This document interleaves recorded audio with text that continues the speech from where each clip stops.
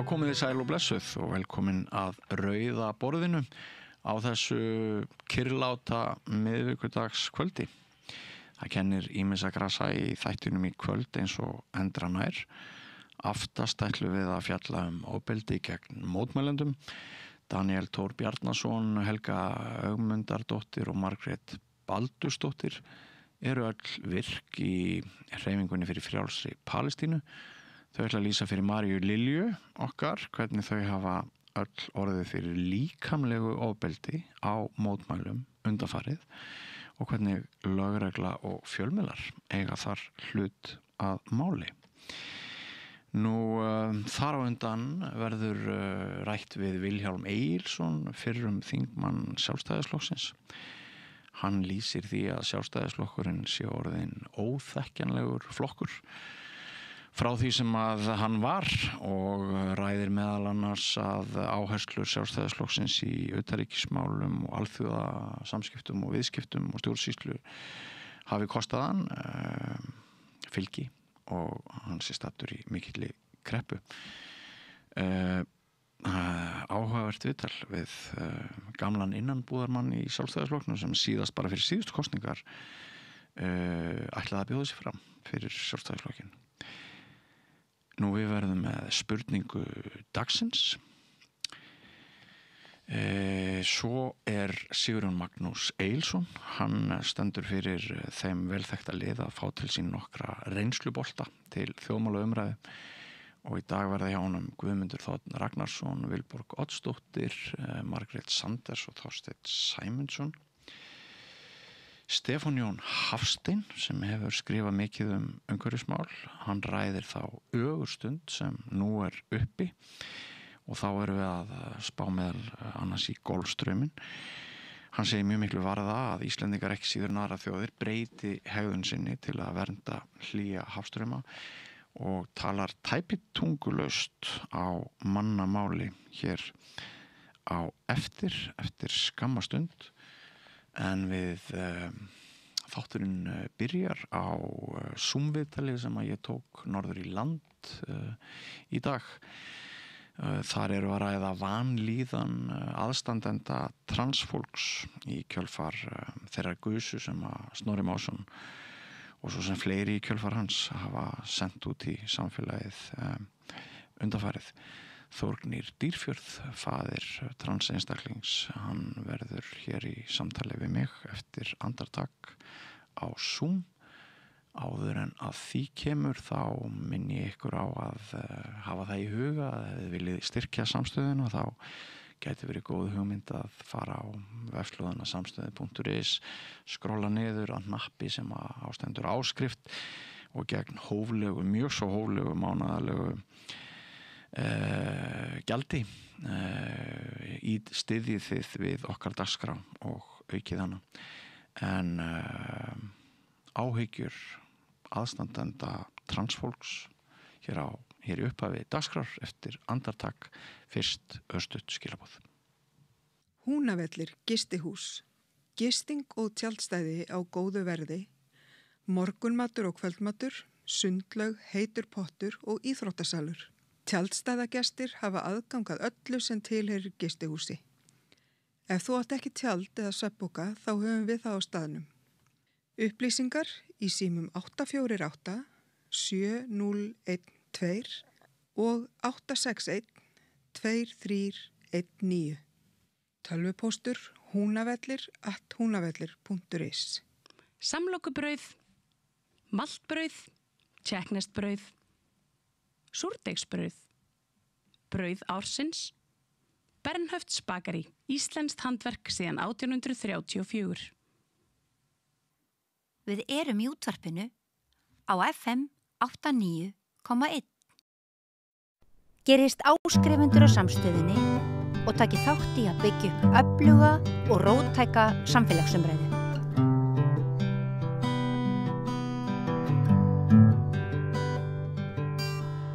Við ætlum að halda áfram að ræða hinsegin fólk og umræðu það og ekki síst ummæli Snorra Mássonar, þingmanns Miðflokksins.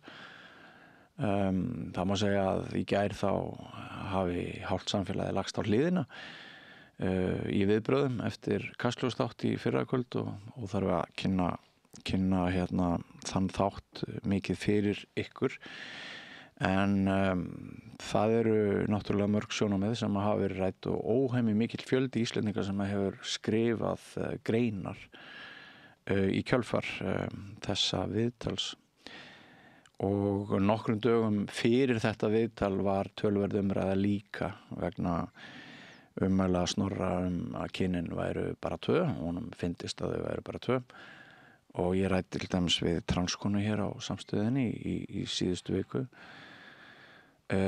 og fjölmiðlar hafa verið nokkuð iðnir við að sinna þessum álitamálum og í dag ætlum við á samstöðin að reyna að auka þekking okkar með því að ræða við foreldri trans einstaklings. Þórgnir Dýrfjörð, þú heyrir í mér ekki satt? Jú, ég heyri þér. Þú býrð á Akureyri, ert heimspekingur og ert nú allavega hluta þjóðarinnar að góðu kunnur vegna starfað hennar hjá Akureyrarbæ og þú varst í hópi þeirra sem að skrifaðir grein í þínum tilviki á Facebook, kannski fórum víðar á samfélagsmiðlum, ég veit það ekki og þú hefur þá grein með því að segja það veldur umtalsverðri vanlíðan hjá okkur sem erum aðstandendur transfólks að hlusta á vanstilta orðræðu þessa manns og þar áttu við Snorra og sjá undirtektirnar sem hann fær. Eigum að byrja bara þarna hvernig vanlíðan og hvers vegna? Já, sko, í okkar tilfelli, sko, sögurnar eru jafnmargar og transfólkið margt auðvitað, en í okkar tilfelli þá það kannski ekki síst vegna þess að sagan svo farsæl. Þetta hefur gengið svo vel hjá hérna, transstráknum okkar. Já.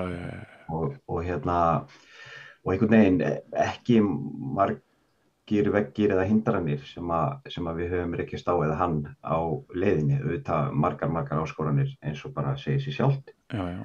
En svona, þú veist, móttöku samfélagsins, móttöku fjölskyldu, vina og miklu stærri hóp sem það hafa verið svo fallegar. Einmitt. Og bara gríðarlegur styrkur fyrir strákin okkar að finna þennan mikla meðbyr. Já. Af því þetta stór og mikil ákvörðun að koma út úr skápnum sem trans. Einmitt. Og á sér langan aðdraganda. Já.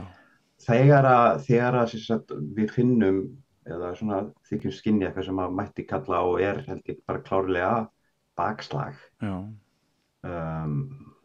Eins og birtist í þessum þætti og svona í orðræðu Snorra vikuna á undan. Já. Að þá fer hann og kannski ekki síst vegna þess að eins og ég nefndi í þessum stutta pistli að undirtektirnar eru sorglega miklar. Það sér maður sér það að margir sem hafa sagt ég hef hvergi orðið var við það einhvern veginn að þessi tekið undir þetta en maður þarf aðeins að bara skoða málið og kíkja á hvað þeir segja sem að voru ánægðir með Snorra. Já. Og þá kemur það berlega í ljós og vanlíðanin náttúrulega bara eins og hún hún að hluta til bara líkamleg eins og hún verður oft bara mikil óþægindi bara högg í magan í raun sko og það sem gerist það maður fyllist bara áhyggjum yfir bara velferð þessa fólks sem að í hlut á og þó maður auðvitað voni og svona hefur sagt sjálfur sér iðulega að þetta hljóta að vera bara háværi minnihluti og við vitum það að löggjöf og umhverfi og aðstæður hinsegin fólks á Íslandi eru frábærar að flestu leyti og þá þetta vanlíðanin kemur til kannski líka vegna vonbrigða. Já. Ég trúi því. Og ég myndi helst ekkert vilja vera hérna í þessum þætti á þér. Nei, ég skil það. Og mér veist þú sína ákveðið hugur ekki með því að stiga fram, þannig að ég þakka þér fyrir það. Ég veit að líka strákurinn þinn sýnir hefur ekki bara með því að gefa þér heimild eða vera því samþykkur að við ræðum þessi mál. Hvernig líður honum? Við höfum ekki rætt sem sagt bara hans afstöðu að líðan eftir þennan þátt. Nei. Ég held að honum finnist þetta bara fráleitt eins og flestum öðrum sem er í kringum mig, en við höfum ekki rætt það sérstaklega. Nei. Þannig að svona, ég var bara að tjá mig og bara að tjá mig sem aðstandandi og með þá reynslu sem ég hef sem aðstandandi og þykist ekki vera sérfræðingur í málum transfólks. En auðvitað kannski stend einhverjum fetum framar heldur margir þeir sem bara tjá sig, hafandi gengi í gegnum þessa reynslu með strákum okkar. Já, heldur betur. Sko, næst ræðir þú að Snorra hafi verið treystandi til að sitja á Alþingi Íslendinga og margir aðrir ræða það að það skipti svolítið máli hver talar og hvernig.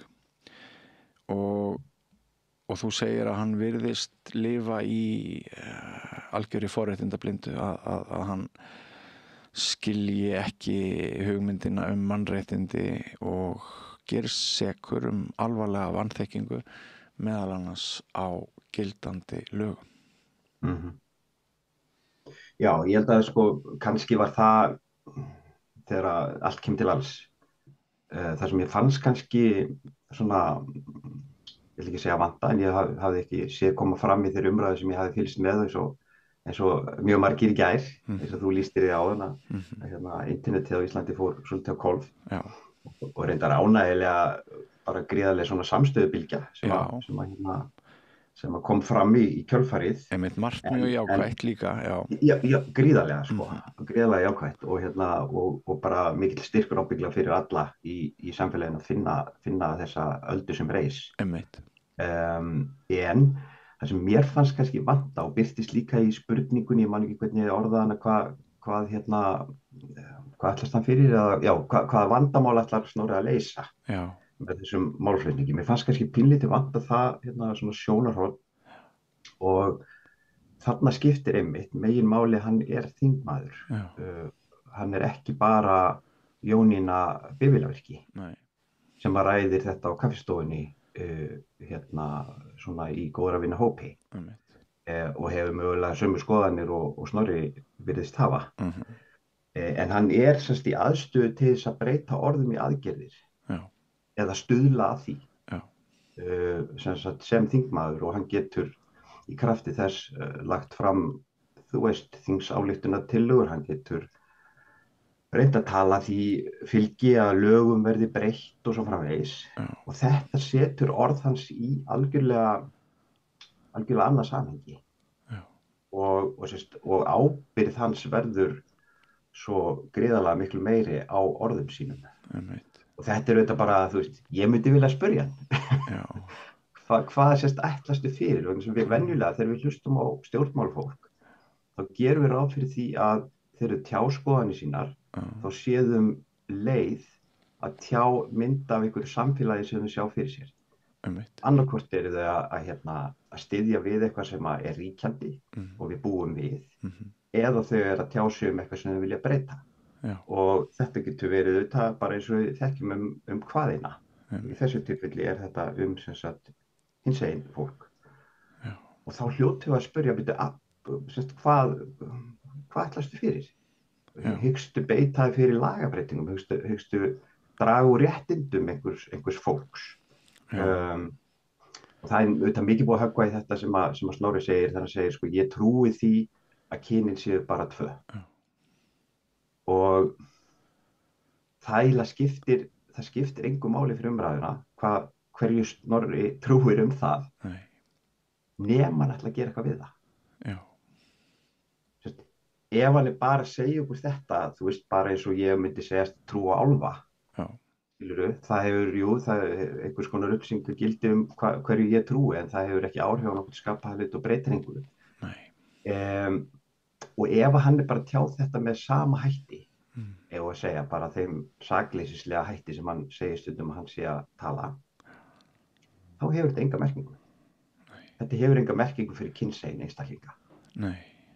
þinga og bara skiptir engu máli og hann, það skiptir engu máli hvað fyrsti þingmaður Norðurlands kjördæmi eystra heldur fjölda kynja. Það er bara nema að hann ætla að gera eitthvað við það. Já. Nema ætla að beita pólitískum áhrifum sínum til að breyta samfélaginu einhvern veginn. Þá fer hann. Já, þá sem að fer hann.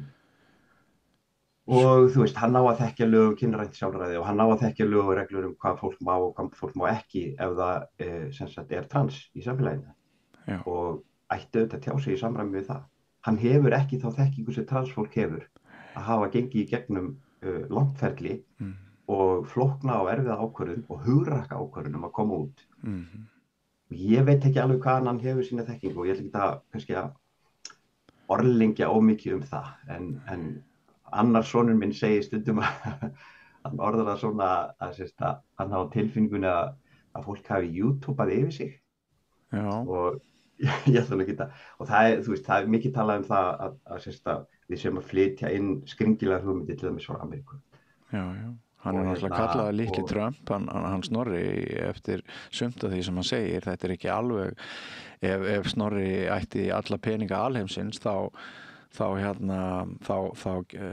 hafa sumir bent á ákveðin líkindi með orðræðu hans og Trump og hvernig Trump brýst til valda með því að hafa það til reiðra jaðarsettra einstaklinga fyrst og það er búin til einhver ímyndaðar óvinnur. Það er sjálfst ekki út í blóin, ég ætla ekki að hafa ómikla skoðun á því. Nei. En þetta skiptir máli og jú, þú nefnir Trump og Bandaríkin og þar höfum við bara dæmi þar sem að orð og hugmyndir er breytt í aðgerðir, í pólitískar aðgerðir. Bara fjöldamörg dæmi að eyða orðum sem snúast transveruleika út úr stjórnkerfinu, út úr skýrslum og skjölum og út af heimasíðum. Að finna trans fólk í hernum, í bandaríska hernum, að finna það og reka það. Það er bara dæmi hvernig orð og hugmyndir er breytt í aðgerðir. Og ég veit að Snorri í þessu tilfelli hefur ekki talað þangað. En ég fylgist með fólkinu sem að hrópa húrra fyrir honum. Og það hefur kannski ekki, það hefur ekki reist sömu girðingar og Snorri segist hafa reist í kringum sínar hugmyndir. Og það bara blómstarar hæðni og háð og spott og vanvirðing. Já, tilfinningakuldi, svona skortur á tilfinningagreind og virðingu gagnvart öðrum. Já, og ég sé að hann talar inn í hennar hóp. Ég veit að hann segist ekki ætla að gera það ógagn. Ætla sér það, en það er bara það sem hann gerir. Og þess vegna er þetta bakslag. Já, þess vegna er þetta bakslag. Já. Svo er forréttindablindan hún eins og margir hafa bent á meðal annars þú að hann snýr þessu einhvern veginn upp í það að hann sé fórnarlambið. Er það ekkert alltaf langt gengið svona miðað við? Jú, og þessi umræða að samtökin 78 sé að taka yfir umræðan og alltaf eiga hann á stjórninni og eitthvað sem er bara ekki satt. En auðvitað vill samfélag hinsegin fólks leiða umræðu sína eigin framtíð. Já. Það bara segir sér sjálft og ég held að við Hörður Torfa sem að benda á það að ef við hefðum ekki tekið þann pól í hæðina þá væri ekki Íslands samfélag sem það er í dag. Og þetta bara segir sér sjálft og ég leyfi mér nú að taka þarna samanburðardæmi í mínum stuttapisli á Grænlendingum og spyr bara á Trump að leiða umræðan framtíð Grænlendingum. Já, mér finnst það nýttið því þér. Auðvitað ekki og bara segir sér sjálft og við þekkjum þetta sem sagt er ekkert okkur án okkar. Nei. Og ég held oft langar mig bara að segja við fólk sem er hrætt af því ég held að mjög oft sé undirliggjandi einhvers konar ótti. Ótti að barnabannið verði trans eins og sagt er eða dóttirinn eða sonurinn og ótti við að fræðsla í skólum sé smitandi. Alls konar fráleitar hugmyndir sem valda ótta og við vitum það ótti er mjög oft óskynsamlegur og ástæðulaus. ég held að það væri bara miklu hollara fyrir fólk og sérstaklega fólk í áhrifastöðum að færa sér nær samfélagi transfólks, ná kannski bara millilegalausu samtali sem ekki endilega í fjölmiðlum og bara fræðast og spurja. Ég alveg handviss að í þessu tilfelli yrði Snorra Mássyni vel tekið ef hann leitaði eftir beinni og milliliðalausri þekkingu. Það væri þá hægt að fara gegnum áhyggjuatriðin og áhyggjumálin lið fyrir lið og af yfirvegun. Og það sem ég langar oft að segja, það var það sem ég ætlaði að koma við fólk sem ég finna órólegt eða óttaslegið. Það langar mér stundum bara að segja þetta verður allt í lagi. Þetta verður allt í lagi. Og það það sem maður finnur þegar maður sjálfur gengur í gegnum þessa reynslu að einhver manni nákominn, það kemur ljós að hann trans eða hann hinsegin og að þá bara það ekkert mál. Hvert vandamálið? Og þess vegna spurði ég líka hvaða vandamáli Snorri reyna að leysa. Já. Varstu aðeins að koma inn á það áðan að í huga einhverra hópa eða einstaklinga gæti þess misskilnings ranghugmyndar eða ég veit ekki hvað að kalla það að ef umburðarlyndi sé of mikið þennan gæsalappa þá í huga sumra ýti það undir að krakkar dansi í einhverju tilraunastarfsemi eða eitthvað svoleiðis. Það sem liggur aðeins undir því sem þú varst að nefna á þann? Já, þú veist, þetta bara einhver forneskja einmitt að það að vera hinsegin sé með einhverjum hætti smitandi. Já. Og það aldrei þannig að krakkar sem spurja spurninga sína kynvitund.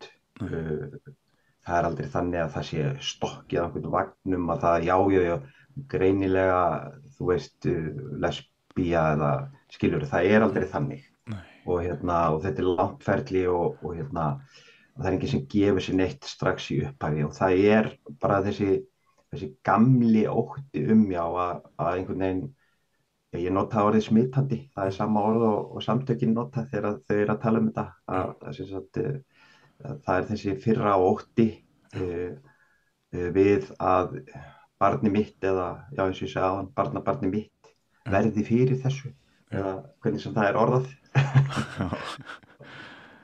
Og auðvitað bara svo fráleitt. Það eins og ímynda sér að með því að sitja við hliðina á örvhentur nemanda þá gæti þú orðið fyrir því að verða örvhentur líka. Þetta bara algjörlega fráleitt hugmynd og fráleitt. En það mjög margar svona, bara, þú veist, flughræðsla óskynsamleg tilfinning. Bara en við höfum hana samt ef við erum flughrædd. Og það getur verið mjög erfitt að uppræta óskynsamlega tilfinningar sem við höfum og það sem maður auðvitað óttast í því samhengi sem við erum að tala að það eitthvað svæði á milli þeirra sem eru hvað harðastir í garð transfólks í þessu tilfelli og svo hinna sem eru búin að komast að því eins og ég og svo margir fleiri. Þetta bara allt í lagi. Já. Það svo margir þarna á milli og það sem við höfum ágjör að vera með ítrekkuðum og endurteknum fordómum að þá muni mögulega fjölga í hópi þeirra sem eru haldnið þeim og taka undir þá. Og þess vegna var ég nú að skrifa og það var mér eiginlega þvert geð. Já, ég hef sjálfur verið óviss með bara svona einmitt persónulega ábyrgð fjölmiðla fólks hvenær maður sé að fita púkan og hvenær maður sé með málefnalega dagskrárgerð þar sem maður horfir til varðhundshlutverksins eða eftirlits- og aðhaldshlutverks fjölmiðla sem svona meginskyldu. Það hefur eitt af því sem þú kemur ekki inn á það í þínu pistli en eitt af því sem hefur verið mikið rætt það umræðu stjórnunin þarna í fyrrakvöld að bentu verið á að ef þarna átti að sýna vondum hugmyndum aðhald eða leiða saman ólíkar hugmyndir út frá eftirlits- og aðalshlutverkinu eða varðhundshlutverkinu, þá hafi kannski önnur röddin fengið að verða dálítið mikill þokulúður og þetta spyr allt spurninga. Það svo sem ekkert einfalt sko að svara þeirri spurningu hvenær á að fjalla svona mál og hvernig. Ég held að flestir átti sig á því. Nei, og ég svo sem hef ekkert endilega tekið sterkt undir með þeim sem fordæma þáttinn. Alls ekki. Og mér fannst fulltrúi í samtakana bara standa sig vel og ég vildi alveg hafa hennar þekkingu og ég hefði bara verið stoltur af því sem að hún kom þó á framfæri. En þetta auðvitað endurspeglar, og ég segi eins og frændi minn, Birgir Dýrsen, sem skrifaði skemmtilega pistil þetta á vegginn hjá sér. Ég held, ég var svo sem ekki búinn að gera það upp fyrir mig, ég held að þátturinn hafi verið betur sýndur en ekki. Ég held að það hafi verið betra að hann fór í lofti en ekki. Og ég held að hann hafi skilað auðvitað þessari samstöðubylgju og heilmikilli upplýsingu af alls konar toga. Og eins og segi, bara bæði fólk sem trans sjálft, aðstandendur og alls konar stjórnmálumenn og svo framvegis ruddust fram á völlinu og sögðu sína skoðun. Þannig ég held að hann hafi verið, betur sýndur, en þetta auðvitað þegar umræðan kemur að, þú veist, einföldum hugmyndum, að vilja heimurinn sé einfaldur, að vilja ekkert sé flókið, að hlutirnir séu annarkvort svartir eða hvítir, að kynin séu bara tvö og svo framvegis, þá verður, einmitt, þú sagðir ekki þokulúður, þá verður það oft mjög hávært og einstrengingslegt. Og mér minnist þetta að einhvern tímann var ég ferðamaður í borginni Gdansk í Pólandi og við göngum fram á fjöldamótmæli bara þar í aðalgötunni, í stóru göngugötunni þar. Og við tökum eftir því að fyrst göngum við gegnum hóp þar sem að menn berja trommur og kalla eitthvað og hópurinn tekur undir með svona einhverjum skonar forsöngvara eða forkallara. Svo göngum við þarna einhverja 50 metri viðbót og þá það greinilega einhver annar hópur sem algjörlega öndverðar skoðanar. Sá hópur stendur upp á palli og með hljóðkerfi og einhver að halda ræðu og einhver að útskýra eitthvað greinilega í löngu máli. Og ég var dálítið forvitin bara hvað, að því ég tala ekki pólsku og skildi ekki hvað þarna fór fram. Þannig að ég endaði með að snúa mér að einum þáttakanda í þessum lágværari hópi, þar sem menn voru greinilega meira að reyna að ræða málið og spurði bara hvað snýst þetta. Og þá snerist þetta náttúrulega kynfræðslu í skólum. Það sem annar hópurinn var að fara fram á að hún yrði bönnuð. Og hinn hópurinn var að tala máli hennar. Þú getur ímyndaði hvor hópurinn var þessi háværi, hvor hópurinn var með slagorðið, hvor hópurinn var með stóru trommuna. Það var sá sem vildi banna. Sem vill að veruleikinn og vill að samfélagið sé einfalt. Og ef það ekki einfalt þá býr það til einhvers konar ógn í hugum fólks. Sem að langoftast ástæðulaus. Eins og í okkar samhengi hérna og það sem við erum að ræða. Minnum á það þegar mér var hent út úr pólskri kirkju af því að ég var í ból sem var skreyttur femínísku tákni en var misskilið sem einhvers konar satanismi. Ég veit. En já, ég ætla svo sem ekkert að halda þér mikið lengur en kærar þakkir fyrir að spjalla við okkur Þórgnir. Þú segir þegar fólk í valdastöðum kyndir undir fordómum og vanþekkingu gagnvart hinsegin fólki þá veldur það ótta og áhyggjum öryggi þeirra og frelsi til að lifa sínu lífi og ég held við getum bara langflest tekið undir það og þú segir að það sé rosalegt að sjá kjörin fulltrú og alþingi standa fyrir slíku og spyrðan hvaða vandamál hann leysir með málflutningnum. Oft það þannig að þeir sem tala eins og Snorri þeir eru með helga bók í hendi og vitna í einhverjar valdar kennisetningar úr biblíunni Í gær gerist það að gríðarlega margar stofnanir ríkisins og þar á meðal biskup Íslands fordæmir þetta með mjög ákveðnum hætti. Það eru dæmi að fólk, ég las það á internetinu í gær, að fólk sem gekk úr þjóðkirkjunni fyrir áratugum út af einhverjum hneykslismálum, það skráði sig aftur inn í þjóðkirkjuna í gær meðal annars vegna viðbragða biskups og landlæknisembættið og svona margir sem hafa stigið mjög þungt til jarðar. Já. Það svona maður veltir því aðeins fyrir sér hvort í svona scenaríói þá komi það fyrir að skotið hlaupi aftur úr byssunni. Já, það getur alveg verið og ég spyr hvaða vandamál er Snorri ætlar hann sér að leysa með þessum málflutningi. Ég gef mér hann sé ekki að reyna að leysa neitt vandamál.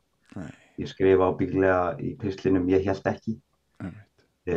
Og það skilur mig auðvitað eftir með það ályktun að hann sé í raun og veru að búa til vanda og skapa vanda þar sem hann er ekki. Búa til úlfu þar sem hún þyrfti ekki að vera og svo framvegis. Og ég er ánægður með þær stofnanir sem sýndu þennan skýra lit í gær. Og þú getur rétt ímyndaðir, þá er ég gríðarlega ánægður með biskupinn okkar og í raun og veru alla hennar framgöngu, ekki kannski bara í gær. Ég er ekkert vissum, eins og ég sagði áðan, ég er þar að þessi þáttur átt að fara í loftið. Og hann var erfiður og þungur og óþægilegur og líka vegna þess að jafnvægið í honum var ekki gott. Nei. Umræðulega séð. En já, biskupinn okkar er frábær og glæsilegur. Og mögulega gæti heilmargt gott komið út úr þessu. Við allavega leyfum okkur að vona það. Já, og ef ég má bara rétt bæta við það, því að það er nú svona, það glittir mjög hratt í og við sögðum þetta, ég man ekki hvort við ræddum það svona hvernig við nefndum það að þingmaðurinn svona stillir sér upp í einhvers konar fórnarlambshlutverki. Og það glittir í það að svona þessi viðbrögð sem komi fram séu undanfari einhvers konar þöggunar þá í hina áttina. Ég upplifði alls ekki þannig. Það er enginn að banna neinum að tjá sína skoðun. Það er bara verið að fara fram á þessi hlusta á fólk sem hefur persónulega beina reynslu og reynslu sem sérfræðingar af málefni hinsegin fólks og sérstaklega trans. Það er eina sem verið að fara fram á. Það er ekki verið að banna neinum að tala. Og mér finnst akkur í því að þín rödd hafi fengið að heyrast sem aðstandanda. Það er ansi margt sem við vitum ekki en langflest er í þá áttina held ég hjá langflestum okkar að okkur finnst að fólk eigi að fá að vera eins og það er. Nákvæmlega. En Þórgnýr Dýrfjörð, kæra þakkir fyrir þennan Zoom-fund okkar hér á milli norðurs og suðurs og gangi þér og þínum allt í haginn og já, og takk kærlega fyrir þetta spjall. Takk sömuleiðis. Öflugur og ódýr auglýsingamiðill 40.000 manns sjá eða heyra þætti samstöðvarinnar í hverri viku. Ef þú vilt auglýsa, sendu póst á samstöðin@samstöðin.is. Við lifum á tímum þegar þörfin fyrir opna og gagnrýna umræðu er brýnni en nokkru sinni fyrr. Ég heiti Ólína Kjerúlf Þorvarðardóttir og ég styð og vel samstöðina, sjálfstæðan og óháðan fjölmiðil. Ertu á leið heim úr vinnu? Stilltu á FM 89,1.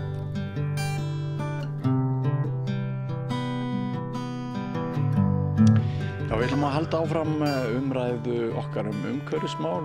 Ég veit ekki hvort við getum talað herferð. Við erum hér með sérfræðinga dag eftir dag og viku eftir viku og það átak má á einhverju leyti rekja til þess að við hér á samstöðin erum í hópi þeirra sem að höfum vaknað upp við væran draum, svona fengið kalt vatn framan í okkur með sviðsmyndum, nýrri grein, nýjum vísindum sem bendir til þess að líkurnar á að Golfstraumurinn hætti að ylja okkur Íslendingum og gera vist okkar búsældarlega. Sumir segja að í stað þess að það hafi verið 1% líkur á því að Golfstraumurinn hætti að næra okkur, þá séu þær orðnar 20, jafnvel 30% og síðast í gær þá var hér Einar Sveinbjörnsson veðurfræðingur sem hefur nú alltaf gott lag á að tala við okkur eins og góður kennari, að ræða vísindalega hlið málsins að mestu í samtali við Gunnar Smára, og í dag komið að viðmælanda sem að nú ykkur kunnur fyrir ýmissa hluta sakir. Það er ekki langt síðan hann varð formaður stjórnar Ríkisútvarpsins. Ég ætla nú ekki að ræða við hann sem slíkan, þekktur fjölmiðlamaður, stjórnmálamaður og rithöfundur og hefur skrifað mikið umhverfismál. Vertu velkominn, Stefán Jón Hafstein. Takk fyrir.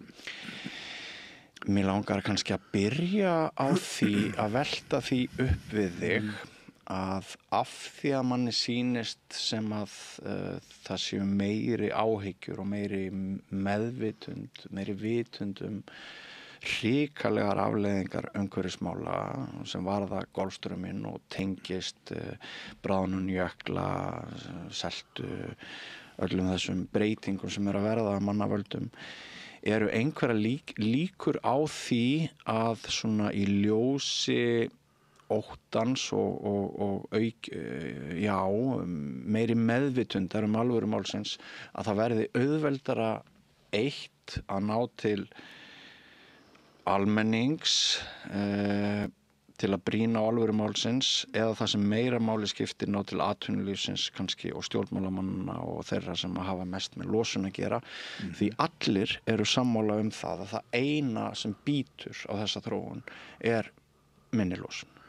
Já, það orðið miklu meira samþykki innan vísindasamfélagsins alþjóðlega að loftslagsbreytingarnar séu bæði hraðari og valdi meiri straumhvörfum heldur en við byggust við á skömmum tíma. Já. Þetta að gerast núna og það til dæmis, ég búin að fylgjast með þessari umræðu hafstraumana og sem sagt breytingarna sem hugsanlega verða hér sunnan við land. Já. Að við fáum ekki lengur þennan hlýja straum og hér snögg kólni. Ég búin að fylgjast með þessu síðan í allmörg ár, því ég tók eftir því þegar ég var sendi herra Íslands hjá FAO í Róm, alls Sameinuðu þjóðastofnunum. Það voru oft verið að ræða loftslagsmál í einu af þessu samhengi, við fæðukerfin og annað slíkt. Svo voru sýnd landakort upp á stórum skjá eða heimskort og þar var alltaf blár depill fyrir sunnan Ísland. Já. Allstaðar í heiminn var að hitna, nema þessum eina depli. Já. Og ég fór á ráðstefnur, hafráðstefnur og annað slíkt og einu sinni fekk ég færi á vísindamanni frá NOAA sem var og helsta rannsóknarstofnun veður og hafstrauma rannsóknarstofnun Bandaríkjanna.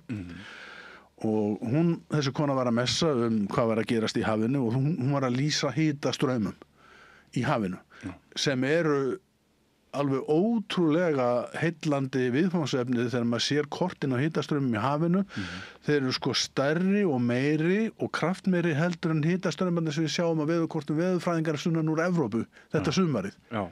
Það er svo magnað að sjá þetta og við vitum að hafið hefur hlýnað alveg ótrúlega og ég spurði hana sérstaklega út í þetta og þetta eru allir þetta séu 4-5 ár síðan og það við vitum þetta ekki. Við vitum ekki af hverju þessi blái báll, við höldum að þessi að hægja á strauminu sunnanúr og kaldi straumur sem á að fara niður fyrir heita straumin komi fyrir upp og kæli. Meðal annars vegna þess að það er svo mikið ferskvatn frá Grænlandsjökli sem blandast.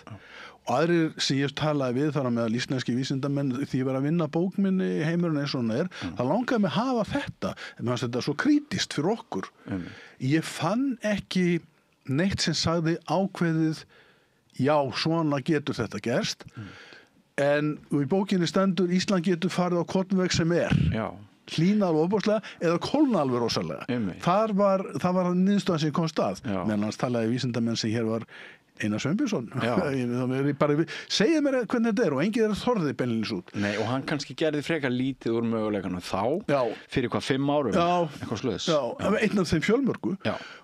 En núna verða straumhvörf að mínu mati þegar 40 loftslagsfræðingar, þar á meðal Íslendingar, okkar færustu vísindamenn, en Stefán Ramstorff, sem einn helsti loftslagsfræðingurinn í heiminum frá Potsdam Institute, kemur hingað á þing Norðurlandaráðs og á Arctic Circle heimskautsráðstefnu Ólafs Ragnars og afhendir Guðlaugi Þór yfirlýsingu, bréf, þetta að gerast, þetta hættan sem við skynjum, þetta módel hefur farið í gegnum endurskoðun og amok, það að segja hringrásin, hlýi strauminn á sunnan og kaldi suður úr, hann gæti stöðvast á okkar líftíma, segir hann.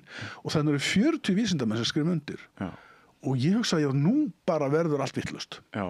Það var nú ekki byrðlega held, það var nú ekki þannig. Nei, það bara tekið við bréfinu og það sendt til norrænu ráðherranefndarinnar og það var núna einhverju skúfu og ég veit ekki hvað hefur gerst. En þetta vaxandi þungi eins og við finnum öll núna. Það alltaf verið að æpa meira og meira á þetta og ég get bara bent fólki á að fara inn á YouTube. Þar eru mjög góðir fyrirlestrar frá Stefán Ramstorff þessi mál. Mjög aðgengilegt, útskýringar. Og það komið þannig að núna hef ég hitt fólk til dæmis og ég veit nokkra fræðimenn sem eru núna að hugsa virkilega og að reyna að koma því vitund inn í þjóðaröryggisráð, inn í Seðlabankann. Erum við með krísustjórnun? Væntanlega. Erum við tilbúin að takast á við einhverja svona afleiðingar ef þessi vendipunktur sem menn telja getur orðið að þessir hafstraumar riðlist og Ísland snöggkólni, hvað ætlaði að gera? Fyrir nokkrum árum var Umhverfisstofnun stóðum frammi fyrir því verkefni hvort Ísland ætti að bætast í hóp landa sem lýstu yfir neyðarástandi vegna hnattrænar hlýnunar. Það var slegið út á borðinu á þeim grunni að því fylgdi ekki fé og þetta væri marklaust ef því fylgdi ekki fé. Er það ekki einhver hluti skýringarinnar meira og minna alltaf? Já, það líka, ég meina ef við lítum í eigin barm þá bara höfum við ekki minnkað losun. Svona miðað við markmiðin. Það er aðeins dregið úr losun frá 2005 en núna síðasta mæling sýnir það að vera með auka. Og það rebelraddir á Íslandum það að Íslendingar eigi bara ekkert að taka þátt í að draga úr losun vegna þess að við erum svo fá á smá að skipta einhver máli sem diplomatist ránt og hitt, við höfum ekki efna á því sem allt skrítið með ríkustu þjóð í heimi Ekki síst þegar okkar framtíð byggir á þessu er orðin óvissari heldur en mjög margra annar og þetta stóra pólitíska breytan tel ég þegar menn viðurkenna þessa hættu á því að Ísland verði nánast óbyggilegt einhver tíman á næstu 50 til 100 árum jafnvel fyrr sem náttúrulega ótrúlega tilhugsun þegar maður fer út hérna á eftir í 17 stiga hita sól og logn en það ástæði fyrir því og málið og þá held ég að við sem stöndum frammi fyrir því að það borgar sig svo sannarlega að fyrsta lagi fær okkur inn í grænt hagkerfi það mun kosta ýmislegt en við þurfum að gera vegna þess að það liggur framtíðin og það mun kosta okkur mikið ef við ætlum að halda okkur gráa hagkerfið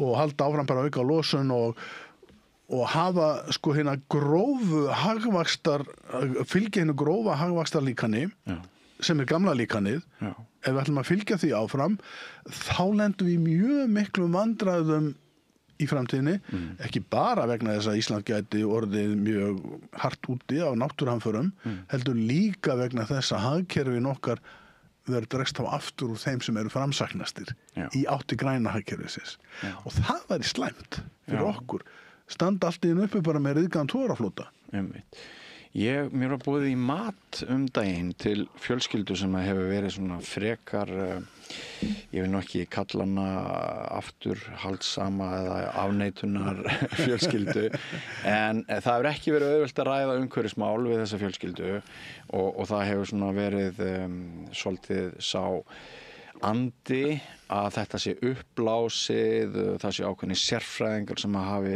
byggja atvinnu sína á því að tala framtíðina niður, vekja áhyggjur og svo framvegis og hafa ekki viljað viðurkenna að Íslendingar geti gert eitthvað að það skipti miklu máli með að minnka losun og eitthvað svoleiðis. En þau höfðu fylgst með þessari umræðu sem að ég sá fyrst hjá Einari Sveinbjörnssyni með Golfstrauminn og þegar þau lásu það að líkurnar væru bara jafnvel á næstu áratögum allt og miklar á að heimkynni okkar hér sé í hættu fyrir okkur mennina þá fannst mér ég greina það að ættjarðarástin þeirra og svona mögulegur áhyggjur af ókominni framtíð og mögulegur söknuður ef svo færi að við getum ekki hafist hérna við fólk sem tengt náttúrunni hefur búið árhundruð í náttúrunni, fólk í landbúnaði þá hafði opnast nýr gluggi og ég fór að fyrir sem sagt því að nú verðum að fara að gera eitthvað nú verðum að fara að snúa blaðinu við ég að velta fyrir mér, ætli þetta augnablik getum við vænst þess að það séu margir þarna? Já, það sem ég hef náttúrulega mikinn áhuga umhverfismálum og sérstaklega út frá því hvernig búum við til sannfærandi og trúverðuga framvindusögu fyrir Ísland og aðra það hvernig við ætlum að færa okkur til betri vegu. Og sko 8 áróðurinn virkar ekki. Nei. Að skamma fólk virkar ekki. Það eru fleiri farnir að sjá, jú, það alltaf í lagi að fara með margnóta pók út í búð en það mun ekki bjarga heiminum. Það svona lítið framlag. Ég get hefða með skynsamar. En framtíð barnan okkar og barnabarnana og líka það eins og ég verð stundum fyrir að því ég er búin að vera að sökka mig út í þessi máli ég var út á Geldinganesi áðan lokkir sjór fuglalíf, síðustu fuglarnir að koma sér burt og þá finnum maður þessa tilfinningu ætlum að fara að eyðileggja þetta Elliðavatn í gær ég sá flórgoða með 2 unga verða þeir hérna næsta ár ég er ekki viss og þessi tilfinning og ég heyrði hana mér til mjög mikillar ánægja á fundinum á Hvanneyri daginn sem var efnt til út af vindmyllumálunum ég var þar og þá það ungt fólk úr héraði sem kemur við getum ekki hugsa okkur það að börnin okkar fá ekki alast upp í umhverfi eins og við Borgarfjörður er ótrúlega fagur eins og við vitum þó við séum þingeyingar verðum að viðurkenna það og þau segja við viljum ekki að þetta verðmæti glatist svo horfum maður upp á Norðurárhryggnum eða hálsinum það komið ægilega hátt mastur sem að mæla og það blikkar í næturhúmunu, ágústhúmunu eða septemberhúmunu ljós sem sýnir hvar vindmyllurnar verða þetta er rosalegt og þá sem ætlum að breyta Íslandi í litla rafhlöðu fyrir nokkuð stóriðuver og gagnaver Ísland er svo lítið sko þetta er eins og minnsta rafhlaðan í stóru raftækjaversluninni ef við hugsaum á heimsvísu og við verðum að fara að skoða náttúruverðmætið sem hinn gríðarlegu verðmætið sem okkur er trúa fyrir þetta mun held ég verða til þess að fleira fólk farið svona takundir við skulum hins vegar vera raunsæ með það að það er ekkert allir til í það að stytta afgreiðslutíman í Elko og Costco sko. og fækka vörunum það er ekkert allir til í það því að neysluhyggjan er alveg ofboðslega rík í okkur á Íslandi og að því ég búi í svo mörgum ólíkum löndum þá finnst mér einhvern veginn ég hafi hvergi kynst annar eins neyslugreddu á Íslandi ég finnst það ekki það er auðvitað ekkert vísindarlegt, það er bara tilfinningarlegt en ég veit hins vegar að því ég er að taka þátt í æfingum að því tagi þessi misserinn að vistspor Íslandinga, það er að segja það sem við neytum og skilum út sem úrgangi í umhverfið er með því allstærsta í heiminum jafnvel stærri en Bandaríkjamanna það þyrfti ef allir liði svo Íslendingar og þá er ég að tala varlega áætlun 6 jarðir ef allir jarðarbúar liði svo Íslendingar þá þyrftu 6 plánetur heildarmælingi fyrir jarðarbúa er 1,9 það er það sem við erum komið langt yfir öll saman en Íslendingar langt fram á öllum öðrum og þetta verður dálítið erfitt fyrir okkur pólitískt að sætta okkur við og nú skal ég koma inn í bara praktískt pólitískt mál sem bara opnast þessa dagana. Ríkisstjórnin boðar nýja atvinnustefnu og það bara núna þessari viku og næstu þá eru plögg og samráðsgáttin búin að vera opin og það bærast inn umsóknir og það snúast meira og minna að spýta í gráa hagkerfið.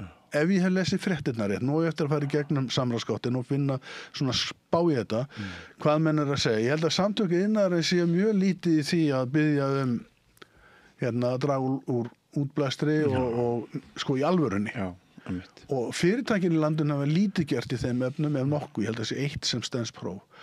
Og það mun reyna á þau. Já. Þau munu stór græða á því, þau fyrirtæki sem það gera munu stór græða á því.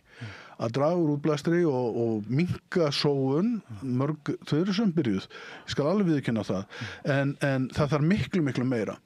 Og síðan kemur hitt sem að praktísarandi pólitíkusar þurfa að horfa á, byrju ég á að vera kosið eftir 3 ár. Og þá sko sú skamtíma hugsun svo rík og þá eru kannski komin að því sko þetta næsta stóra pólitíska verkefni sem ríkisstjórnin ætlar í. Það að búa til nýja atvinnustefnu til 2035. Ef hún, og þau eru með fallegu orðin, umhverfis í sátt við umhverfið og samtöku atvinnulífsins hafa alveg lært frasana. Þau hafa gert það. Þetta verður að vera í jafnvægi. Ég veit alveg hvað jafnvægi þau eru að tala um. Það ekki sama jafnvægi og ég er að tala um. En einhvers staðar hlýtur það að finnast. En málið þetta að vera mjög áhugavert og krefjandi að sjá núna þegar við fáum bæði fréttir af þessum loftslagsbreytingum í bland við mjög hraða þróun í grænum lausnum og síðan upplifum það getur bara verið raunverulegur ógn við Ísland, tilvist Íslands, það sem að gerast í heiminum, að hvernig við vindum ofan að núverandi hagkerfi og förum inn í nýtt með nýrri atvinnustefnu ríkisstjórnar Kristrúnar Frostadóttur og Þorgerðar Katrínar og Ingu. Hvernig verður það gert? Og þetta rosalega krefjandi verkefni og ég hlakka mikið til að sjá hvernig verður tekist á við þetta því það dugar ekki núna að koma með einhvers konar svona auðvitað okkur andum umhverfið en við ætlum að fá hagvöxt. Ef við tökum myndlíkingu, segjum að ríkisstjórnin hafi verið á ferð á einhverjum bíl, hún var á 30 km hraða og svo kemur þessi skýrsla út núna daginn og það koma nýjar upplýsingar Ísland, á hún bara að snögg hemla og breyta sínu fyrirætlunum, þar á meðal atvinnustefnu á hana endurskoða allt sem að... Já, hún verður að aðlaga nýja atvinnustefnu, nú faraðu að móta hana og við tökum öll þátt í því, vonandi, að þá þarf að taka inn í hana loftslagsmarkmiðin. Það alveg klárt og það verður ekki hjá því komist nema menn ætli sér ekkert að vera menn ætli að segja Ísland á búi hliðaveruleika sem ekki partur af einu stóra heimi, þá taka menn ekki loftslagsmarkmiðin inn. Ef menn gera það og ætla að segja, jú, Ísland verður að standa við sína skuldbindingar og skyldur, þá núna tækifæri til að taka loftslagsmarkmiðin inn. Það á að vera svona mikill samdráttur fyrir 2030. Það er alveg á næstu augnabliki og það mun ekki nást. En kolefnishlutlaust Ísland 2040 það er í stjórnarsáttmálanum og líffræðilegu fjölbreytileiki og vistkerfanálgun.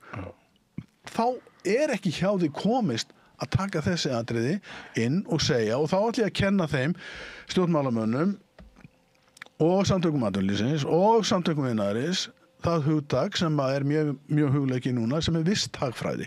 Sem sagt, gamla frjálshyggjan, hún því miður komin á öskuhauga sögunar. Því miður? Já, bara kannski sem betur fer því hún kostar okkur mikið. Hún kostar okkur alveg óbáslegt. Hrun vistkerfana og allt. Og mengun og alltaf það óáran sem við horfum upp á og þá visthagfræði hugtak sem er núna partur af háskólanámi margra ungra fræðimanna og viðfangsefni margra fræðimanna fyrir utan að varðandi það til dæmis innleiðingu á nýjum atvinnutækifærum segjum að þau eigi að vera, ég held að þau verði þá þarf vistkerfa nálgun og við höfum mjög gott dæmi það hvernig við gerum það ekki varðandi atvinnuveg sem hefur vaxið og dafnað að undanförnu dafnað undir vissum merkjum það er sjókvíaeldið. Ef menn hefðu tekið vistkerfanálgun á sjókvíaeldið, þá hefði það aldrei orðið eins og það er í dag. Nei. Aldrei. Nei. Það hefði hugsanlega verið samþykkt undir einhverjum formerkjum, en aldrei í núverandi mynd. Og nú ætla ég að koma aftur að hafinu. Því mér er mjög mikið niðri fyrir varðandi hafið. Minn erindrekstur í utanríkisþjónustunni var mjög varðandi hafið. Sjáðu til. Það eru núna rúm 20 ár síðan Íslendingar skrifuðu stefnum hafið. Íslendingar og hafið. 20 ár. Hvað hefur margt úrælst á þeim tíma? Meðal annars það sem við erum að ræða þetta. Og sko, þessi stefna, hún hafi verið mjög framsýn. Ég las hann og gerði smá úttekt á hann fyrir nokkur mánuðum. Menn voru með allréttu hugtökin.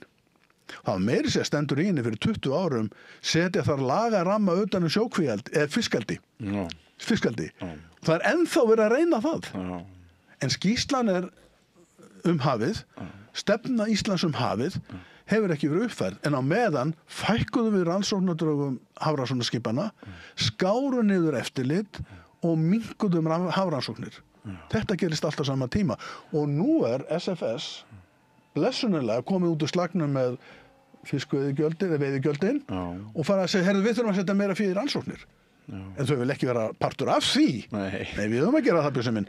En sjá til, þau skilja þetta. Og þegar iðnaðurinn er komin á þessa vegferð með vísindamönnum okkur, með fræðasamfélaginu, þá munum stjórnmálamennir sogast með. Og við verðum að fyrsta lagi endurskrifa stefnu okkur hafið og taka inn allt þetta nýja sem er að gerast. Við erum ekki búin að nefna súrnun. Nei. Hafið við Ísland súrnar hraðar en víðast annars staðar vegna þess að hitinn fer svo hratt upp. Og við erum ekki farnir að tala plast í hafi. Nei. Plastmengun. Sem er óhugnaleg. Og ég held að við sem komum fram, ég held að verði bara aldrei hægt að bjarga þessu. Það er svo mikið plast komið í höfin. Ég er að vinna í verkefnið þessu tengt og hlakka til að segja ykkur frá því þegar það kemur. En sko, það er svo margt, það er ekki eitt þar allt. Og þegar þú tekur umhverfismálin og tekur svo hinnar úreltu efnahagsaðferðir og leggur saman við stjórnmálakerfið og reynir að fá einhvern samræmi þannig að allir fingur mætist, þá áttar það hversu flókið þetta er. Og það er einmitt það sem ég var að fjalla í bókinni minni, sko, í gamla heimspeki stjórnmál og efnahagskerfi ræður ekki við vandamál nútímans. Nei.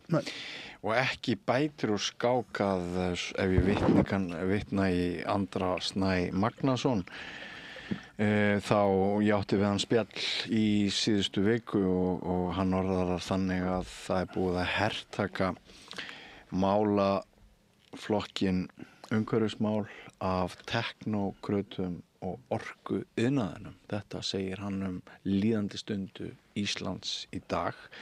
Þú þekkir að sumir kvarta undan því að rödd umhverfissinna hafi kannski ekki oft verið veikari inn á Alþingi heldur en einmitt núna. Vinstri grænir eru ekki með fulltrúa Píratar, þar sem hluti þingmanna hefur verið umhverfissinnar ekki inn á þingi. En á sama tíma og margir lýsa áhyggjum sínum á líðandi stundu, þá dettur mann í hug eins og ég sagði áðan að nýjar upplýsingar geti orðið skapað fóður fyrir einhvers konar viðspyrnu, samanber þetta með Golfstrauminn. Það er annað að sko Ísland náttúrulega alþjóðlegar skuldbindingar, það getur reynst okkur dýrt ef við ætlum að vera einhverja attaníosar bara í beinu efnahagslegu tilliti, ekki bara sjálfbæru framtíðarlegu tilliti.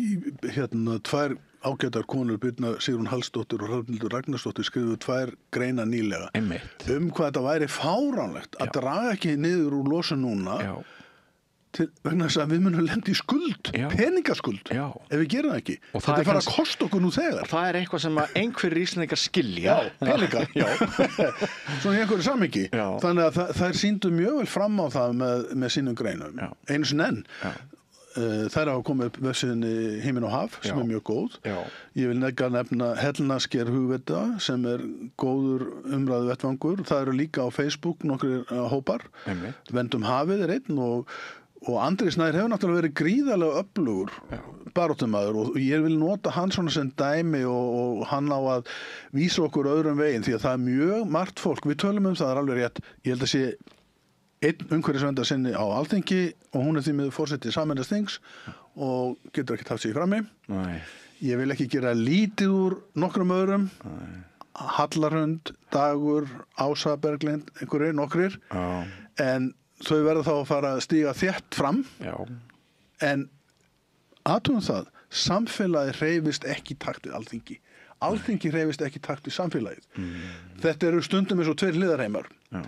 Jú, Alþingi á að endurspegla þjóðin og þjóðaviljinn og allt það. Við vitum hins vegar að við sem erum úti þarna og hérna úti getum haft mjög mikil áhrif og unnið saman og það er mjög margt fólk í fræðum. Við sjáum núna viðbrögð við þessum varandi hafið. Gríðarlega öfluga fræðimenn og vísindamenn hafmál. Líka orkumál og umhverfismál og svo eigum við mjög hugsjónaríkt fólk í, veistu hvað mörg umhverfisverndarsamtök á Íslandi?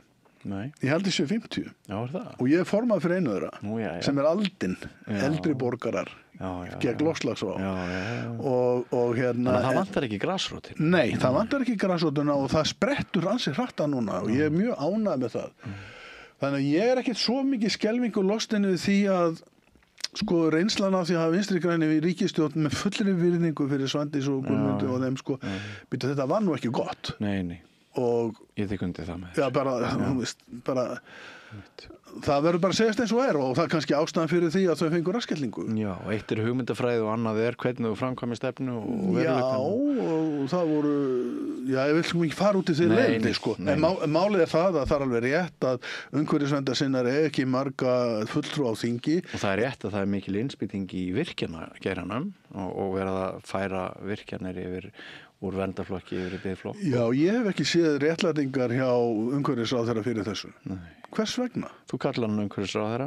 Finnst þér hann vera umhverfisráðherra? Já, það stendur á spjaldinu. Hann er líka með annan titil. Já. Þetta var náttúrulega mjög mikið gagnrýnt þegar síðasta ríkisstjórn sameinaði umhverfismáli með orkumálin og undir forystu Guðlaugs Þórs.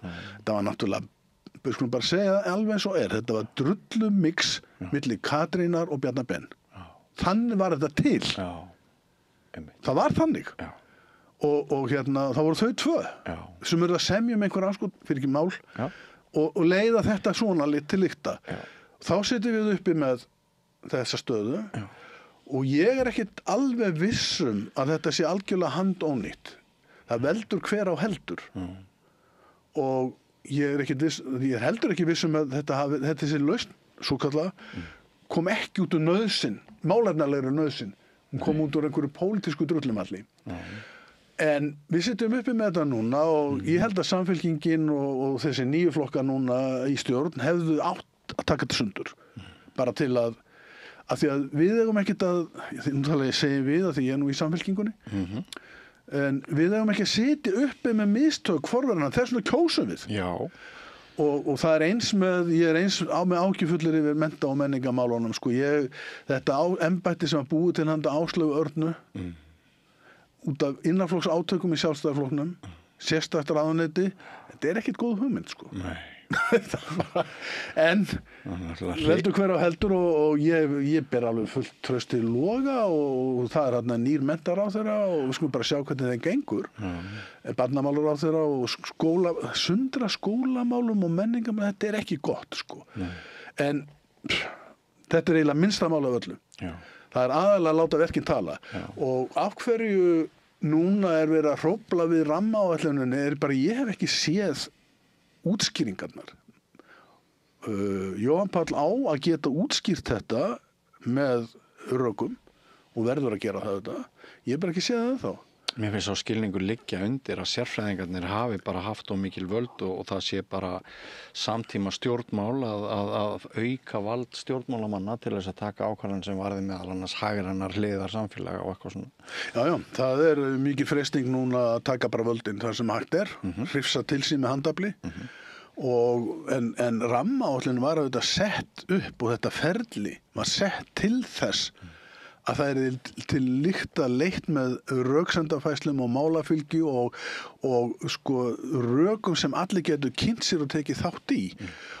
Og þess vegna, ég hef nú sagt við sjálfa mig sko, ef að, það var út af Garpsdal, þegar að Jóhann Páll segir umhverfisráðherrann, ég ætla að taka vindmyllu hugmyndir í Garpsdal út fyrir rammaáætlun og setja þeir í sérstakt samráðsferli. Ef að Jón Gunnarsson hefði gert þetta, allt orðið brjálað. Já, ég er sammála þér. Og ég hlusta á rök umhverfisráðherrans og hann með rök, hann segir þetta flýti fyrir samráðan og allt það embýtu, það var ekkert sem kalla á þetta núna. Af því að hann er búin að segja sjálfur að það býði lagarammi, gerð lagarammans. Og þess vegna skil ég ekki alveg, hans býður umhverfisráðherrans, býður það að ræða við okkur í grasrótinni það, ok, hvað er þetta að fara? Hvað er þetta að pæla? Er þetta eins og þú segir, sérfræðingur og tæknimenn sem fá að ráða öll og hrifsa til sín völdin og Landsvirkjun er Guðjón bak við tjöldin? Er það þannig? Þá skulum bara segja það. Samtök iðnaðarins segja að við séum að tapa 20 milljarða ári af því að við höfum ekki virkað nóg. Býtu, í hvað áttu þeir peningar að fara og til hvers áttu við að virkja? Og núna til dæmis stendur upp á okkur að segja, ef við erum að tala í alvöru orkuskipti, næstu virkjanir sem verða ákveðnar, það verða að fara í orkuskipti. Það er ekki tjá, ef við meinum eitthvað með kolefnishlutlausu Íslandi, sem ég er ekki vissum að sé hugtak sem allir er sammála ef við meinum eitthvað með því að draga úr útblæstri, og ég bara horfi á fyrir ríkisstjórn á sig, bara af hverju veröldunni var ekki búið að rafvæða samgöngur á landi? Af hverju? Það er til rafmagnið. Og það eru til bílarnir, það er allt til alls. Talandi þennan punkt, þá maður býr svo vel að það er fólk sem að fylgist með því sem við erum að gera hérna á samstöðinni og hérna maður fær oft viðbrögð frá hlustendum og áhorfendum og ég fékk tölvupóst frá manni hér sem að bendir á nú að finna þetta hérna hægt og rólega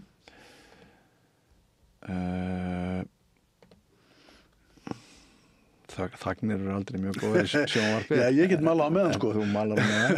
Það er hérna og finnir tölvupóstin. En sko ég held, bara svo ég segi við talið beint núna við áhorfendur og hlustendur sko, að þessi vakning sem er að verða núna, að þessar hröðu loftslagsbreytingar sem við verðum vitni að í hafi og á landi allan heim, sem geta hugsanlega stórskaða tilvist Íslendinga, þær munu vekja mjög marga til ekki bara umhugsunar heldur líka kröfum það sé fara að gera eitthvað í málunum. Og Ísland við þurfum að færa okkur í orkuskipti, við þurfum að breyta núverandi hagkerfi, það verður ekki sársaukalaust. Alls ekki. Það verður alls ekki sársaukalaust. Og við verðum hins vegar átt okkur á því að Ísland er efst á velsældarlista Sameinuðu þjóðanna í hagsæld og velsæld. Við erum númer 1. Við vorum það reyndar árið 2007 árið fyrir hrun sem ég veist alltaf skemmtilegt að minnast á í þessu samhengi en að segja við höfum ekki efni á bæta ráð okkar þá hefur það enginn. Þannig er það. Fannstu þetta bréf? Já, hér er maður sem heitir Gísli Kristjánsson sem segir mér langar að ekki athygli þín á því vegna umræðu eitthvað umhverfismál að það stendur til að lækka styrki til bílakaupa á nýjum rafmagnsfólksbílum. Bílum sem kosta minna en 10 milljónir strax næstu áramót. Og svo vitnar hann í reglugerð og segir að styrkurinn verði lækkað úr 900.000 í 500.000 og hann verði svo aflagður eftir 2 ár. Þessar breytingar hafa ekkert verið nefndar í fjölmiðlum og engin fréttatilkynning borist frá ráðuneyti. Ég hringdi í Orkusjóð og fékk þetta staðfest hjá starfsmanni þar á bæ. Og hann segir mér finnst þetta sérkennilegt og hefði haldið mikilvægt að hraða orkuskiptum á fólksbílaflota landsmanna frekar en að hægja á þeim. Það eru svona sko, ef þetta er rétt, ég hef engar forsendur til þess að ef að það kannski er þetta ekki rétt, en ef við gefum okkur þetta sé rétt, þá hérna, það er svona, þú veist, við höfum verið pínu hissa kannski á breytingum að hvatar við að fara úr dísel og bensíni. Það allt og, mér skils nú að rafbílarnir síðan aðeins í sókn, sko. Rafbílarnir eru millibilsástand, segi ég, í einu stóra samhengi, sögulega samhengi, sko. Þegar þeir eru ekki mjög umhverfisvænir, þó við séum umhverfisvænir en hinir, þá samt sko úrgangur, við munum leysa það, held ég. En varðandi rafbílavæðinguna, þá er hún algjört, sko, svo eðlilegt og gott skref fyrir Ísland, að því við erum endurnýjanlega orku. Og við eigum að gera þetta og losa okkur við að kaupa eldsneyti á bíla fyrir 100 milljarð ári utanlandsfrá, sem menga. En við gerðum í aldin að mjög stífa athugasemd við kílómetragjöldin að því að þau hygla stórum bílum en ekki litlum. Og mér fannst sko bara röksemdafærslan ég sá inn á fréttabréfum Samfylkingarna, hún var bara rugl í mínum huga. Og það gekk bara alls ekki upp hvernig, og ég vil bara, við höfum verið bara, og þessi áform, þau þurfa að komast til endurskoðunar þá ekki að umbuna stórum bílum á kostnað smærri bíla sem menga minna. En þannig kílómetragjaldið því miður hugsað núna, eða var það í vor, þegar við gerðum okkar athugasemdir og við erum svo heppin að í okkar samtökum eru bara mjög góði sérfræðingar þessi mál sem gátu skrifa bara vandað álit þar sem við bentum bara á þetta. Og ég tók hugmyndirnar eins og lág fyrir þá og ég ekki að segja þér eins og núna. Það vill svo til að við hjónin eigum lítinn bíl sem hún notar sáralítið. Og eigið mjög litlu til að fara í vinnuna sem suður frá Grá og suður í Hafnarfirði og Engistræti og allt það. Svo eigum við gamla pallbílinn sem við notum í veðurtúra sem bara notaður í þá nú lítið notaður. Allt innu fær hann þessi dísiljálkur sem hann er svo gamall að tekur ekki að selja hann. Hann fær umbun fyrir að vera að menga. En litla pútan sem í bæjarsnattinu, hún far álögur. Já, það snýr allt á haus. Allt á haus. Já. Bara, og hvers vegna í veröldinni.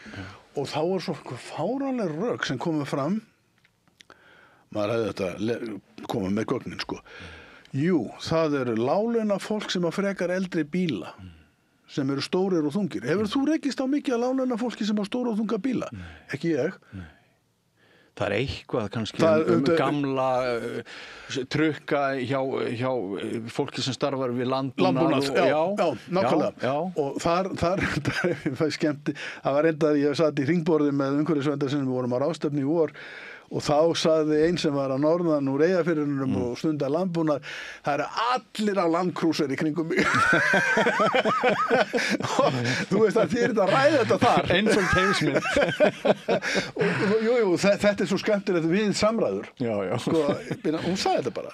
Og þetta var, ok, þá ræðum við þetta bara þeim forsendum. En ég held þetta hafi verið rangt hugsað þetta kílómetragjald út frá þessu sjónarmiði og við munum gera athugasemdir við það aftur ef þetta kemur fram í þessari óbreyttri mynd að það á að umbuna fyrsta lagi litlum eyðslugrænum bílum og rafbílum. Þá hjálpa þeim. Ég hins vegar á því og það eru vondutíðindin, ég er búin að vera að kynna mér þau mál að þessar svokölluðu grænulausnir eru bara fjandi gráar. Og þar erum við ekki bara að tala þú veist, við munum örugglega leysa það mál að farga rafhlöðum úr rafbílum og endurnýjaðir og gera, það alltaf að batna. Og sólarpanelarnir að koma nýjar og nýjar kynslóðir miklu, miklu betri og allt það. Það alltaf góðri leið. Það sem og nú eru konur í heimsmáli, Björn. Við höfum öll heyrt þessa sjaldgæfu málma. Já. Meira að segja að Trump reyndi að kúa það út úr Úkraínu gegn herstyrk. Sko þessi sjaldgæfu málmar eru mjög dýrir og þeir eru sjaldgæfir, þessna þetta sjaldgæfu málmar og þeir eru nauðsynlegir í allar þessar græjur sem við erum með. Farsímana, rafhlöðurnar, allt þetta sem á að búa til grænalausnir og það stóra vandamál og það mun koma að verða meira áberandi á næstunni að þetta sem við ætlum að segja, við verðum bara græn og sjálfbær og allt það, það þarf að ná í þetta dót í löndum sem eru mjög óstöðu efnahagslega, pólitískt og hernaðarlega og það verður kaplum, nú það þegar hafið í Afríku og í Kongó og það í Úkraínu og það víðar. Það sem verður, svo sjáum við, Grænland. Trump veit alveg hvað hann að gera. Það er ekki bara að skjóta eldflauga með hann og hafa eldflaugavarnir í Grænlandi. Hann ætlar sig málmanna sem verður mjög erfitt að vinna en þeir eru þarna. Og þannig að sko framtíðarhugsunin þessi að þessa grænu tæknilausnir sem við okkur hefur mjög mikið verið hampað og ég tekið þátt í, þær ekki jafn grænar og af að látið. Og þá erum við komin yfir í einhverja hugmyndafræði sem segir við verum að aftengja neyslumunstur okkar við þessa hefðbundna hagvaxtarkenningu og fara að lifa spart. Og það ekkert margir til í það. Og það eru margir til í það jafnvel að kenna sko hinum fjölmörgu íbúum fátækurlandana að fjölga sér á mikið. Þegar ríka fólki vandamálið.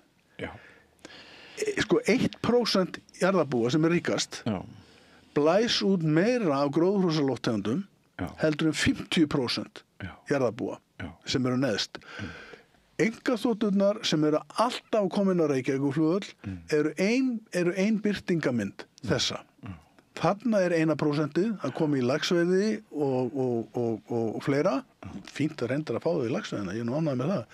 Af því að þau hjálpa okkur að halda þeim merkjum á lofti, en ég vil ekki fá það einkaþotum. Og ég vil ekki að það sé gera sérstakar afsláttaraðferði við Reykjavíkurflugvöll til að lendi þar. En þetta sko ein birtingamend af hinu stóra samingi sem það að það ekki fátæka fólki í fátækulöndunum sem vandamálið, það það, en stóra vandamálið ríka fólkið. Og þá eru konar því sem að við erum, Íslendingar, líklega í efstu 10% í heiminum og erum með alveg hrikalegt vistbor. Varandi einkaþoturnar á Reykjavíkurflugvelli, þetta eftir mér í huga kollegi minn einn á Fréttablaðinu, hann skrifaði einu sinni fréttum það að það verður orðið dýrar að leggja bíl niður í miðbæ. heldur hann að koma á einkaþotu og leggja henni á Reykjavíkurflugvelli. Þetta algjörlega brenglað gildismat. Og ég hef sagt það sko í okkar hópi umhverfisverndar sinna sko, þarna nú auðvelt að vinna rökin sko. Já, maður skildi ætla það. Það ekki að það voru erfitt að segja við fólk kaupið aðeins minna stórum umbúðum í Costco, ef við erum ekki komið þangað, en einkaþotur á Reykjavíkurflugvelli eru tímaskekkja. Já.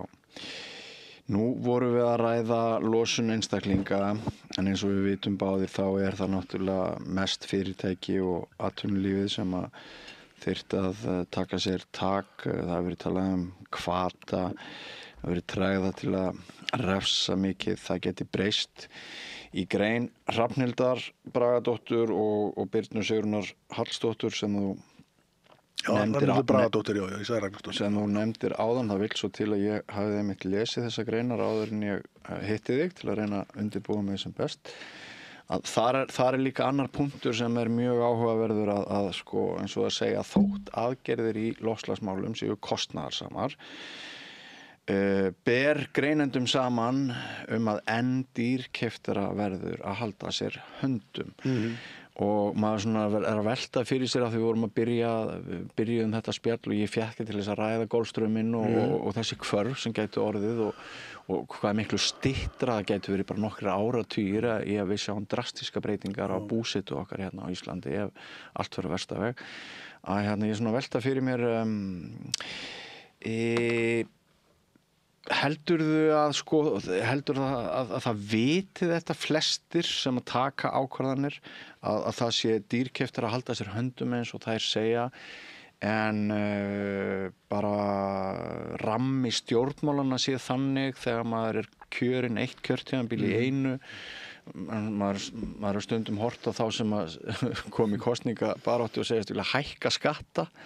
Þeir ná nú sjaldnast framgangi og það svona sumpart samanburðarhæft við þá sem að ef þú segir að við erum að lækka neyslustigið þá það ekki vinsælt. Nei, ég held að núna í ár fyrra og svona hafi orðið mikil vitundavakningu. Ég held að stjórnmálamenn hafi svona áttað sig á því með bara fyrir tilstilli umhverfisverndar sinna sem að hafa sig mjög mikið í frammi að það þurfi að fara að tengja þetta saman. þessa fregni núna sem loksins komnar almennilega inn í pólitíska vitneskju og fjölmiðla vitneskju það að loftslagsvandinn kemur heim. Já. Sko, í eiginlegri merkingu, já. Og ógnar okkur. Já. Að það skiptir máli og þá spyrjum við annars vegar einhver tilbúin að taka upp það merki hér og núna tækifæri, það alveg gríðalegt pólitískt tækifæri. Þegar móta á nýja atvinnustefnu til næstu 10 ára að tengja þetta saman. Já. Og það alveg nóg vitneskja í samfélaginu að það þurfa að gera það. Ég ekkert viss að viljinn sé þar og ég ekkert viss að inn í mörgum fyrirtækjunum allt í raun og veru byrjuð áform að fara í þessa vegferð. Þeir vita að góði businessmenn skilja að það ýmst tækifæri þarna og þessu kostnaðarsöm í fjárfestingu og annað slíkt. En það þessi gamaldags samtök sem tala alltaf svona niður í gamla hagkerfið og fá enduróm þaðan. Stjórnmálamennir þurfa svolítið að passa sig. Þetta verður svolítið erfitt að ná þessu öllu saman. En á móti kemur svo hitt sem að ég held að og Einar Sveinbjörnsson myndist á í viðtali hérna við Gunnar Smára var það að sko Ísland gæti stigið fram á alþjóðlegum vettvangi og fara að tala meira fyrir loftslagslausnum. En þá verðum við að vera búin að taka til heima. Við erum ekki í þeirri stöðu. Þetta dag. En við höfum svo mikið rök og sérstaklega það ekki bara við, það Norður-Noreg og það Bretland, það raun og veru öll Vestur-Evrópa sem undir núna verðið komið versta fyrir. En það eitt sem við höfum ekki nefnt og það þessi sko, þarna einn af þessum vendipunkt, jörðin öll eitt vistkerfi. Og þarna einn svokallaður vendipunktur sem að sko getur farið þannig að allt lífríkið hér við okkar land raskist og Ísland verði nánast óbyggilegt og fiskimiðin hverfi og allt það. En það eru fleiri vendipunktar í vistkerfi jarðarinnar, Amazon fyrir skórun 1, ef hann breytist úr regnskóm í graslendi, þá erum við stórum vandræði. Það Grænland, ef að það bráðnar hreinlega, þá erum við stórum vandræðum. Ef að jöklarnir í Himalajafjöllum bráðna og hætta að fóðra milljarða manna með vatni, þá eru líki stórkostlegum vandræðum. Þannig að það eru nokkri svona vendipunktar í vistkerfi jarðarinnar. Það versta sem geti gerst að þeir fari allir eins og tröppugangur niður. Einn hefur áhrif á næsta og svo framvegis. Þannig að þetta fer allt í fjandans. Og þá bara mannkinn býður bænirna sko. En röksemdin fyrir því að stoppa hér til dæmis við veltiströmmin, Golfstrauminn, það sem við köllum í daglegu lærum í barnaskóla héti það, svo að við getum náð til eyrum miklu fleiri vegna þess að hættan á keðjuverkun svo mikil. Ef einn vendipunkturinn fer, þá fer næsti og þá vorum við farin að upplifa miklar hörmungar í Suðaustur-Asíu og í Suður-Ameríku og svo framvegis. Og það sko sviðsmynd sem menn ekkert alveg byrja að ná utanum sko. Þessi sem sagt samfella, ef að hún verður. Það hræðilegt ef að hringrásarstraumurinn hér sem fóðrar okkur á hlýju og næringarefni fyrir fiskistofnana á straumamótunum, ef að það færi, en það myndi ekki snerta svo mikið meginþóra mannkins. Nei. Það slæmt í Norður-Evrópu, en meginþóra mannkins getur bara eftir öxlum. Og ætla þeir að taka við loftslagsflóttamönnum frá Íslandi, ég ekkert viss það, við erum ekkert svona mjög gott orðspor. En ég hitti mann bara til að slá á létta strengi því þetta svo þungbúið.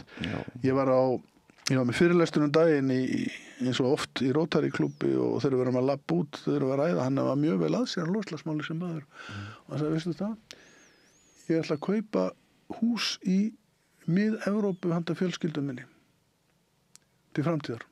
Sem framtíðar fjárfesting fyrir komandi kynslóðir minni fjölskyldu, ég ekki viss að við getum búið á þessu landi. Og hann var ekki að grínast. Og þá verður kominir í þann sem að mann sem ég hitt daginn sem mjög mikinn áhuga á og ungur maður og upplýstur sko, Ísland að búast undir þá kreppu sem getur komið og hún þarf ekki að vera náttúrukreppa, hún getur verið væntingastjórnun. Það að segja, Seðlabankinn búin að búa sig undir gríðarlega fjárflótta á landi. Mjög góða punktur. Það bara frábært punktur. Ég hef sagt að við vinni mína að ef Ísland væri fyrirtæki á markaði, myndi maður selja hlutabréfin í því núna? Nákvæmlega, góð punktur. Já. Það bara mjög góð spurning og þessi ungi maður sem hefur verið að ganga á milli fólks og benda á það að það þurfa að fara að búa sig undir ákveðna sviðsmyndir og jafnvel þó þetta gerist ekki sem við höfum verið að spá í hér að þá getur bara einfallega orðið væntingar til dæmis á viðskiptamörkum, fjárfestingamörkum og annað slíkt. Þú segir að ef maður ætti hlutabréf í Íslandi, HF, ætti maður ekki selja, myndum maður fjárfesta á þessari sviðsmynd. Og það ekki aðrir kostir vænlegri. Þessi hugsun að byrja að síast inn hér og þar. Og það myndi ég ætla að væri full ástæða fyrir þjóðaröryggisráð. Þurfum við ekki aðeins að fara að spá í þetta í alvöru? Ég fullkomlega sammála því. Það hefur verið fundið að minna til þetta. Já, því að þegar okkar færustu vísindamenn, Halldór Björnsson, Haraldur Sigurðsson, Einar Sveinbjörnsson og fjölmargir aðrir koma fram og segja þetta raunverulegt. En svo þetta svolítið komist að við afgreiðum rekstur veðurstofunar sem loftslagsmál í einhverju bókhaldi og það margt fyndið en auðvitað svolítið kalt fyndið, kalthæðnislegt. En vendipunktarnir sem þú nefndir áðan, hinni náttúrulegu, þeir eru náttúrulega grafalvarlegt mál. Það sem maður að vonast til þess að gerist núna svona andlegur vendipunktur uppi og hér kannski, ég var að tala um ættirarástina áðan og svona. Að við vonandi náum aðeins meiri samfellu, samstöðu og getum sett aðeins meiri þrýsting á stjórnvöld og atvinnulíf með þetta langtíma markmið að bjarga Íslandi. Ég held að við hljótum að geta það og ég líti á þetta sem alveg stórkostlegt tækifæri núna. Segjum bara þetta upphaflega, mótur nýr atvinnustefnu, ríkisstjórn, þetta svona business as usual, viðskiptin svo venjuleg svo ég kalla það. Já. Og ef við áttum okkur á því að mótun nýrar atvinnustefnu á Íslandi ekki viðskipti eins og venjulega, heldur eitthvað alveg nýtt sem við höfum ekki reynt að ímynda okkur áður. Ef við tökum það þannig og tökum svona skapandi fólk inn í þetta. Og það alltaf hætt á því þegar forsætisráðherra og bara ríkisstjórnin segir við erum í samvinnu með atvinnulífið. Hvað atvinnulífið? Ekki kennarar, ekki leikskólakennarar, ekki læknar, ekki hjúkur. Það eru örfá stór fyrirtæki sem búa í gamla hagkerfinu. Gömlum hugmyndum. Já, og þess vegna svo mikilvægt að það sem stendur á blaðinu í sátt við umhverfi og með lausnir að leiðiljós að það gildi. Já. Og það væri mitt innlegg núna ef ég kemist að ríkisstjórnarborðinu sem að ég hef ekki aðgang að segja atvinnustefnan verður að vera mjög skapandi. Hún ekki viðskipt eins og venjulega. Og það mjög erfitt mál og það getur kostað okkur til skamstíma. Og þess vegna voru við skulum bara líta á atvinnustefnu til næstu 10 ára sem stórkostlegt fjárfestingatækifæri. Í okkur sjálfum, samfélaginu. Akkurat. Og þá þetta komið.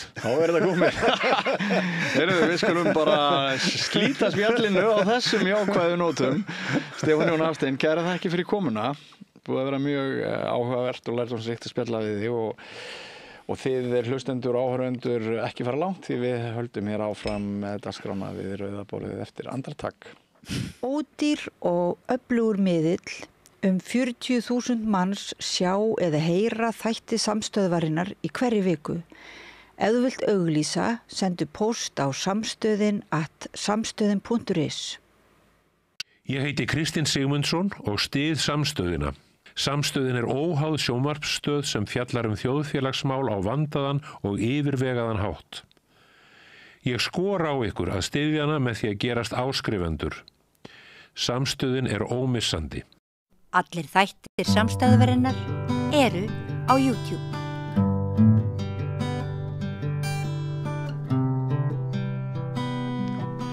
Komið sæl, það eru reynsluboltarnir hérna á rauðaborðinu, við rauðaborðið. Til minni kom Vilborg Oddsdóttir, hjálparstarfi kirkjunnar. Já.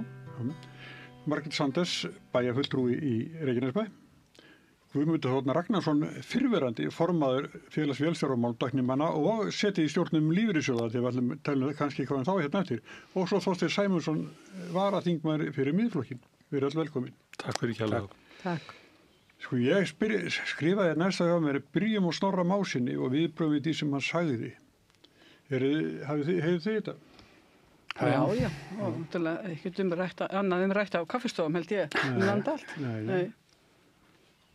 Ég heyri þetta ekki. Ég aftur á móti, kannski er þetta bara vini mínir, það er allt kolvittlist á samfélagsmiðlum.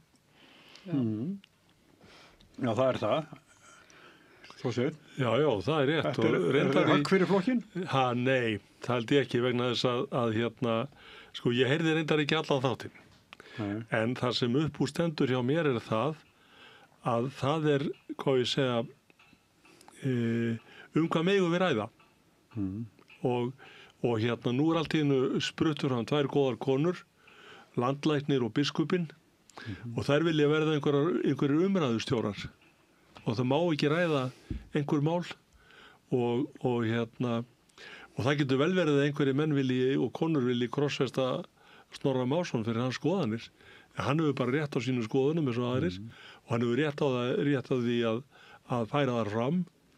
Og eftir því sem ég búin að sjá á miðlum núna, ég búin að kíkja aðeins svona á, þá það þannig að ég sé ekki sjónamun á því hverjir hneykslast ægilega á því sem hann sagði og þeir sem eru sammálunum. En eins og ég segi, það er ekki aðalatrið í mínum huga, heldur aðalatrið. Ertu sammálunum eða? Sko eins og ég segi, ég heyrði nú ekki allt sem hann var að tala um. Ég er hins vegar algjörlega sammálunum með það að við eigum að fá að færa fram okkar skoðanir. Já. Ég er hins vegar líka sammálunum með það og það hefur nú ekki komið fram mjög víða því sem hann sagði að auðvitað er öllum frjálst að lifa eins og þeir helst kjósa, neyjast af þeim sem þeir neyjast af.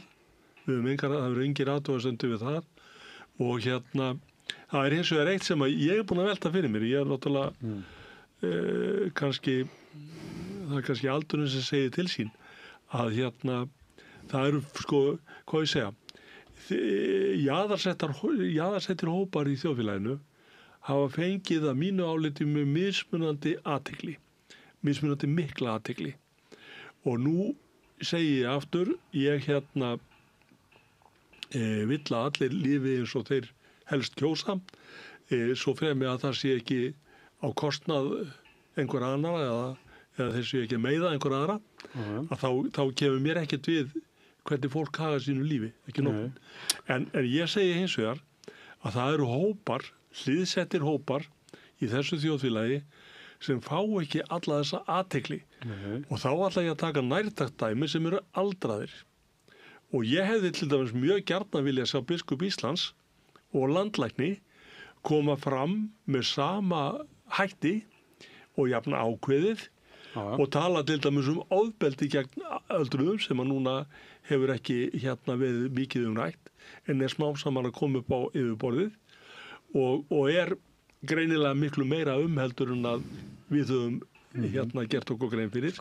Þannig að ég held að það sé allt í lagi að fleiri hópar, minnihlutahópar eða hvað við viljum kalla þá, fái meiri athygli heldur en hefur verið. Þorsteinn, ég var alls að segja það, sko. Það er að mismættu, innan hóp aldraða er mikið af fólki sem er unni í félagsmálastörfum alla ævi og kann að tala fyrir sig og sinn hóp, við vitum það. Og nú er að fara að staða ráðstefna hér í næsta mánuði ofbeldi gegn öldruðum. Þannig að við getum ekki líkt þessum 2 hópum saman og þú sem kjörinn fulltrúi, þá verður að passa hvað þú segir, þú getur ekki sagt hvað sem er, þú ert kjörinn fulltrúi og launum frá okkur almenningi. Og hvernig starfsmannaviðtal svona 4 ára fresti? Já, það maður þarf að passa hvað maður segir og þú getur ekki líkt því að þetta sé hugmyndafræði þegar fólk er búin að berðast við lengi að koma út úr skápnum og vera trans eða hvað sem þið er og svo færðu bara slengt fram með þetta sé hugmyndafræði en ekki hvað þú ert. Og þú verður sem einstaklingur sem kjörnir á alþingi eða borgarfulltrúi hvað sem er að passa orðin þín. Þú ert fyrirmynd, þú hvetur aðra til dáða. Og maður þarf að virkilega passa hvað maður segir og ég bara, þannig get ég verið ósama að Snorri eða sama hann hefur verið ekki innflyndamálum. Hann er svolítið að hræra í skálinni og kannski, og svo bakka hann tilbaka og hefur þá kannski ekki stjórn á því hvað kemur upp úr henni, en hann kannski frumkvöldin að hræða í henni. Já. En þín? Sko, þetta náttúrulega, ég svona, finnst það svona, þessi umræða allt í lagi, því að maður hefur náttúrulega verið að fylgjast með þessu og reyna svona átt að segja á þessu bara í gegnum árin og svo við skilgreininga, það alltaf verið að tala einhverja hatusumræðu. Ég þekki bara engar í kringum mig sem eitthvað móti fólki sem aðeins öðruvísi og hefur bara enga skoðun á því. Hins vegar það sem ég hef oft sett spurningamerki við kannski, það kemur svo einhver og segir, er ekki bara 2 kyn? Og þá finnst mér einhvern veginn að ef einhver vogar sér að segja það, þá hann komið með einhverja hatusumræðu þetta mál. Ég fyrir 4 ára síðan, þá fór ég bara að googla þetta, sko, til þess að reyna að setja mig inn í þessi mál. Og þá á Íslandi eru hvað? Þá allavega 18 félög einhverja kynhneigð. Og maður var svona að reyna að uppdata sig eitthvað neginn. En síðan finnst mér bara eins og þetta, já, eins og hann var að segja, ég bara alls ekkert á móti þessu fólki, en hann var svona, mér fannst hann bara verið að segja, byrju, en ekki bara 2 kyn, sko, í grunninn. Og svo bara spurningin, má hann ekki halda því fram? Ég ætla ekki að hafa neina skoðun á því, en mér finnst það ekki... Vilborgar benda á, hann er alþingismaður, hann hefur svolítið stóran ræðustól. Já, en það sem ég var að segja í upphafi, sko, ég búin að reyna að skilgreina þessa hatursorðræðu og maður hafa stundum verið að svona, maður verður alveg var við þessu umræðu eins og til dæmis tökum på skólakerfi. Það búið að banna prestum að koma og halda ykkur, og það eru jólaskemmtanir í skólunum eins og var litlu jólin. Presturinn koma kannski og segja fallegar biblíusögur sem eru náttúrulega ekki bara mannaukandi að hlusta á. Maður að vera bara fallegur, ekki að stela og svoleiðis.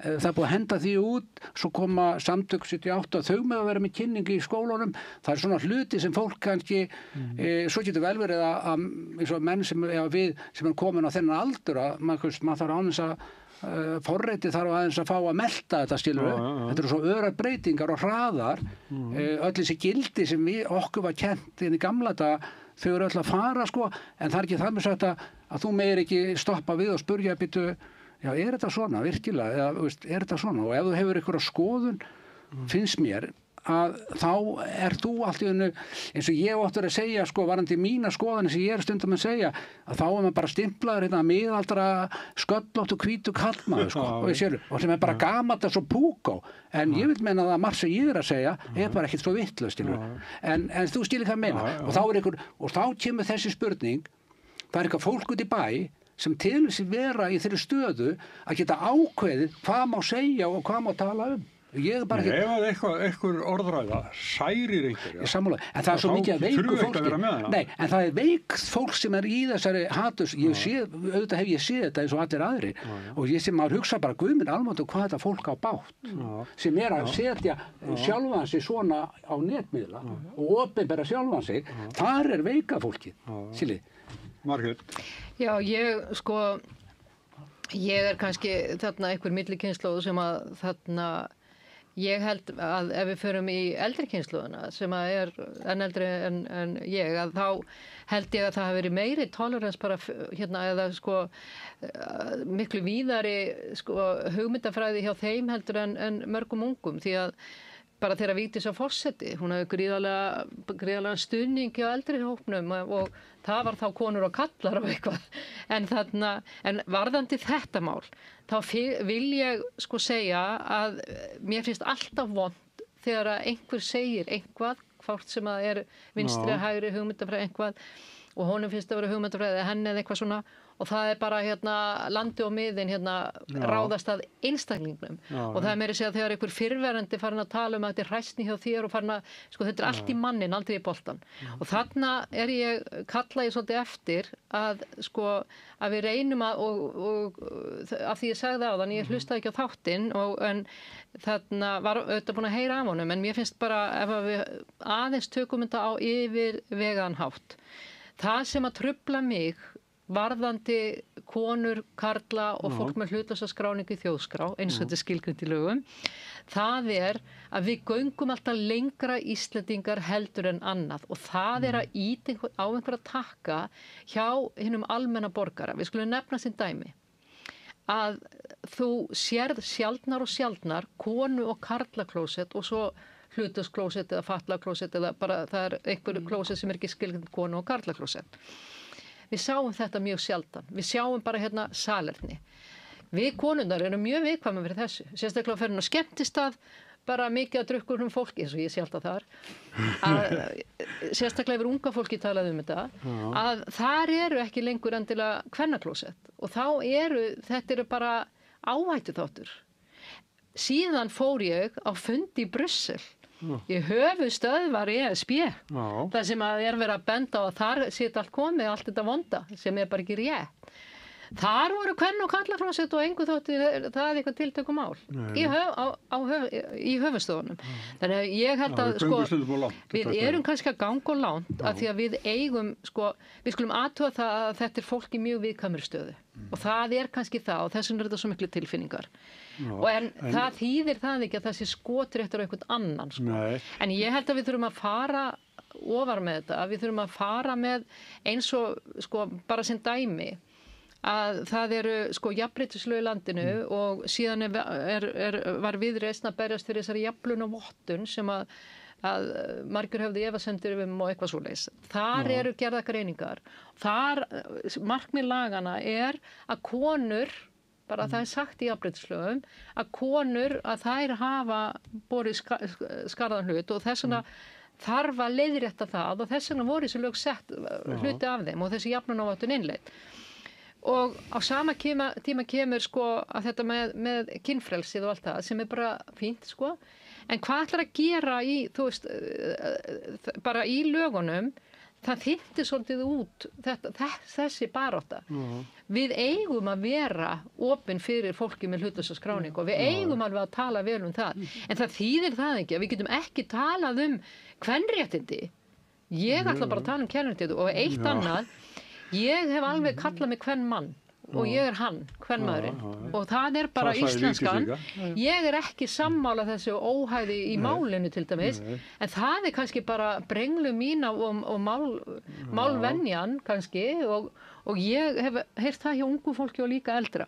Þannig að mér finnst að blanda svolítið saman bara þessum bara hugmyndum hlutlausa skráningu þjóðskrá og svo einhverju allt öðru sem að fólk sem með hlutlausa skráningu þjóðskrá efast að það sé eitthvað að berjast fyrir þessu sem að við erum að ímynda okkur að þessi að berjast fyrir. Það sem mér finnst mjög slæmt ég var að horfa á gær þáttunum hatursorðræður sem kom bara á mjög góðum tíma þarna í gær og það var ung transmanniska sem segir það að til dæmis þegar hún einstaklega í strætisvagninum og ykkur að gelta, það er enginn sem stendur upp, það er enginn sem gerir neitt til að aðstoða, að segja, bara það að standa upp og setjast við hliðina eða bara segja, heyru, hvað er gangi?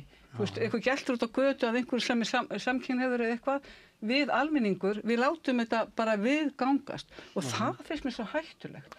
Hvers erum við komin þegar samhygð okkar bara, við lítum undan. Það finnst mér eiginlega að vera allra hættulegast og við þurfum svona samfélag að segja með hverjum stöndum við. Erum við ekki akkurat þarna með lykilinn af þessu sem við erum að reyna að segja þetta? Það er það að tökum það sem skiptir máli. Ég meina, það er líka fyrir fólk sem er erlendubergi brotin eða er ekki með sama litarhátt og bróðurpartur Íslendinga, það er að lenda fyrir árum í strætó. Og það er þetta, akkurju, ég á eftir að deyja í rétti, af því að ég kemur alltaf í vandræði, einmitt af því að ég var alltaf að skipta mér af þegar einhver er órétti beittur. En það er, ef það væri fleiri þannig, þá myndi kannski maður lendi í vandræði með það. Við þurfum fleiri þar. Mér langar svolítið að koma inn í það sem ég finnst þetta mál Snorra Mássonar, að ég, sem fjölmiðlamanni, að þá er það, hann segir þetta í einhverju podcasti. Við fullir virðingu fyrir því að það er náttúrulega vekur ekki eins miklu athygli og kastljós. En hann segir eitthvað sem er fólk getur skilið á vegu og sært og meitt jafnvel. En þá tekur ritstjóri Kastljós ákvörðun það að fá hann til að endurtaka það sem hann hafði áður sagt. Þetta finnst mér ekki sterkur leikur í fjölmiðlunum Kastljósi að gera þetta. Þetta var komið, það var búin að segja þetta og þarna sér einhverju fram á það að hann geti náði einhvern hasar eða eitthvað og svo tókst hann bara svo ekkert vel að stýra þeirri umræðu.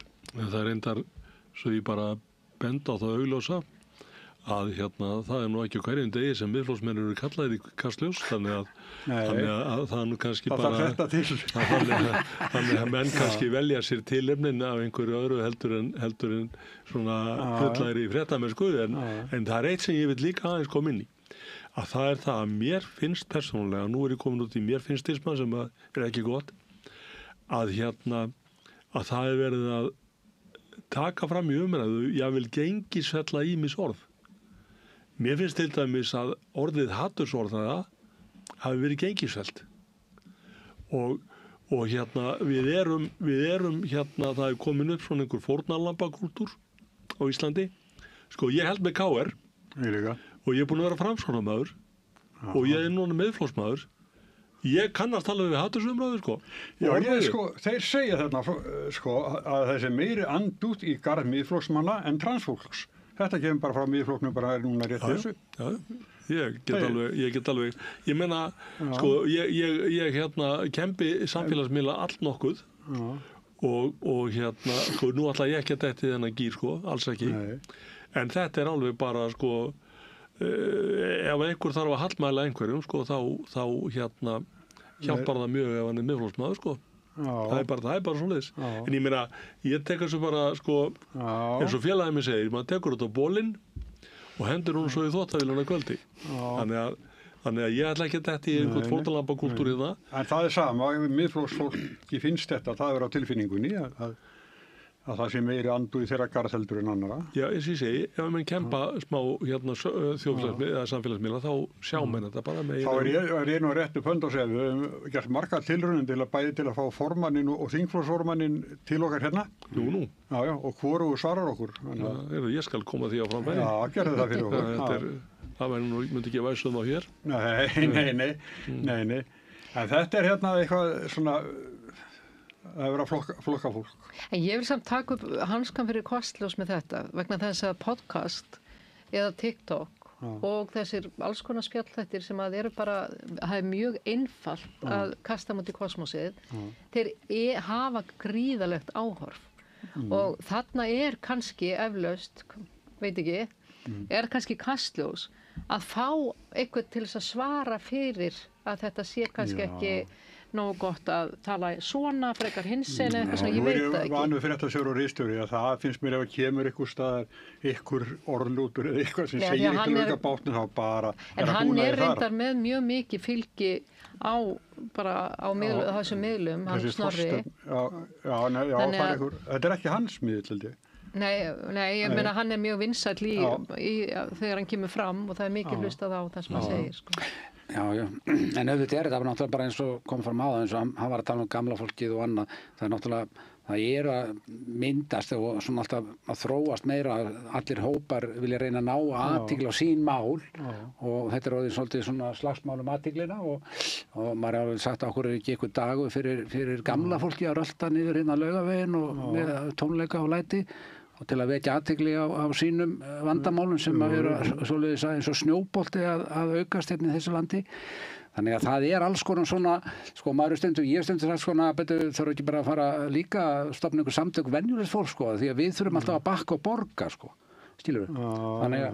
En ég finnst það reyndar, sko, þetta gay pride, þannig að ég er alveg á því að það er bara frábært að það sé. Og ég er ekki á móti því, sko. Nei, ég veit það. Ég er bara að segja að það er allir að slást um athyglina, reyna að ná svona mikið athygli, sko. Og það er ég líka að hugsa að þegar það er svoleiðis, að þá er það líka, sko, þá verður svo barátta sem er verið að berjast fyrir bara svona, fyrir raunverulega minni hlutahópa, að þá verða þeir bara ekki, komast þeir ekki að, eða þú veist, þetta drukknar í að eins og þú segir, ég tók að þessu í Bandaríkjum þegar ég var í náminu, þú veist, lögin þar, að ég meina hvítur miðaldra karlmaður, ég veit ekki, ég hugsa hann fáum bara ekki vinnu, sko. Því að það er bara, þú veist, þetta discrimination, sko, eins og þið segja alltaf, það er bara að mismuninin, að þú ert að fá, sko, þú þarft að passa að svartu maðurinn fái vinnu og konan fær vinnu og þarna, ef þú ert of gamall, að það sé ekki að mismuna þér og við erum fórnarlömb, þessi ekki hvítur. En ég er bara að segja að það er líka Við erum í öllum hópar, við erum í öllum kóranum, gólfinu, Lions, frímúrum, sóroptimistum, við erum þar og og þar er vínagreiðarnir og allt það, og það er kannski ekki minnihlutahóparnir. Við, þetta millistjættin og allt það, við erum þar, þannig við getum ekki kvartað í alvörinni. Bara, við skulum ekki, en það er alveg rétt með þessu hópa. Við hérna í Íslandi, af því að það er svo lítið takmarka fé sem verið að stýðja við minnihlutahópa og alls konar, þá þarf að berjast. Það var ekki fyrir en bara með síðustu ríkisstjórn að það var fyrsta skipti sem að þú kannski fengið samning við ráðuneytið að vera með verkefni sem var kannski til 2 ára eða 3 ára. Þannig að þú veist alltaf hver einustu áramót lifi ég eða dey. Og þá þetta að vera að klóra augunum hvort öðrum. Það var bara boðið upp á þetta. En sem betur fer nú alls smá breytingar í því. Og svo erum við bara með tískufyrirbrigði. Nú tíska að hjálpa svona hóp og þá gleymist hinn. Við erum bara þannig mikið Finnur þið í þínu starfi? Ég finna í mínu starfi að fátækt ekki inni núna. En að fátækt inni í hruninu og fátækt inni í COVID. En við erum ekki inni núna. En þú veist þó að við séum svo grunnur af fólki sem aukin sjálfsvígshætta, meiri notkun heilbrigðiskerfinu, notkun á geðlyfjum, öllu mögulegu sem þegar þú býrð fátækt. En við erum ekki inni núna. Það er alveg svona, ekki á sveitarfélögum allavega. Við erum ekki inni þar. Og ekki, já, þannig þið þurfa að betla út. Það þurfa öll samtök þurfa að betla út og það ég fyrir stöðu, ég þarf að betla fyrir laununum mínum. Við þurfum ef ég ekki þenn mikið vinnunni og við sýnum ekki fram að við séu góð og þannig það hjá öllum félagasamtökum að við þurfum að betla fyrir laununum okkar og þess vegna er þetta væl og þetta klór út af því. Ef það væri bara sest niður og gera samningar, starfsamningar og að faglugu mati og svona, þá þurftum við ekki að vera þessu klóri og betli og væli. Bara því miður, en þetta er bara veruleiki sem á Íslandi. Ég var reyndar núna, ég skaust inn á Alþingi einhvern tíma fyrir árinu og þá setti ég inn fyrirspurn og ég á eftir að vinna úr svörunum.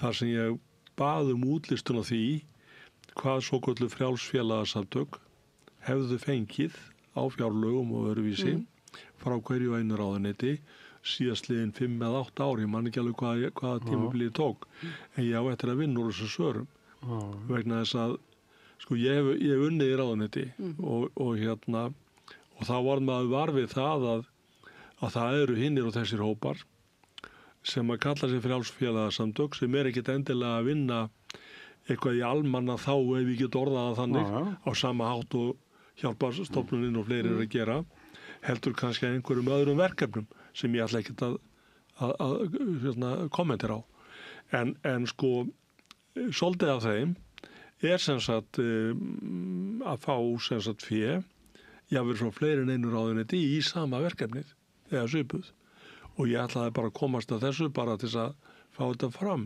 þegar ég á eftir að vinna úr svörunum. Þá yfirsýn yfir þetta. Já. En það er breyting, við höfum verið að segja sko, hvort sem er þessi samtöku eða fleiri, að það er alltaf að fjölga þessi sem er að fara í vasaðins opinbera og að fara, nú ég ekki að meina ykkur, að fara að spena hjá ráðuneytunum eða öðrum, ég kalla það að spena vegna þess að við kannski sem að vorum á fulli í sjálfbálið eins og íþróttafélögunum, bara þetta var alveg brjálæðsleg vinna og það er bara ekki auðvelt að fá fólki sjálfbóðavinnu í íþróttafélögum í dag og hvar ætlaðu þau að fá peninga, hvernig ætlaðu þau að fá, hvernig ætlaðu þau að tala við fyrirtæki voru að styðja við þetta og svona en það þarf að sækja það og það þarf að vera með alls konar uppákomur og núna eru þorrablótin allt svona, hvað haldið það sé mikil vinna á bakvið þetta og hvað haldið þið að það sé mikil vinna á bakvið þessara hjálparsamtaka eins og hjálparstarfskirkjunar eða fjölskylduhjálp eða hvað sem það heitir að það er bara, þetta er gríðarleg vinna að sækja fé eða máltíðir og svo framvegis en sko, ef við segjum að allt svona sjálfbólu bara hætti þá er eitthvað annað sem að dettur upp fyrir, eða þú veist, það er ekki til endalaus peningar, þannig að það er þá bara frekar að fara yfir þetta og skoða og forgangsráða og allt þetta, því að núna eru stéttarfélögin farin að tala um hvað er dýrt í íþróttir og ég bara þekki til þar sem að sko þjálfunarstyrkir og annað það valla dugar hjá sveitarfélögunum það dugar ekki eins og fyrir þjálfarana sko. Og þannig að ef að fjölgar í íþróttunum þá bara íþróttafélögin vandu málum en þeir vilja hérna auðvitaðarandi, ég held að það verið keypt hjá Hjálparstofnun kirkjunnar að þegar ég var 60 fyrir löngu síðan að þá fékk ég meðal annars í afmælisgjöf 2 geitur Það er ekki frá ykkur? Jú. Já. Já, við náttúrulega erum með alls konar svona gjafabrif. Stærstu hlutin okkar fjármagni kemur sko, frá fyrirtækjum almenningi, bara, það er nú bara grunnurinn þannig. En sko, ég hef talað fyrir því mörg ár að öll börn á Íslandi eiga að fá eina tómstund fría og þá er það með klæðnaði og mótum öllu. Og sveitafélaginu hætta bara frístundastyrknum og leggja hann inn í eitthvað svona sjóð sem er samir sveitafélag og ríki og þannig að öll börn fái eina tómstund. Svo ef að börnin þurfa tómstundum með 2 eða 3, þá er það bara foreldrana. En bara, ég er búin að vinna hérna í hjálparstofunni yfir 20 ár og sé þessa gífurlega mismunum hvað er og núna er komin september og þá eru mörg börn sem hætta því þá er tómstundastyrkun algjörlega uppurinn. Og er að missa úr og þurfa það kannski að bíða afturstandi í janúar eða safna skuldum í íþróttafélagunum. Sumir íþróttafélög að fullta pening og geta stutt börnin, aðrir ekki krónu, geta ekki stutt börnin. Þetta er bara mikil mismun. Já. En í hinu orðinu erum við öll sammála það að íþróttastarf fyrir börn sé mjög mikilvægt og komið í veg fyrir alls konar hliðarspor og ógæfu. Algjörlega. Þannig að þetta er líka bara spurning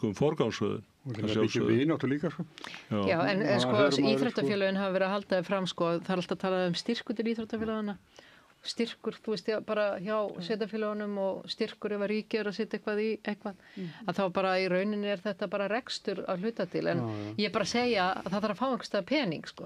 Af því að það eru bara uppbygging íþróttar mannvirkja og annað er brjálæðslega dýrt og svo er það að reka þessi íþróttafélög. Svo já, ég segi það, það er allir konar laun, sko, því að við vorum púkar í KR, þá er hérna Atli og þeir voru allt í sjálfbóðinu, sko. Maður fara að hugsa þetta eftir á hvað þessi menn lögðu fórnuðu miklu bara af sínu lífi og fjölskyldu Ólaunaðir menn. Þetta sé að tala með sjálfbóðina, hún er alltaf miklu. Ólaunaðir menn, sko, sem voru bara á KR-vellinu bara alltaf eftir vinnu lauk á daginn og fram við myrkur. Ég segi það, en núna náttúrulega er þetta allir konar laun, menn bara í fullu starfi og þá kostar það náttúrulega rosalega og þá náttúrulega verður að skilgreina hvar á að sækja þessa peninga og þetta er samt sem áður er agalega sárt að horfa upp á þetta að svo eru komnar alls konar mót ellendis og það eru bara ekki allir foreldrar sem að bara ráða við það að skaffa þetta fyrir börnin sín og þetta er bara, já, ég meina, það eru margir foreldrar bara fórna gífulega miklu að börnin þeirra geti tekið þátt. En mér finnst einmitt sko þessi umræða sem að við höfum verið, sko við leittust út í þessa umræðu, mér finnst svona aðalatriðið og ég er alveg þar líka að sko að þegar við erum að tala um að hjálpa þeim sem minna mega sín, þá eigum að hjálpa þeim sem minna mega sín. En mér finnst það mengi er að mínum nú ekki með sprengja, ég taka við að snorra, að mínum að mér finnst það skilgreint, þú veist, hverju er risa hópur af öryrkjum bara, eða fólki á atvinnuleysisskrá eru bara karlmenn á aldrinum 18 til 30 ára. Þetta er risa hópur. Það er ekki rétt. Ég veit að það eru konur 60 ára og eldri sem er stærsti hópur öryrkja. Í Reykjanesbæ vorum við fengum við þessa tölur. 18 til, ég meina, man ekki hvort það sé við 18 til 24 eða 30. Það er gríðalegu fjöldi þar sem að eru sko, það eru atvinnuleysisbótum eða öryrkjar og þar er verið að vinna bara stanslaust í að koma fólk í virkni og það er bara gott starfið svo í virk og svona, en þarna eru við að gera eitthvað rangt og þegar að stækkar mengið, það hefur línurit yfir öryrkja, hefur hækkað. Er ég að segja að öryrkjar, er ekki öryrkjar? Nei, ég get það ekki. En hverju er þessi lína og kurva svona að hækka? Við mögum alveg spyrja okkur að því. Já, og líka það að hérna og þetta þekkir þú betur heldur en ég, en sjúkrasjóðir hjá verkalýðsfélögunum er að verða upp þurrir vegna þess að og ég ger ekki lítið úr því en svo var tíðin að maður fekk styrk til gleröll að kaupa á eitthvað svoleiðis og ég kannaði það nú einhvern tímann fyrir ekki svo löngu síðan allt uppburið og það er út af kulnun.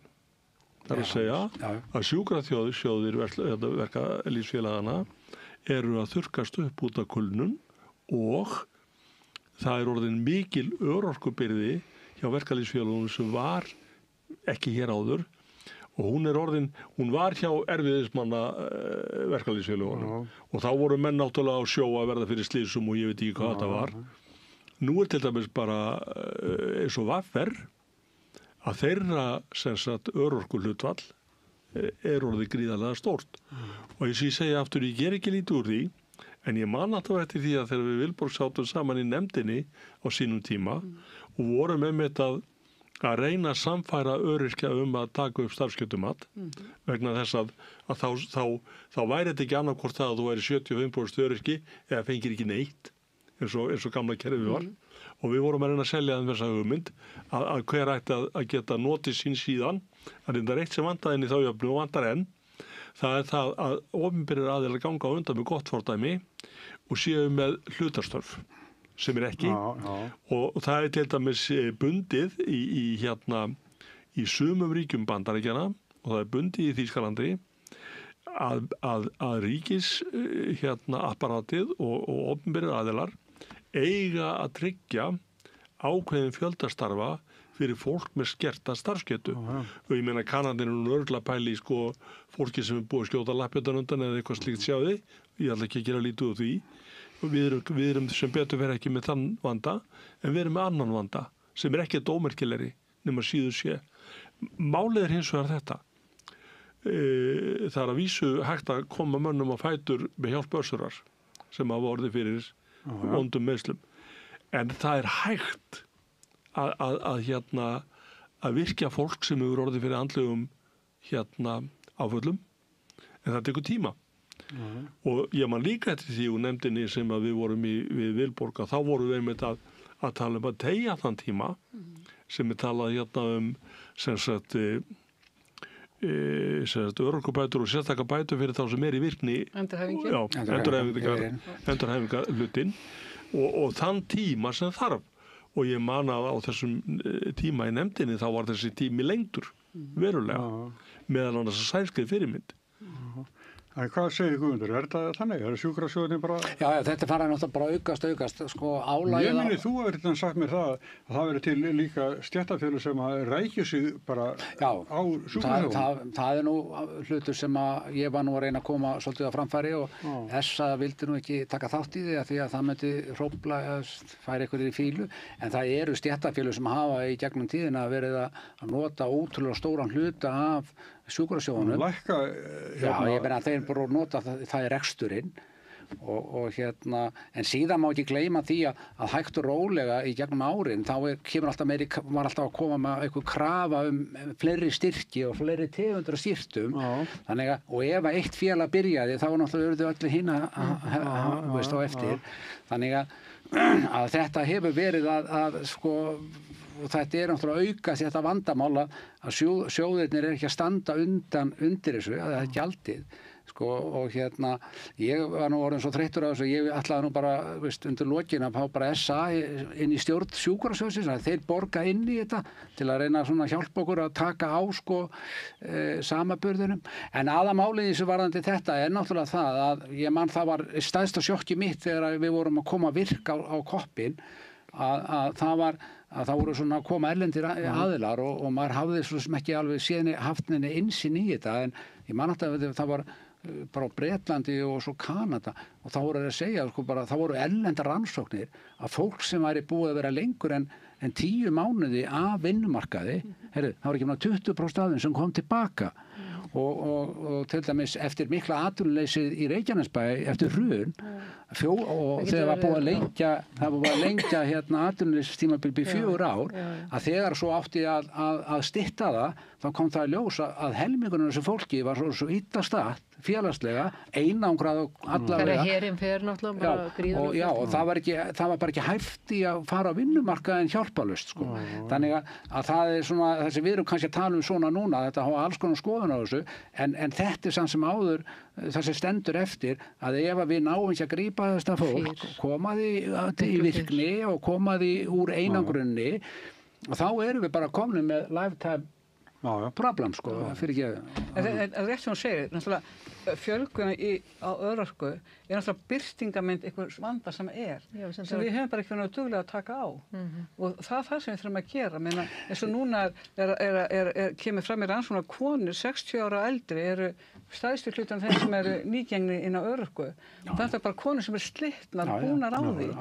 En svo er þetta annað líka sem var eitt stóra svona áfallið eða sjokkið í þessu sem var nú hann til lokin þegar ég var að hætta í þessu að það var verið að reyna að fá okkur það stókalú stór hópur af ungu fólki átján þá til svona 27 ára gamall sem að hvorki funkar á vinnumarkaði eða nei og bara félagslega einangrað og það var verið að reyna að fá okkur til að koma með einhverja peninga til að hjálpa þessum hópi að því að ríkið Er þetta sko neikvæð breyting á seinna árum frá fyrir tímum? Já, ég held að því að þetta er alltaf að stækka því krakkar í tölvuleikjónum, þetta var svona að því við létum annarlæsa þetta að því að ríkið er ekki að skaffa neina peninga í einhverja svona sálfræði aðstoð fyrir þetta fólk og það mátti að reyna að gera það, setja það á okkur en auðvitað var þetta vandamála því að samkvæmt lögum virk þá náttúrulega verður fólk að koma úr vinnu og vera búin að borga inn í þetta til að eiga réttindin en ég er nú bara að segja þetta svona að því að þessi hópur var alveg ótrúlega stór og hann hafði enga aðgang að neittinu hjálp. Ég man eftir því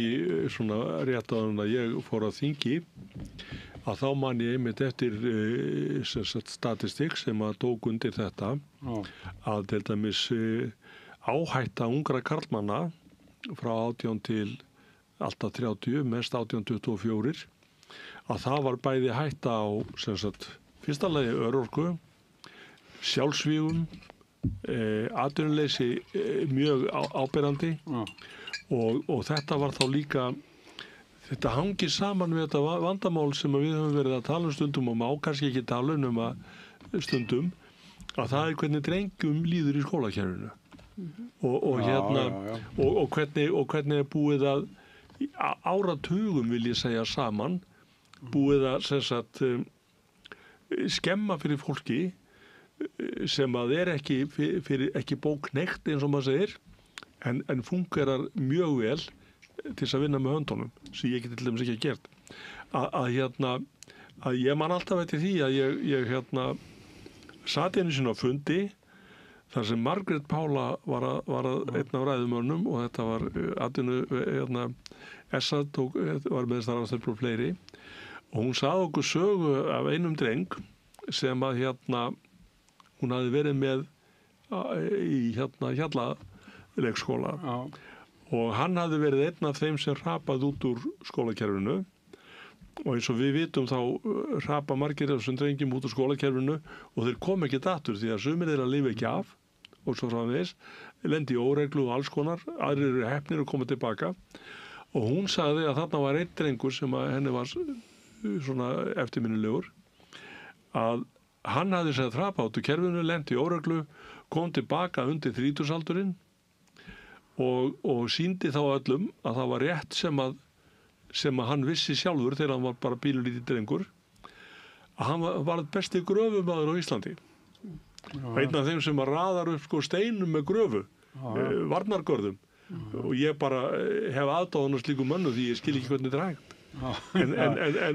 en þarna var dæmi það og þau eru fjölda mörg að fólk sem að vill gjarnan og svo kemur það upp og þetta er stjórnmálamönnum að kenna það kemur upp fyrir nokkrum árum síðan að því menn fara að tala af hverju öllum ítt fyrst í framhaldsskóla sem þeir funkar ekki og menn fara að tala að það er ýmsar ástæður fyrir því en þegar öll er á bónu kvöld þá er það út af því að ríkið var að spara sér peninga út af því að hvert verknámssæti er dýrt. Það er nú breyting á því núna. Nú er verknámsskólinni bara allir uppteknir og meira.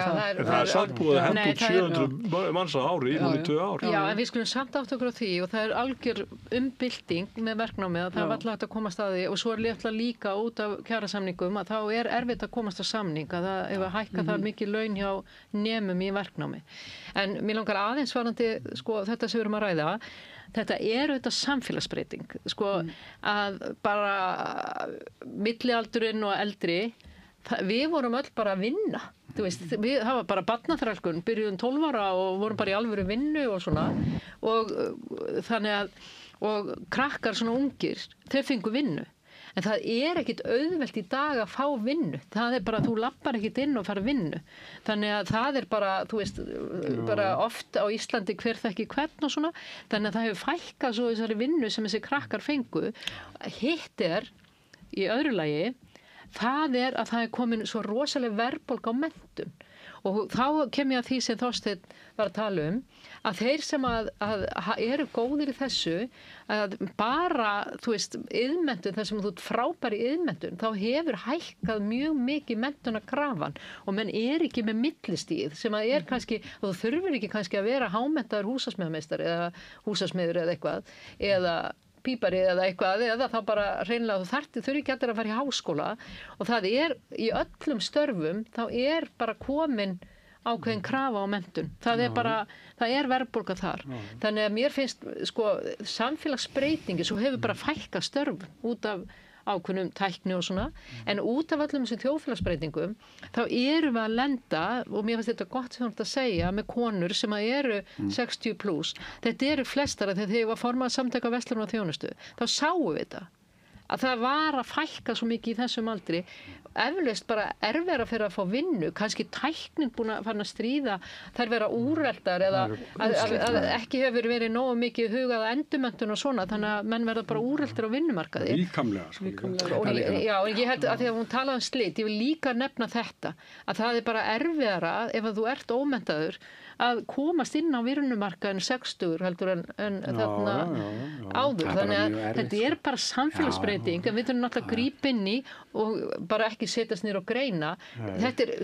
Þetta var mér þess að þegar ég var í SA og við vorum hérna í kjarasamningsviðræðum að þá bara, sko, voru menn að horfa á súluna með öryrkjana. Og hvað gerðu við? Það var Virk sem bara frábært starf og hefur verið með ótrúlegan árangur, en það bara ekki nóg.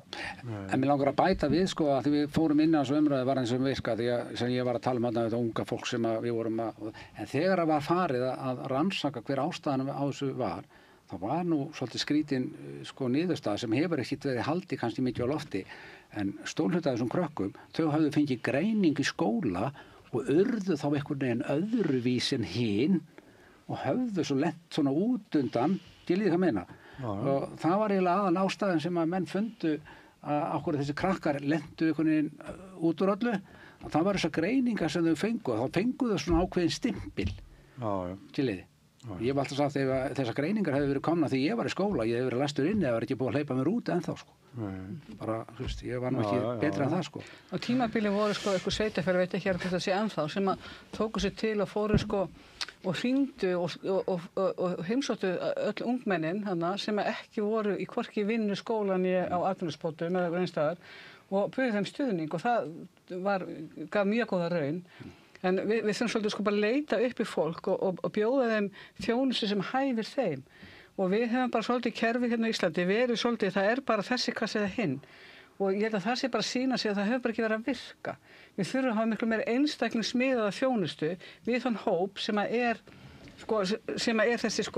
að detta út af vinnumarkaðanum og unga fólki okkar til að geta mætt þeim og það bara eitthvað sem að við kunnum ekki hérna, við erum alltaf með sama kerfi fyrir alla, það bara einu uppskrift og hún virkar ekki, þá það bara kompjúta sér nóg. En ekki líka, mér finnst þegar að vera að ræða þessi mál og við erum tóltið að detta inn í það, að þá erum við að tala fólk sem eru kannski komin á örorkubætur og síðan sækja þau hjá sveitarfélögunum, þau eru allt og lága tekjur, þannig að það þarf að fara inn í félagslega kerfið. Það má ekki vera með ofháa tekjur þar, því að þá færði ekki að vera í íbúðinni, þannig að þú ert að fá einhverja framfærslu og ódýrara húsnæði og svo framvegis og í staðinn fyrir að líta á þetta hinn veginn, hvað hægt að gera til þess að viðkomandi geti bjargað sér sjálfur. Og ég hef sagt með óhagnaðardriflu leigufélögin sem hafa verið að koma að þau eru góða því leyti til að þú mátt hækka í tekjum en þá breytist bara leigan.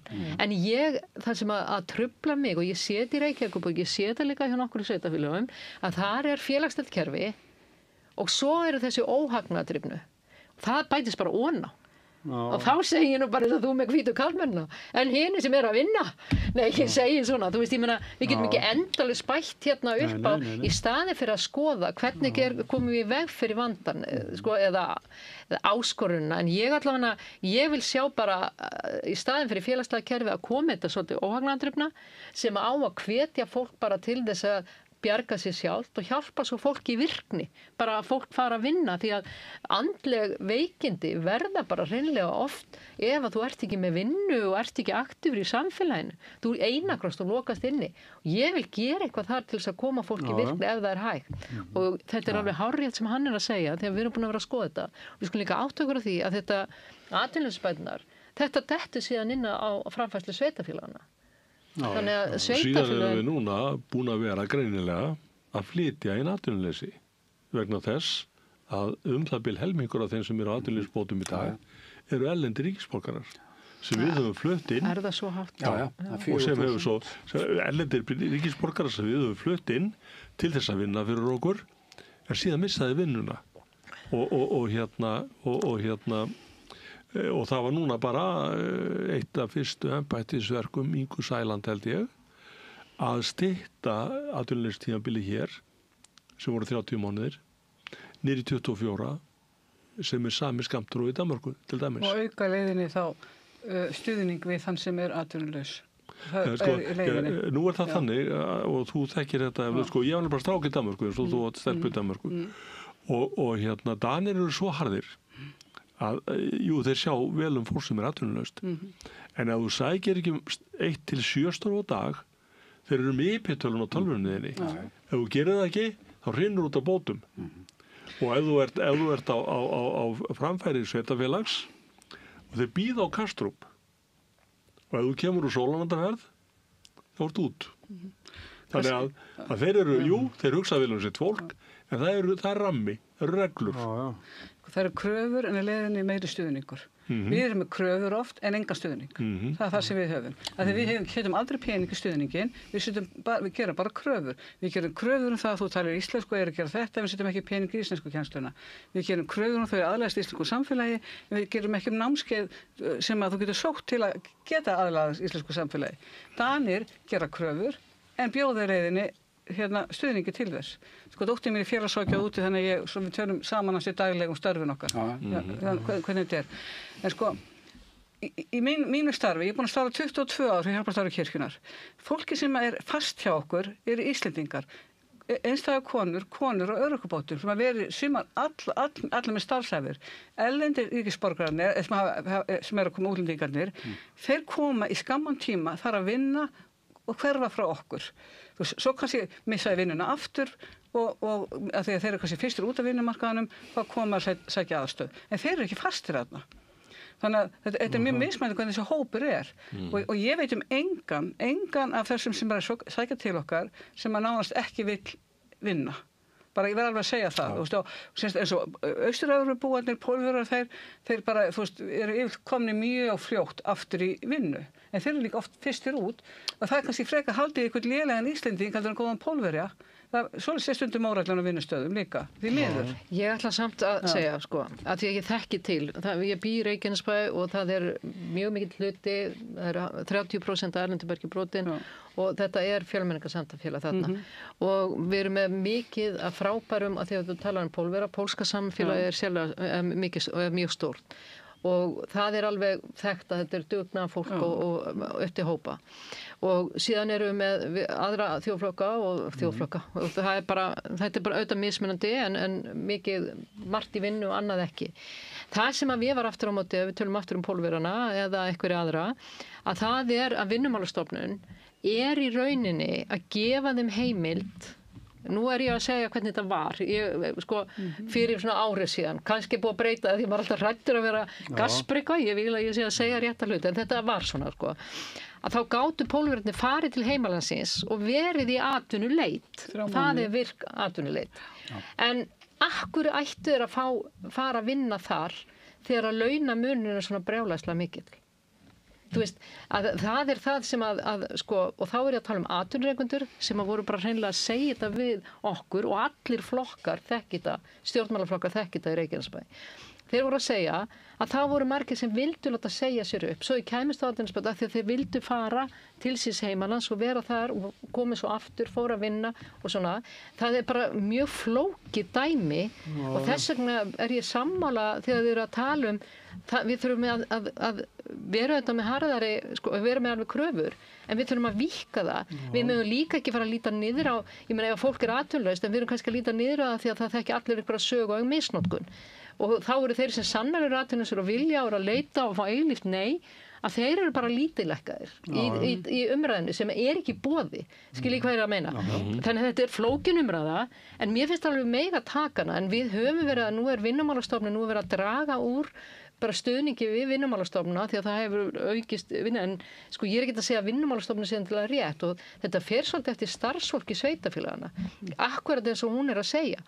Við höfum verið með og erum mörg sveitafélög með frábært starfsfólk sem bara hreinlega sækir fólki sem að bara kallar það í viðtal og hjálpar hann með vinnu og bara hringir, sko ég veit eina sem bara hringdi á mótnan og sagði, heyrðu, ertu ekki komin að fætur, þú ert að fara í vinnu, skiljið, þú veist, og það bara var til þess að við komum til að vinna, þannig að þessi félagslegi stöðningur. Heyrðu, nú erum við búin að tala út tíman okkar og aðeins betur endar, en þetta í fyrsta sinn bara í mjög langa tíma sem að ég hafði ekkert hlutverk mér finnst þetta alveg dásamlegt að hlusta á ykkur. En ég er búin að komast að einu. Man þarf greinilega að vera káringur til að komast á rauðaborðið. Ég er 3 káringar. Nei, reyndar óskjör í káir, sko. En svo fór ég að svíkja stundamerkjum þegar ég fór í Kópavoginn og krakkarnir fóru að æfa með Breiðablik, þá var maður búin að vera Breiðablik líka og barnabörnin. Þetta akkurat döfug saga, sko, vegna þess að ég ættlindur káringur.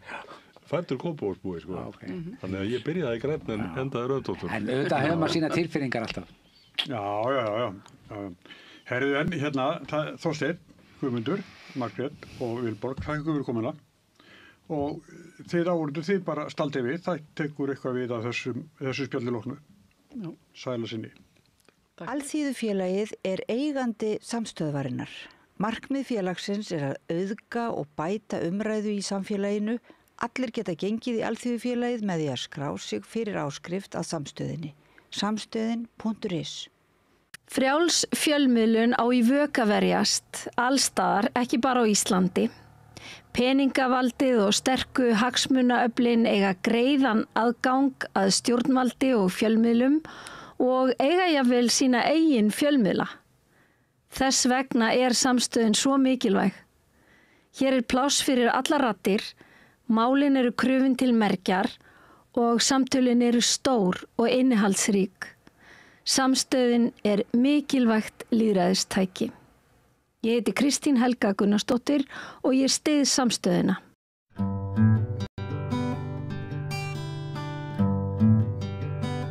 Lögregla réðist í aðgerðir við Hlemm mathöll í dag þar sem að minnstakosti einn var handtekinn og fleiri voru meira skildir eftir með svona hræðslu í hjarta. 2 menn sem að urðu vitni að þessu líktu aðferðum lögreglu við ICE eða La Migra flytjenda eftirlitið í Bandaríkjunum og þeir sögðu að samfélagið verið á hættulegum stað. Við ræddum við þá. Bjarni Jónsson. Þórður Ingi Jónsson. Unrelated. Já, við erum ekki skilir. Hvað gerðist hérna á Hlemmi í dag? Sko, í grunninn það verður þannig, sko, hann kemur náttúrulega aðeins seinna eftir þetta... Í miðjum klíðum? Já, í miðjum klíðum, sem voru þannig. Og að löggan, útlendingaeftirlitið og skatturinn ákveður að mæta henni á Hlemm til þess að skoða vinnuréttindi fólks sem eru að vinna hérna sem smá skilnilegt á svona vissan hátt, en á saman tíma, af hverju ekki að eyða tímanum í betri hluti heldur þetta? Og kom í ljós að allir voru með kennitölu á staðnum yfir höfuð nema einn greið voltræfir sem er sérlega bara leiðin út úr landið núna. Og mér finnst þetta bara verið bara svolítið ólögmætt árás á fólk sem er að halda upp í þessu grunnstofi þjóðfélaginu okkar sem við erum ekki að sinna. Og þetta er bara því miður að Íslendingar nenni ekki að vinna. Skilur, ekki þennan hátt. Hérna, löglega, en þetta virkar svona eins og þetta hafi verið einhver aðgerð. Þetta var greinilega aðgerð, sko. Út í þeir mæti, sko, þeir eru þetta er örugglega, svona 8-12 manns, eða ekki, cirka? Jú. Sem við talum, sem voru allir annarkvæmt rauðir eða sköldir. Við erum allir rauðir. Já, og þetta var bara, þú veist, eins og sjáðum, að all liðið sem er að vinna hérna heldur að vera ráðin í vinnu hjá fyrirtæki í Íslandi í dag án þess að vera actually með vinnuréttindi til þess að fá að vinna. Það er mjög ólíklegt. Það er kannski þess að þessi greiði Volt-gæi lendi í því út í að Volt er greinilega að ráða fólk sem er ekki með réttindi. Já, ég er náttúrulega búinn að vera búandi erlendis, búinn að vera smá útur í íslensku samfélagi hérna í Reykjavík og er maður svona catching up eins og maður segir góður íslensku. Já. En þarna, þannig tók eftir með Volt að vera komin einhver svona ný einhver svona sub-flokkur af fólki í Reykjavík sem, þú veist, ég veit ekki alveg hvar þau eru á þjóðfélagsstegunum en það er greinilega, þú veist, verra en ég held. Ég greinilega að vera svona eitthvað næf með hvernig þetta væri. Ég vissi ekki að þetta væri svona stand, sko, ég kom frá Bandaríkjunum sem ég á mikið af svona undocumented vinum sem að, það er alveg hryllingur, sko, þarna út í Bandaríkjunum. Ég vissi ekki að þetta væri bara sama prógram hérna greinilega á Íslandi. Þetta fyrst sem ég gerði mig grein fyrir því að það gæti hugsalega verið möguleika það sem ég gangi. Það helst alveg í hendur við sögu útlendingastofnunar sem er, þú veist, var stofnuð af einhverju sem fór til Þriðja ríkisins og skoðaði þeirra aðferðir til löggæslu og Er það málið? Já, hann hitt Nasistaflokkur Íslands. Er það málið? Sem síðar var Sjálfstæðisflokkurinn. Auðvitað. Síðan var barnabarn, barnabarn eða einhver skildur þessum herramanni sagði að hann hafi verið svona double agent, sko, þannig ég veit ekki hvort það sé betra að vera. Einmitt, ég á bókum hann. Já, nákvæmlega. Og síðan núna hef ég aðeins verið að hjálpa bara samnemendum mínum í listafskólanum, ég er mastersnámi þar í tónlist og eitthvað verið að hjálpa fólki að díla við útlendingastofnun og þú veist, já, þetta er svona, þú veist, stereotypan af þeim sem eitthvað computer session og svona Kafka-nasistum. Kafka-nasistum, já. Það er eiginlega bara ekkert langt frá raunveruleikunum og þetta operation, þetta atriði sem við sáum í dag var, ég vissi ekki að þetta væri svona eins og bara í Bandaríkjunum sem núna eru ICE að fara eftir svona essential workers sem það kalla fólki sem er ekkert í mexikóska kartellinu, skilja, er ekkert eitthvað í einhverju albanskri glæpamafíu, skilja, þau eru bara eitthvað, þú veist, að vinna einhver störf sem að engin annar er að segja. En þó að einhver væri í glæpakartelli að vinna samt heiðalega vinnu hér á Íslandi. Já, sko, er ekki allir sammála um það að einhver brýtur glæp? Þú veist, ég er alveg svona bara basically einhver svona open borders, þú veist, þú veist, mjög langt til vinstri, ég segja, en ég er samt alveg, er ekki allir saman að einhver brýtur glæp í einhver erlending, bara get the fuck out. Já, ég meina, sjá, það verður komin að annað. Er það eitthvað? Já, það er talað sko, það er mannréttindamál, svona, þú veist, það eru tveir vinklar á það, sko. Það er mannréttindamál að fólk sem brýtur af sér þarf að sitja, fær dóm og þarf að sitja af sér.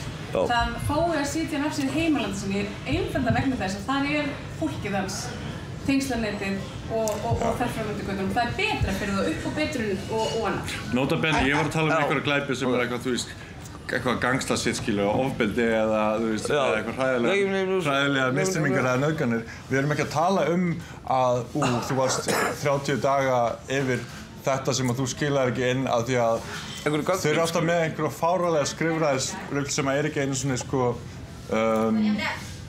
mikið ekki einu svona sens fyrir neitt. Þetta er sko bara eitthvað svona, þeir eru annarkvort að reyna að komast heim fyrir vinnunni og þetta er bara mannleg leti eða þetta er bara eitthvað hrein ílska eða kannski bara blanda af báðu. En það segir mér að, þú veist, svona aðdragandan af því sem gerist og það sem gerist og svona... Ok, í grunninn þá er þannig sko að ég á heimann hinn með honið og ég svona á það til að byrja daginn minn á því að koma hingað og hitta bara, þetta er einstaklega fólk, skilur, sem er að vinna hérna bara á sínum forsendum, skilur, bara gera þess að það er að gera. Ég þekki eiginlega alla sem er að vinna hérna. Þú er bara á skrifstofunni þarna. Já, þetta er skrifstofunni, skilur, verður út í að... Með yfirsýn yfir alla matöldin. Nákvæmlega. Og allt í einu þá bara kemur, þú veist, bara La Migra svona, já, La Migra, já, bara 12 manna sterkt krú bara einhverjum fullvöxnu kallmönnum inn. Allir rauðhærðir? Já, allir rauðhærðir eða skuldir. Auðvitað ekkert af því, þú rauðhærð og bróðir minn líka, þannig að bara Norðbenni, við erum ekki að hata nefnda. Við vorum bara að benda á það athyglisverða. Já, en þannig og þeir eru komnir á það að láta allt starfsfólk setjast niður, að skila kennitölunum sínum og eitthvað svona að váta það að þau séu actually með leyfi fyrir vinnuréttindum og svona dótið, skilur. Heldur þau að gera þetta, þú veist, í ráðhúsinu? Aldrei.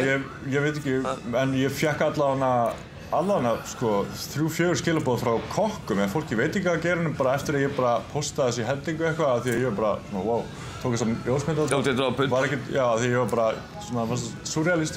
Þau bara segja að þetta er bara standard, að það sé bara einhver paranoiak ástand hjá kokkum að það sé bara kom einhver svona reið, Það var alveg operation, sá maður í dag, það var svona smá rassía, Þetta var svo mikið af gaur. Tæmdist öll maturinn eftir, ég var bara hvað fucking var. Og hvað gerir þau við starfsfólki? Þeir bara eitthvað svona...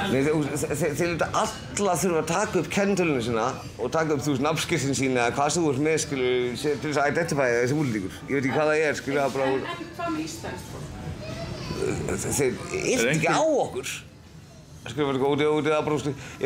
talaði íslensku nógu vel til þess að þú barst ekki orðrétt rangt fram, það var slóðin í friði. En það sem ég var stila að ruglast á þessu öllu er að það kemur einhver gæi sem er að vinna fyrir Volt og er að koma að sækja pizza á Flatey og hann er handtekinn. Og ég er bara svona, ok, auglýsa þá þarf Volt aðeins að endurskoða sín mál með En hvernig, þú veist, ég meina við vitum svo sem ekki hvort hann hafi bara glemt pappirinn sem heima eða út bíl eða? Nei, það var alveg augljós, að hann var ekki með réttindi til þess að vera þannig, en það skiptir ekki máli. Og þú veist hvað, þessi gæi er á sama tíma allan að vinna vinnu, og við erum alveg að horfa á það, við erum alveg hauga bæði Íslendingum og útlendingum sem eru að gera mun alvarlegri hluti heldur en það að vera að vinna ólöglega á einhverjum veitingastað. Og ég vil alveg meina að lögreglan ætti að vera að eyða sínu púðri í því að vera í Breiðholti eða Hafnarfirði eða eitthvað að handtaka Albanar sem eru að selja fólki dóp. Og ég ætla ekki að taka Albanar fram sérstaklega sem einhvern kynþátt í þessu, en ég sá bara að segja það, þetta dæmi hefur kostað þjóðfélagið 3 milljónir og hvað fengur þér út úr þessu? Er handtöku einn gæja sem er að delivera mat fyrir 13 kall á tíman og ógnar ástand. Já, þvílíkt ógnar ástand út af þessu gæja.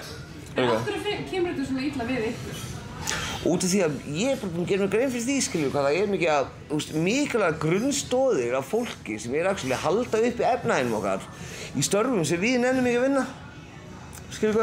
Út af því að því miður að við sem Íslendingar erum orðin ógeðslega privileged. Og við viljum bara vera að senda e-mail eða bara mæta að vinna í 30 daga eða eitthvað. Og enginn Íslendingur fara að taka á sig þessi störf sem fólk er að gera.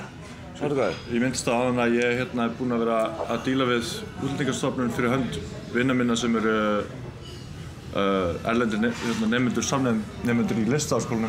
Þannig ef hvítar listaspírur frá Bandaríkjunum er að lenda í vesinni, hvernig heldur þetta sé með, þú veist... Nákvæmlega. Læra satt. Þú fyrir þennan Volt-sending, eða þú skýmur að vera brún? Ábrún? Að sjálfsögðu. Þú má mála það að, Íslendingar er ekki endilega rasistar. Við eigum það til að vera mjög racially ignorant. Þetta er svona eyjurasismi. Já, eyjurasismi. Já, mjög góð lýsing á þessu. Og eins og þannig, við erum að tala um bara, þessi greiði gaur, hann bara kemur inn í 3 sekúndur og hann er handtekinn. Hann er ekki hluti af þessu staffi sem eiga að reyta. Fyrir Volt er þessi gæði algjörlega replaceable. Þeir skipta hann út fyrir annan brúnan gæða, sorry. En eftir því sem ég best veit, þá er ekki hægt að vinna fyrir Volt án þess að vera með kennitölu. Þessi gaur er auðvitað að vinna á kennitölu. Það hefur kannski verið með, ég veit ekki. Kannski var hann að bíða eftir nafnskírteini eða eitthvað svona dæmi, ég veit það ekki. Kannski var hann undercover glæpamaður og þeir voru að grípa Interpol eftirsóttan mann. Glimtu því að það sé málið, sko. Og þú bara heldur einhver gaur á Interpol-lista að segja... En hvernig er fólkinu það inni? Ég meina því að þú veist, þetta var fullu staður á fólki, hérna, riðslögregluninn og hvað, í raðhornu uppöllum sem eru búinir, eða ekki? Nei, alls ekki. Þessi voru að vinna þetta? Það sem best ekki gera þeir fara á alla veitingastæðina og biðja allir að skrifa niður kendlunum sína og skrifa niður réttindi sín og svona, úst, sem bara svona, ok, allt í lagi, ég skil það alveg, skilju, ég bara, úst, mér... Hvað maður kann ekki kendlunum sína, ef hún er ný? Nákvæmlega. Þá voru þeir með svona rauð armbönd tilbúin. Já. Ok, við skulum ekki þetta alveg í næsta gjörminni strax, sko, en En punkturinn er, punkturinn er, sko, sjáðu, að af hverju er verið að áreita venjulegt fólk sem actually að skila ógeðslega góðri vinnu bara til okkur þjóðfélags, sem að ég og þú gerum ekki, og En gáðu þér einhverja skýringar hvað er hann, hversu lengi hann þessi Jenny? Ekki, nei, hann var bara lafnað hann bakvið, skilju. Og ég bara satt bara á barnum að horfa á þetta að gera, skilju, og ég var að borða. En þú veist, það er rosalega skrítið samt að vera að koma að, þú veist, á bara vinnustað að áreita fólk, skilju, þegar það eru margfalt alvarlegri vandamál í gangi í þjóðfélaginu. Var það góðið? Og ég meina, þú veist... Það er alveg glæpa alda. Nákvæmlega. Og við erum að tala um það, skilju, að við erum með, sko, skipulega glæpastarfsemi byggða af, sko, vissum, þjóðflokkum sem ég ætla ekki að nefna nafn út í að ég... Ég myndi ekki að segja nörd. Nei, ég ætla ekki að gera það, Þetta er co-op, bara, Já, en ég meina, þú veist, er það ekki bara viðbúið? Ég meina, þú veist, fólk veit kaupa dóp og... Auðvitað það er viðbúið. Ódýrt vinna og hérna, þú veist, og það er svona þrífst kannski í samfélögum sem eru svolítið brotin og ónýtt, sko. Það er að þrífast mjög vel og löggan er alveg að klúra því, sko. En það sem ég var að hugsa, sko, af hverju ertu í alvörunni að koma bara á vinnustæði af fólki sem var allt með starfsleyfi að ángra það, að láta það skrifa niður einhverja pappíra fyrir þig, skilju, svo þú getur flettið upp einhverju tölvu, það er bara miklu alveg hlutur í gangi. Skilju, og þú veist, ok, ég gerir mig grein fyrir því að það er náttúrulega viss ólga í þjóðfélaginu meðan að... Þú veist, eftir hverju haldið þið að þeir séu svona slægist? Ég skil ekki hver punktur það var. Sköttum? Ég skil ekki hver punktur það var. Nei, þetta er bara skattar. Þetta er bara að vera viss um það að fá tekjur inn í þjóðfélagið. Heldur þetta sé ekki útlendingahatur? Sko, er ekki skattaöflun útlendingahatur í enda deg? Þeir eru einn fullkomni blóraböggul og það er auðvelt að, eins og ég sagði, bara, það er hægt að skipta þeim út, þeir eru replaceable samkvæmt fyrirtækjum, samkvæmt ríkisstofnunum. Já, nákvæmlega, og eins og ofta verið sagt, skilju, hvernig getur fólk komið á sama tíma og stólið bótunum mínum og stólið vinnunum minni? Skilju hvað? Auðvitað, ef fólk er að vinna þá er ekki bótum, ef það eru bótum þá er ekki að vinna, þannig að allan bara stela öðru hvoru, skilju. Og málið er að, þetta virkaði bara á mig bara eins og eitthvað svona glorification campaign til þess að sýna fram á að þú sért að gera eitthvað í einhverju, skilju. Og það reyna að framkalla einhvern fælingamátt frá þessu fólki? Já, það er góð spurning líka. Er þetta svona einhvers leikrið, skilju, svona upp á... Sko, Þórundur Ingi, þú myndist á Ice bara í þessu samhengi. Í Facebook-ferslu sem þú settir inn af þessum þegar að þetta var Migration. Migration. Og þú talar Ice. Heldur þetta sé eitthvað svona svip? Þetta er ekki eins. Þeir eru alveg jafn miklir harðstjórar og þeir eru jafnvel asískir að mínum muni. Ég myndi sko, það er bara í grunninn, bara alveg í grunninn, þá bara skulum við hugsa okkur sem manneskur. Hvort sem ég er Íslendingur, eða ég er Færeyingur, eða ég er Fílbiskur, skiptir ekki fokkið máli, skilju. Og málið að, til þess að einhver sé ráðinn inn í vinnu hjá fyrirtækjum innan þessari mathöll, þarf hann með landisleyfi út í að má ekki skrá starfsfólk án kennitölu. Þannig hvaða sign of force er það að koma að áreita fólk sem er nú augljóslega búið að ná sér í þessi kennitölu, skilju, og búið að vera það í mörg ár. 90% fólk sem vinnur hérna er búin að sjá hérna hverjum einasta degi í 3 ár. Og þú ert að segja mér það að Helst hendur, ég veit ekki hvort þið fylgjast með Snorra Másson í Kastljósi, það er svona undiróður, það er svona ákveðin stemning, það er verið að kynda undir ákveðinu pólitík á Íslandi. Það er verið að kynda undir, þetta er alveg rétt, og það er verið að kynda undir í raun og rasisma á heimskulegasta hátt sem hægt er. Og það málega er að þú sér skilur að ég skil í sumum tilfellum þar sem við erum komið með svona ástand sem komið eins og í Svíþjóð og nokkur stöðum. Þar sem við erum komið með bara mjög skipulagða glæpahópar sem eru að bara skemma samfélagið. Og svo þegar maður spyrir sig bara af hverju eru þeir skipulagði glæpahópar út af þeir höfðu engan annan möguleika þegar þeir koma til landsins hvort þeir. Bara vegna þess að við heldur að þetta hveti fólk til þess að halda áfram að vera búið til pítsur í staðan fyrir að selja bara dóp.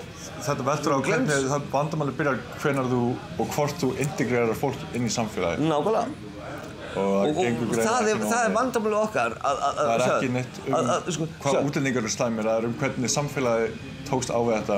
Nákvæmlega. Bornholm í Danmörku, er rasískt, stefna útlendingastofnunar er rasísk og það er ekki þannig að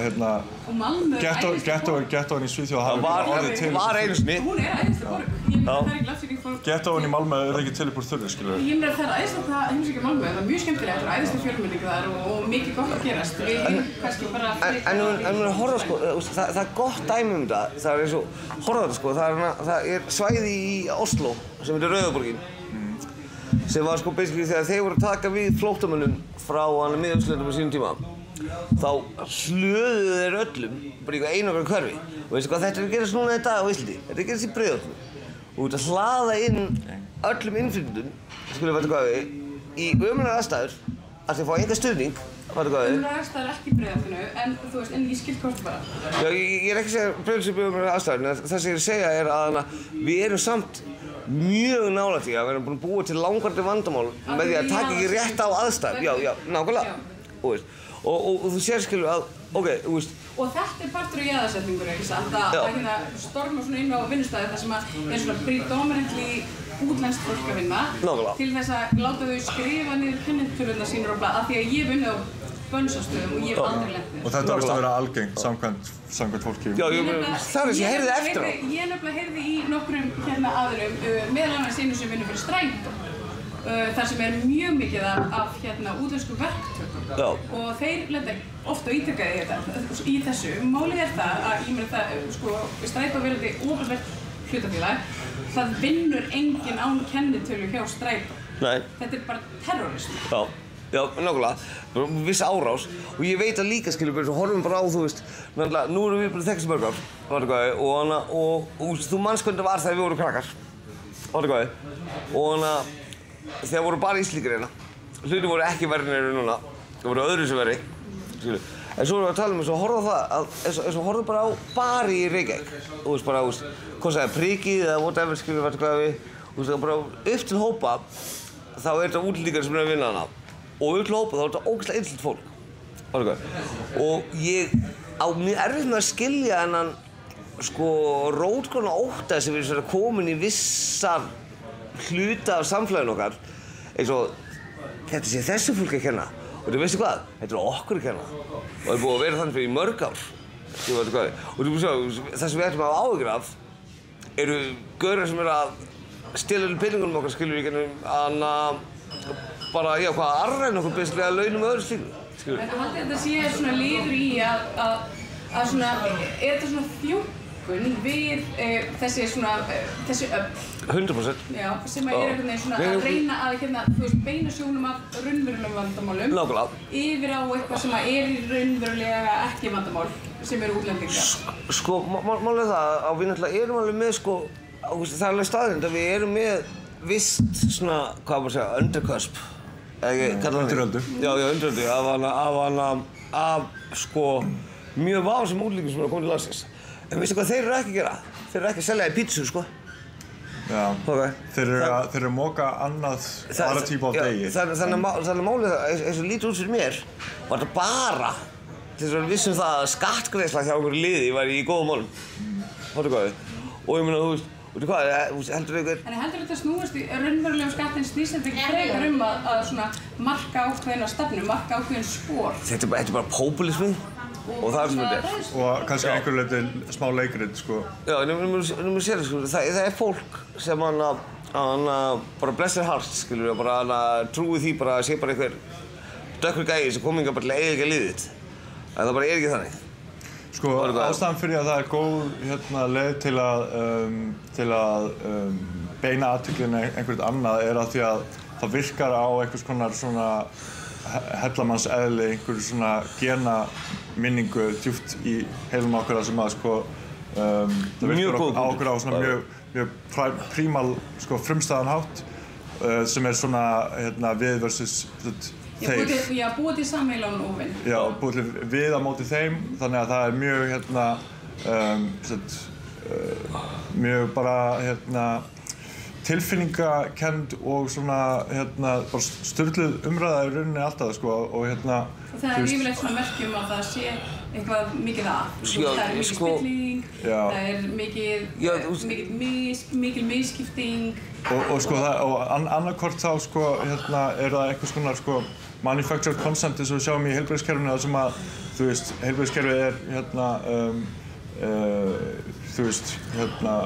algjörlega fjársvelt og þá er bent á hvað það sé lélegt. Sama hátt er kannski þessir hópar jaðarsettir og síðan er bent á hvað þeir séu Það sé þeim að kenna að heilbrigðiskerfið sé lélegt. En ekki það að ég meina þetta er fólk sem greiðir skatta og þegar fólk er partur af samfélagi og samfélagi sterkar og það borgar skatta þá ætti í rauninni að vera skattur í kassanum fyrir þeirra hlut líka. Nákvæmlega, svo er ekki annað ekki svo horfa á. Út af vandamáli skilju, og sko ef þú ætlar í alvörunni að vera að ráðast á einhverja innflytjendur, skilju, á landinu og sem svona ég persónulega út af ég er góðviljuð manneskja, vil ekki trúa að þurfa að vera þeim. En við verðum líka að horfa á það að það er alveg búin að vera að gera hluti sem eru smá vafasamir í kringum vissa aðilæðina, skilju. En mér finnst ógeðslega skrítið að ef þú ert að fara Þeir voru ekki að flippa ef þú ert að fara að ráðast þetta vandamál, þá ræðist það ekstra annars staðar heldur þessi fólk er bara í fullri vinnu að skila sínu. En sko, fólk er líka bara glæpamenn alveg óháð uppruna. Gjörsamlega. Fólk er óháð uppruna. Alveg gjörsamlega. Fólk er gott óháð uppruna. Alveg fullkomlega. En það sem ég segja, og einmitt það sem ég segja þarna, þannig kemur ég inn á the real fact of the situation. Og sko, af hverju ert þú inn á vinnustæði á fólki sem er komin bara í legit vinnu, er að borga skattinn sína, sjá fyrir sínu, út að ráðast það þegar það fullt af hræðilegu fólki hérna úti, bæði Íslendingum og útlendingum. Óháð uppruna. Og af hverju lögreglan ekki að díla við það? Af hverju er hann að díla við það að koma hérna til þess að drulllegur einhver greikja, skilur, sem bara dyrðist að flytja. Og síðan eru þeir alltaf að reyna að bæta á sig, fá að vera með stuðara, fá að vera með piparspray, síðan fá þeir að vera með byssur aðra næsta. Þeir þurfa byssur út af erlendum ógnum, hryðjuverka ógnum. Eru íslenski glæpamenn ekki alveg færir að vera hættulegir glæpamenn eins og útlenskir? Jú, en bara málið það verður samtalið að gera grein fyrir því að við í enda dagsins þá erum við Íslandi. Og við erum ekki að díla við eitthvað Malmö situation eða þá, það er ekki að henda handsprengjum inn á veitingastæði og ég meina, er það ekki bara, en er það ekki líka svona partur af þessari sömu undiröldu af svona áróðri gegn útlendingum af ákveðnum uppruna að einmitt þeir séu að henda handsprengjum í Malmö? Það er góð spurning og ég bara því miður þekki ekki statistíkina bak við það. Eins og ég sagði áðan að þá er það vandamál stafar frá jaðarsetningu og hvernig integreringin átti sér stað ef hún átti sér stað yfir höfuð. Hún átti sér ekki stað. Við erum byrjað að jaðarsetja útlendinga á Íslandi. Fyrir löngu síðan. Það er í rauninni að biðja það að það bregðast við. Minn eftir því, sko. En þau segja það, við erum svona að biðja þegar að þú kornerar mannesku, þú veist, bara kornerar hana og lokar hana alveg að, þá til að hún fari inn í lokunarkennd og hrindi frá sér. og gerir hann saman svo rotta og klóraði og svo seimar hana fyrir að hafa hringt frá sér. Nákvæmlega. Og myndu þið segja að við værum að gera nákvæmlega þetta við innflytjendur? Ég held að við séum komin á mjög hættulega braut núna út og þeir muni bara eins og bara á snemma, seint á 80 árunum yfir í snemma á 90 árunum þegar það var stjórnarbyltingin í Tælandi og allir Víetnamnir þegar komum frá Víetnam og það var alls konar vesen í gangi. Við tókum alveg hauga útlendingar. Og veistu hvað við gerðum? Að þjóðfélagið var integrerað ógeðslega vel. Ég á endalaust af tælenskum og fyrirskum vínum og eitthvað svona dæmi bara og bestu vínir mínir frá Indónesíu og ef þetta fólk var að koma í dag það myndi aldrei fá viðmótið sem ég fékk á þessu tíma. En munið þið hvernig viðmótið var?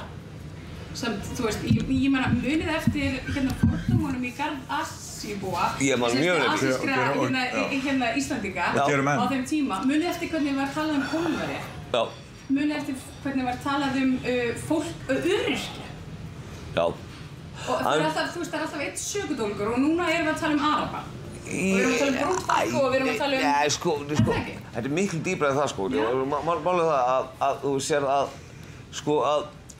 á sínum tíma þegar við vorum að taka við fólkinu sem kom inn á sínum tíma eftir þess að ömurlegu stjórnarbyltingu sem var hræðilegur fyrir fólk, sem var sér stað og það kom eitthvað yfir og næstum allt þetta fólk bara að tala fínast íslensku í dag og bara aðlaga samfélaginu. Ég var lítið fólk Thomas Boonchang sem á Bandai. Það var gæinn kom eitthvað árið 1982, átti ekki krónu og hann var bara byggja upp Restaurant Empire. Ég var að vinna í Krambun og kom einasta degi með strákarnir sinni að leiða vítspólu út. Hann gat ekki lesa á vítspóluhúsinu, það skildi ekki íslensku.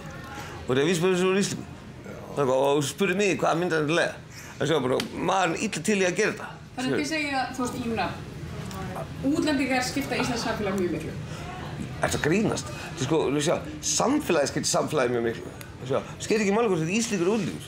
Það sem skiptir máli að Við erum með mjög brothætta þjóðarímynd og þjóðarsál sem hefur markast út frá að utan, hvernig fólk sér okkur, útlendingar sjá okkur og við varum marka af nýlendastefnu Dana sem að við vorum sett á, hvað var það, einhverju þjóðhátíð árið 1800 eitthvað, það var fræg ljósmynd af íslensku konu í þjóðkonunni og síðan þjóðarbúningi Grænlendinga og Saint Martinique. Var ekki Saint Martinique sem var karabíska nýlendadana og þá voru Íslendingar voða hissa og móðgæðir að við vorum sett undir sama hatt og inúítar og þú veist svartfólk skilur og þá þú veist við erum ennþá að hugsa okkur út frá einhverju. En hvernig getum við búið til betra samfélag? Ég meina þú veist það er augljóslega ekki að gerast ef við erum að horfa upp á lögregluna og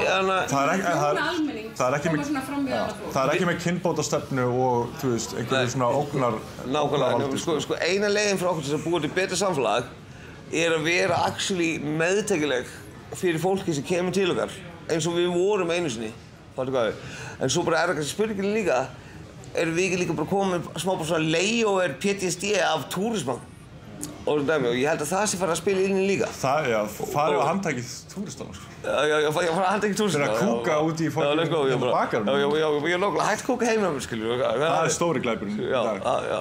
Nei, en svona án alls gríns, þá er það bara þannig, skiljum, að við erum að horfa bara á rosalega veikt samfélag alls staðar í heiminum í dag. Og bara það er ekki útlendingum flóttamönnum kjölna að stjórnvöldum. Já, það er málið. Og þú sjá, við erum að horfa á það, vandamálið í... Það er ekki transfólk heldur? Ekki heldur, alls ekki. Vandamálið er að við erum öll til hælunum á ógeðslega fáum aðilum. Oligarkíu. Sem eiga allt í oligarkíu, spiltast af Norðurlandi, það er ekki útlendingar sem er ekki spilla okkur, það eru fjármálaöflin og ríkisstjórnin. Það eru motherfuckers. Svona 5 fjölskyldur. Já. Þeir eru bara gæri upp í valur. Þau eru öll trans. Enginn er trans. Þeir eru allir bara, ég lofaði þeir eru bara America fuck yes. Ég ræddi við einn þeirra sem að lenti í aðgerðum lögreglu í dag.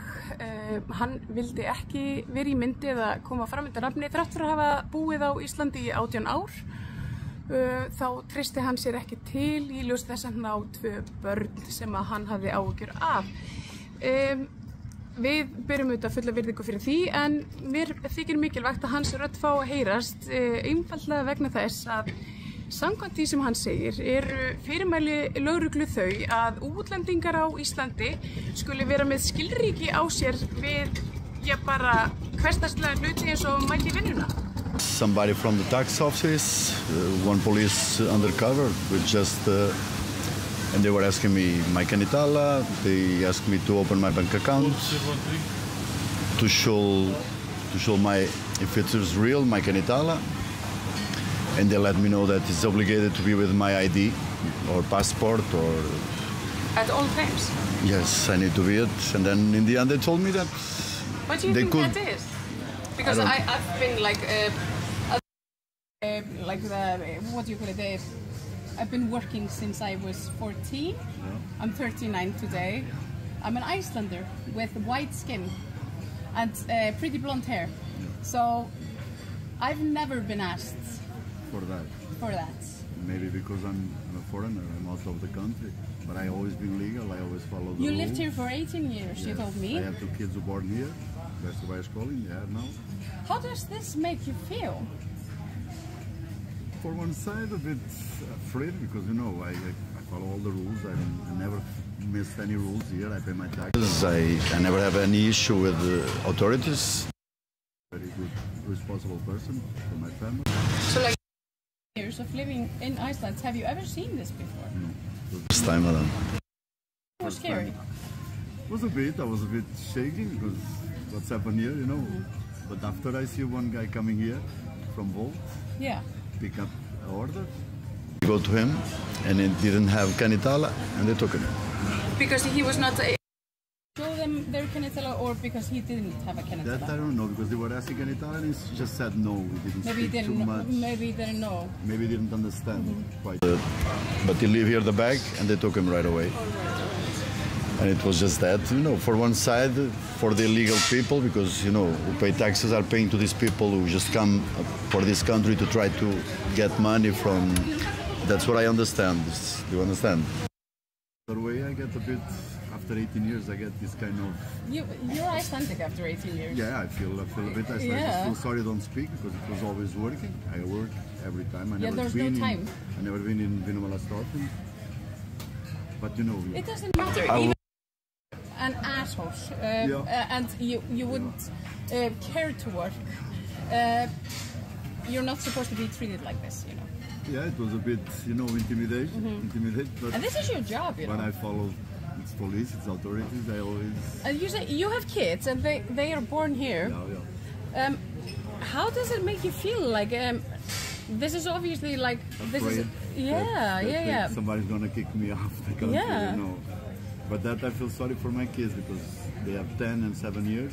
They already have the friends, everything. They are Icelanders. Makes you insecure. Make me, shake a little bit. Yeah. Because I'm a good person. I never failed. I never had any issue with any authorities. I follow always the rules. Suddenly I get this. So many people here around. It's crazy. And they had no reason to. They just said this is a question about security and. About security, is it? Oh, right. And it was like that. It was what I guess. Of course, I shake, but I was conscious that I. They just walk in here and they say like, "This is a security check," and they just line up the foreigners and computers here in front. Yeah. Asking my Canitala, checking. You have bank account? Yes. I showed first the cards, and they said, "I want to see your bank account." I opened my bank account. I showed them. And then in the end he said, I could take your rest today. I don't gonna take it, but you are obligated to be with your ID or passport on you all the time. Okay, after tomorrow I'm gonna have it on me.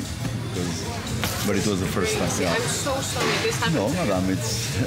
I can see that it's not my country. Yeah. I can see that this is obviously affecting you a lot. It's like you're a bit of tear in your eye. Yeah, because it's not, you know...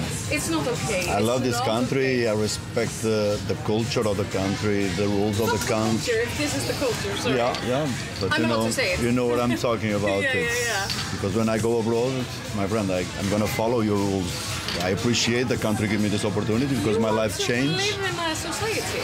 Yeah, I make part. I live in Vesturbæjar. All the people are Icelandic there, and they have us like we are from here. You know, they like us a lot. We have Like I told you, many issues with nobody. I just get a bit, what is this? Do you know what happened to the Volt guy? They took it. And then they come to tell me, you need to call Volt to pick up the bag because he's going arrest. Maybe we're going to deport. And okay. Do you know where he was from? Venezuela. Þú ert að hlusta á Samstöðina. Róttækt sjónarhorn á atburði dagsins. Ert á leið heim úr vinnu? Stilltu á FM 89,1.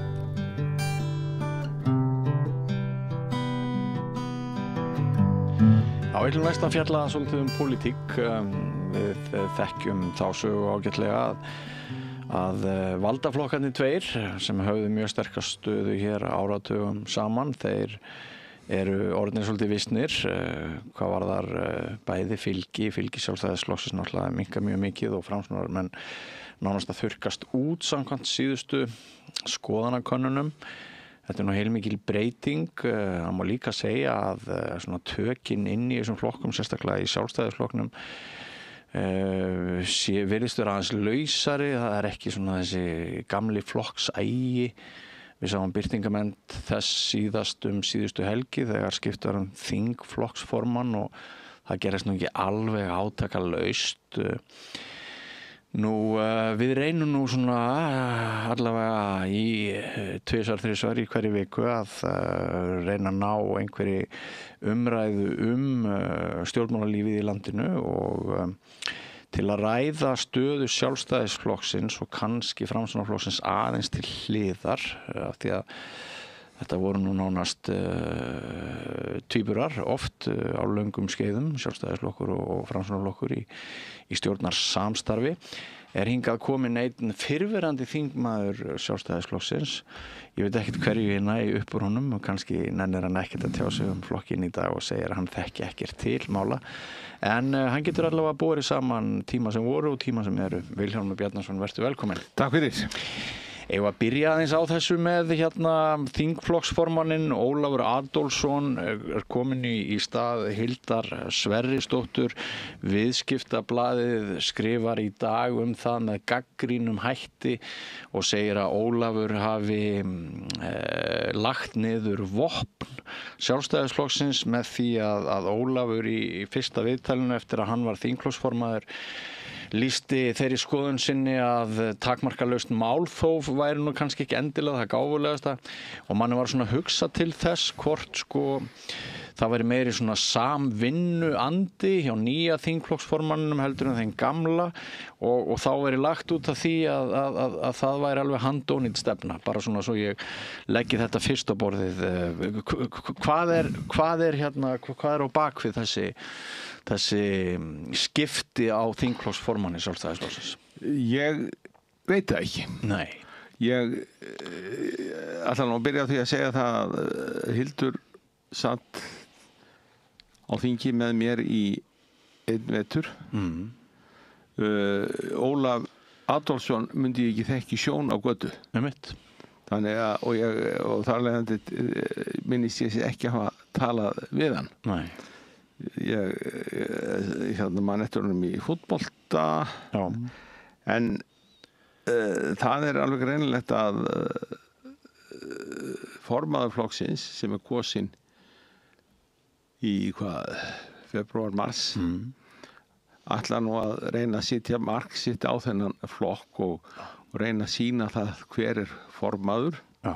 Húsbóndavald. Húsbóndi. Já. Og hver velur þingflokksformann. Já.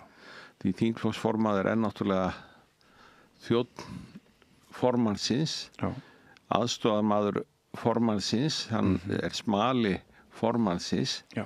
Hann á að sjá til þess að þingmenn mæti til atkvæðagreiðslu og þingmenn mæti á nefndarfundi og þingmenn séu virkir. Já, smali formannsins. Já, ég segi það. Heitir hann ekki VIP á ensku. Jú. Og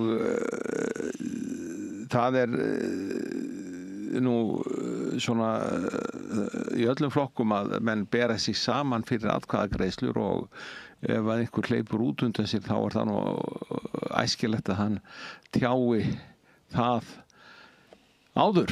Já. Og mér finnst það líklegt að hún ætli sér að ná þessu en það líka svo að það fleiri í þessum þingflokki, þessari stofnun sem ég satt einu sinni í, sem ekki hugmyndu hverjir eru. Já. En fylgist ekki alltaf með eins og við öll? Nei, ég fylgist ekki með, ekki það að ég myndi þekkja fólk í sjón. Ég hef ekki mætt á fundi hjá þessari stofnun eins og hún lítur út núna. Ég kom á fundi í Valhöll hvað ég að segja, í októberlok þegar var verið að velja á lista. Því þá gerði ég eitt axarskaftið að bjóða mig fram til seta á listanum. Og ég skynjaði það fljótlega að það var engin á móti þessu framboði mínu var nákvæmlega engin eftirspurn. Og þá gekk ég út og hef ekki verið að sækja fundi, en það ég ekki vissum að nærveru minna sé svo mikið óskað. Það bara þannig? Já, ég held það.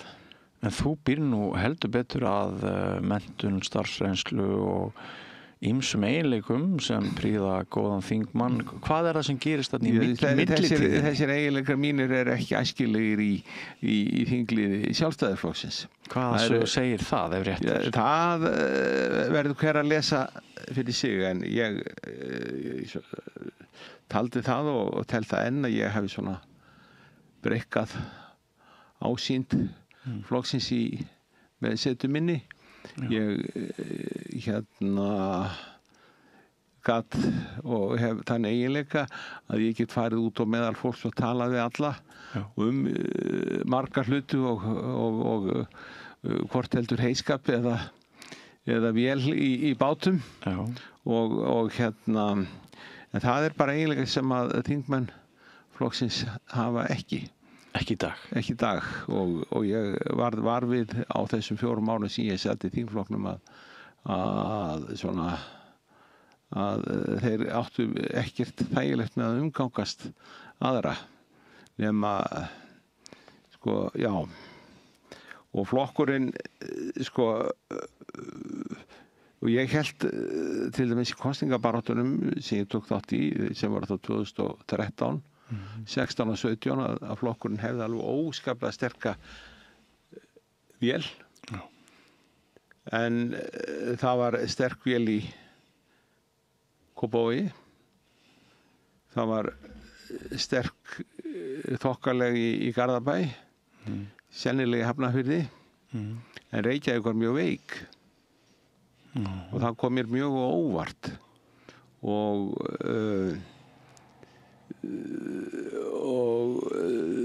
til dæmis ég held að þessi hverfafélög í Reykjavík að þau hafi eins og þau hafa þróast hafi ekki verið flokknum til mikil að gæfu. Það hafa verið svona ýmsar væringar á meðal hverfafélagana, þannig að það snýst aldrei fólk en ekki flokk. Og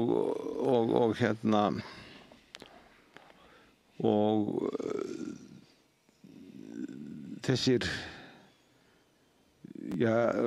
hvað að segja hvort heldur menn sem eru aldir upp innan flokksins til þess að ætla sér að þessu gömlu þeir voru bara þeirra eiginleika margir hverjir að þeir gátu vaðið á hvert sem var og spurt hvort að hann sé virkilega með ennþá með upphæflega vél í bátnum og hvort að það sé ekki örglega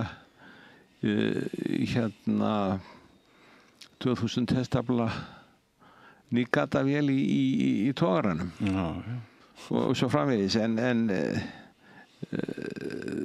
til dæmis þekking fólks á atvinnulífi fannst mér dálítið takmörkuð og það fjandi mikil orka á þessum árum mínum í þingflokknum í áfengi í búðir og ég var nú aldrei var við eiginlega skort á áfengi neins staðar og mér sagt að það sé bara tölvöld mikið úrval af áfengi í verslunum ÁTVR og þegar ég var ungur maður og þá voru 3 áfengisverslunar í Reykjavík og flestar heldur óaðskiljanlegar en nú kann ég ekki tölu á þeim en það skiptir ekki máli. En þetta var dálítið mikið baráttumál flokksins og til dæmis sko ég ætla að reyna að breyka ásýndina með því að vísa til menningarmála, þjóðararfs og þvílíks og það voru engar undirtektir. Og ef maður skjóta inn í þú hefur gegnt trúnaðarstörfum, það ekki setið í nefndum og ráðum, menningarmál, sinfóníum? Ég ekki í neinum stjórn, ég í stjórnum ekki tilnefndur af sjálfstæðisráðherrum. En hefur ekki unnið eitthvað við? Jú, ég formaður safnaráðs og 2 menningarmálaráðherrar hafa skipað mig til þess. Önnur var Lilja Alfreðsdóttir, ráðherra frá Rannsóknarflokksins og svo þegar ég var búinn að þjóna því ráði í 4 ár, þá hafði Logi Einarsson samband við mig og sagði að það hafi kynnt sér það að starfsemi safnaráðs gengi vel og hann ætlaði ekki að breyta því gengi vel. Þannig að það er Þannig að aðrir flokkar hafa falið trúnaðarstörf á sviði minningar. Já. En þú áttir ekki upp á pallborðið með það að breyka þarna? Nei, og ég ætlaði að reyna að breyka flokkin og þannig bara til árið 1819 að það fættist á Hofi á Skagaströnd Jón Árnason sem seinna varð landsbókavörður og sennilega þó hann hafi verið fyrsti landsbókavörðurinn þá hann sennilega þekktari sem þjóðsagnasafnari. Og í aðdraganda 200 ára fæðingar afmælis að þá vildi ég nú minnast Karlsins og ég fekk engar undirtektir í þingflokki Sjálfstæðisflokksins. Voru þeir bara að spá í brennivinnið? Og einu sinni þá var ég komið nokkuð langt og þá var mér lofað því að ef ég styddi áfengi búðir þá myndi ég fá í gegn þingsályktunartillögum að minnast fæðingarafmælis Jóns Árnasonar. Nei, ertu ekki að grínast? Ég ekkert að grínast. Gekk þetta svona langt? Já. Og ég veist að allir þarna í þingflokknum hefur vitað hver Jón Árnason var. Einmitt. Og svo þegar ég datt út að þá 2017 og þá var ég ekki að bækja dottinn.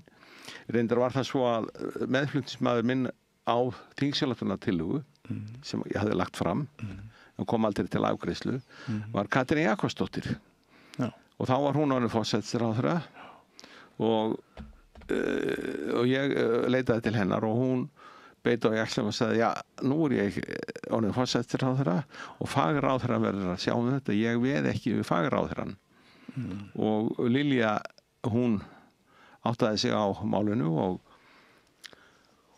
Jóns Árnason var veglega minnst með aðstoð Lilju fyrst og fremst og ég reikna með Katrína líka og reyndar Willums Þórðssonar sem var formað fjárlaganefndar vegna þess að það var ákveðið að setja upp minnismerki Jón Árnason í bænum á Skagaströnd, ekki á fæðingarbæja, heldur á næsta þéttbýli. Það var settur upp minningarskjöldur í Landsbókasafni þar sem að þjónaði sér landsbókavörður og það voru haldnar 3 veglegar ráðstefnur 4 veglegar ráðstefnur Jón 3 eða 4, ég man það ekki, skiptir ekki máli það var haldin ein á Skagaströnd, ein Landsbókasafni og þar voru 3 og síðan Árnastofnun sem að eiginlega fer með rannsókn á Jóni núna þjóðsögum og ég afskaplega þakklátur Lilju og Willum og Katrínu fyrir að hafa gert þetta kleift því ég tel að þjóðsögurnar sé ekki síðri menningararfur heldur en þau handrit sem er í Árnastofnun og í Árnastofnun hér á Íslandi og í Kaupmannahöfn. Þú þurftir semst að sækja liðsauka utan Sjálfstæðisflokksins? Já, ég sótti liðsauka utan Sjálfstæðisflokksins og síðan var það að haustið 23 að þá fórum við 3 menn úr félagi Konrad Maurer sem var þýskur réttarsögufræðingur. Við leituðum á fund hér þýska sendiherrans og óskuðum eftir því að sendiherran hlutaðist til að handritin að þjóðsögum Jóns Árnasonar frá 1862 og 64 yrðu flutt til Íslands. En þau týndust en fundust fyrir tilviljun í ríkisbókasafni í Bayern. Árið 1970 þú voru týnd í 106 ár. Og sendiherran frú Clarissa Chauveau, hún gegnumgekkst þetta og 7. nóvember í fyrra þá kom ég heim með þessi handrit og þau voru afhent Landsbókasafni til varðveislu að vísu á láni núna en svona safnaláni en þau eru komin aftur til landsins og þau diplomatísku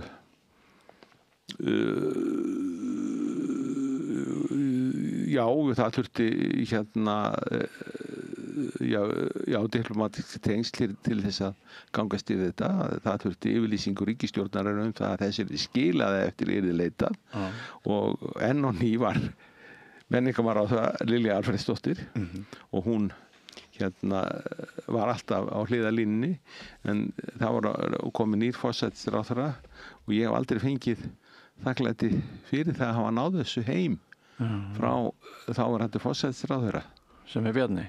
Já, sem Bjarni Benediktsson og þannig að mér fannst þetta og það hefur ýmsum þótt þetta töluvert afrek en svona ég var að reyna að víkka ásýnd flokksins og það getur vel verið að mannum finnist þetta ómerkilegt og það er alltaf að ganga út á það hvað sé hægt að kreista út í bætur handa hinum á þessum hópum en það getur vel verið að það þurfa að kreista út bætur en þjóðin þarf nú líka að lifa á andlegu fóðri ekki síður en einhverjum öðrum og þetta var nú eiginlega svo nálgun sem ég vildi sýna að flokkunni stæði fyrir annað heldur en bara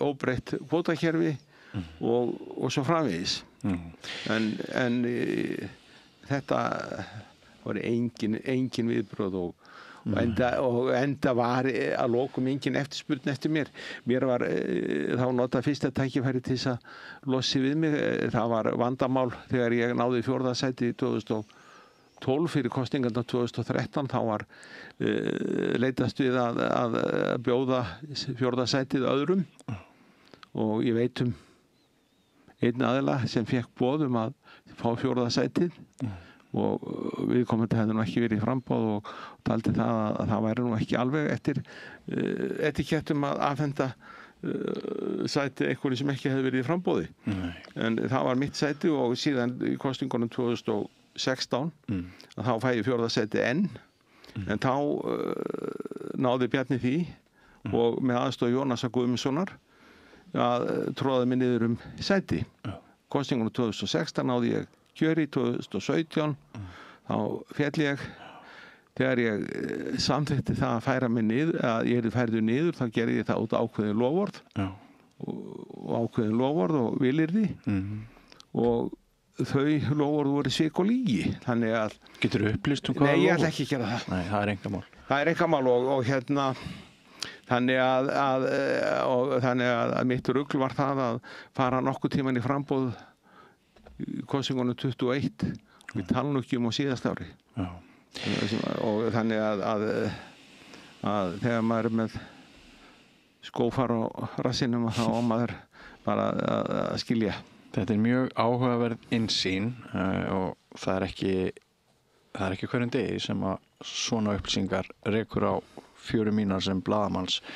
Ég hef svona meira hort á fall Sjálfstæðisflokksins eða minkandi fylgi Sjálfstæðisflokksins og svona minkandi slagkraft Sjálfstæðisflokksins út frá því að Bjarni náttúrulega missir flokkin út í klofning, afstæða til Evrópumála, hann hefði mögulega getað haldið einhvern veginn öðruvísi á spilunum, það verður til Viðreisn og sem hefur náttúrulega gríðarlegan slagkraft, ekki síst bara nú stundir.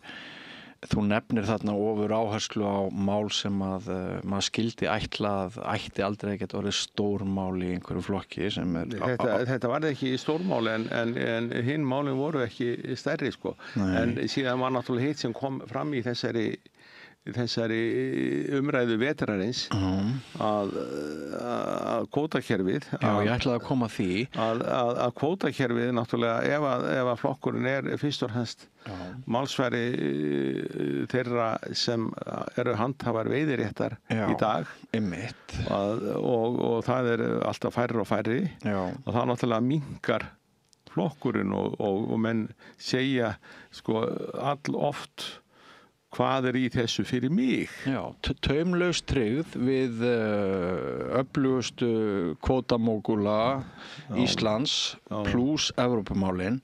Þetta svona eitthvað sem að við blaðamenn höfum teljum augljóst að eigi töluverðan þátt í hnignun Sjálfstæðisflokksins. Við getum líka sagt að af því að ég nefndi valdaflokkana báða í inngangi, við getum líka sagt að kannski mótstaða Framsóknarflokksins í einhverjum málum gegn breyttum tíðaranda sé kannski aðeins að koma í baki á þeim og mín spurning svolítið núna sko. Við sjáum Guðrúnu sem kölluð rebound formaður, hún innan úr Valhöll og innan úr Sjálfstæðisflokknum hefur talað við fólk sem að lítur svo á sem að hún sé ekki verðug. Áslaug Arna fyrir fílu, fyrir nám út til landsteinana, Hildur Sverrisdóttir í mikilli fílu, enginn spurði hana hvort þetta væri rétt að hún hefði og hún ætlaði að segja af sér þingflokksformennsku til þess að koma í veg fyrir átök með því að segja sig frá þingflokksformennsku með þeim hætti sem hún gerði. Þá var hún augljóslega einhverju leyti að efna til átaka eða viðhalda átökum og maður spyr sér stundu sko hvort verkefni Guðrúnar núna með virðist klofin flokk sé ekki svolítið snúið út frá þessari fortíð vegna þessara mála sem að ég að nefna pluss það sem að þú bætir hér við sem eru menningarmálin og allt það sem að skipti mjög miklu máli, ég alveg sammálaðið með það. Flokkurinn einhvern veginn sko bara sjálfbær stofnun í dag? Sjáðu til að Sjálfstæðisflokkurinn fram til 2013 hefur alltaf staðið fyrir nánast öllu því merkasta í alþjóðlegri samvinnu sem Ísland kemur nálægt og ég hef nú verið óþreytandi við að byrja árið 1944 þegar Ísland gerist aðili að alþjóða gjaldeyrisjóðnum og alþjóðabankanum og með aðildinni alþjóða gjaldeyrisjóðnum þá afsalar nýja lýðveldi 2 mánuðum eftir lýðveldistofnun þá afsalar lýðveldi sér fullveldi í gengismálum því alþjóða gjaldeyrisjóðurinn þarf að samþykkja gengsfellingar. Það ertu nú meðal annars að stríða miðflokksmönnum, ekki satt? Já, og alþjóða og Ísland gerist aðili að alþjóða flugmálastofnuninni og sá ráðherra sem fer með flugmál á þeim tíma, ef ég man rétt, þetta var nú undarleg skipting, sá ráðherra sem fer með flugmál var Áki Jakobsson, frekar en Brynjólfur Bjarnason og Ísland gerist aðilega alþjóða flugmálastofnunin og undirgengst það að samþykkja flugreglur sem að ekki eru settar samkvæmt íslensku lögum, það að vísu loftverðalög en flugreglurnar og sáttmála alþjóða flugmálastofnunar með viðbótum það sem gildir komið í loftið og þetta í ríkisstjórn Ólafs Thors 1949 þá komin önnur ríkisstjórn með Alþýðuflokki og Framsóknarflokki og það Framsóknarflokkurinn klofinn gagnvart aðildina NATO. Formaður flokksins annarkvort var hann á móti eða satt hjá. Gylfi Þ. Gíslason, verðandi formaður Alþýðuflokksins, á móti aðildina NATO og þetta hefur nú verið hornsteinn íslenskrar utanríkisstefnu og ekki íslenskra heldur bara evrópskra utanríkisstefnu síðan og síðan það 1969 að þá vil ég nú meina að það hafi ekki verið fullur stuðningur í Sjálfstæðisflokknum fyrir aðildina að EFTA. Nei. En það keyrt í gegn með flokksaga. Allir þingmenn flokksins greiða atkvæði með, allir þingmenn Alþýðuflokksins, Hannibal Valdimarsson og Björn Jónsson og 2 aðrir þingmenn. Þannig að þegar þessi stuðningur komin með aðildina að EFTA þá gátu þeir þingmenn sem að vildi ekki ganga í EFTA hjá Sjálfstæðisflokknum ekki verið annar staðar.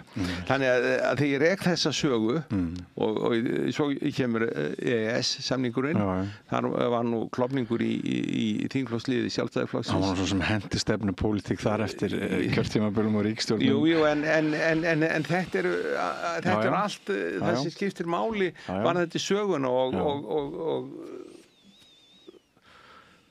og ég hef nú sagt aðildina að NATO, aðildina að EFTA, aðildina að EES, eða allt verið fellt í þjóðaratkvæðagreiðslu. Já, þú hefur sagt það. Ég hef sagt það og ég hef bara mín tilfinning. Já. En og nú heyrirðu gömlu félagarnir í Sjálfstæðisflokknum alveg brjálað yfir því að það kannski leyfa þjóðinni að segja eitthvað. Já, þeir ekki hrifnir af því en hérna, sko, en þarna 2014 þegar lögð fram þingsályktun afturköllun aðildarviðræðna, þetta var algjör óþarfi.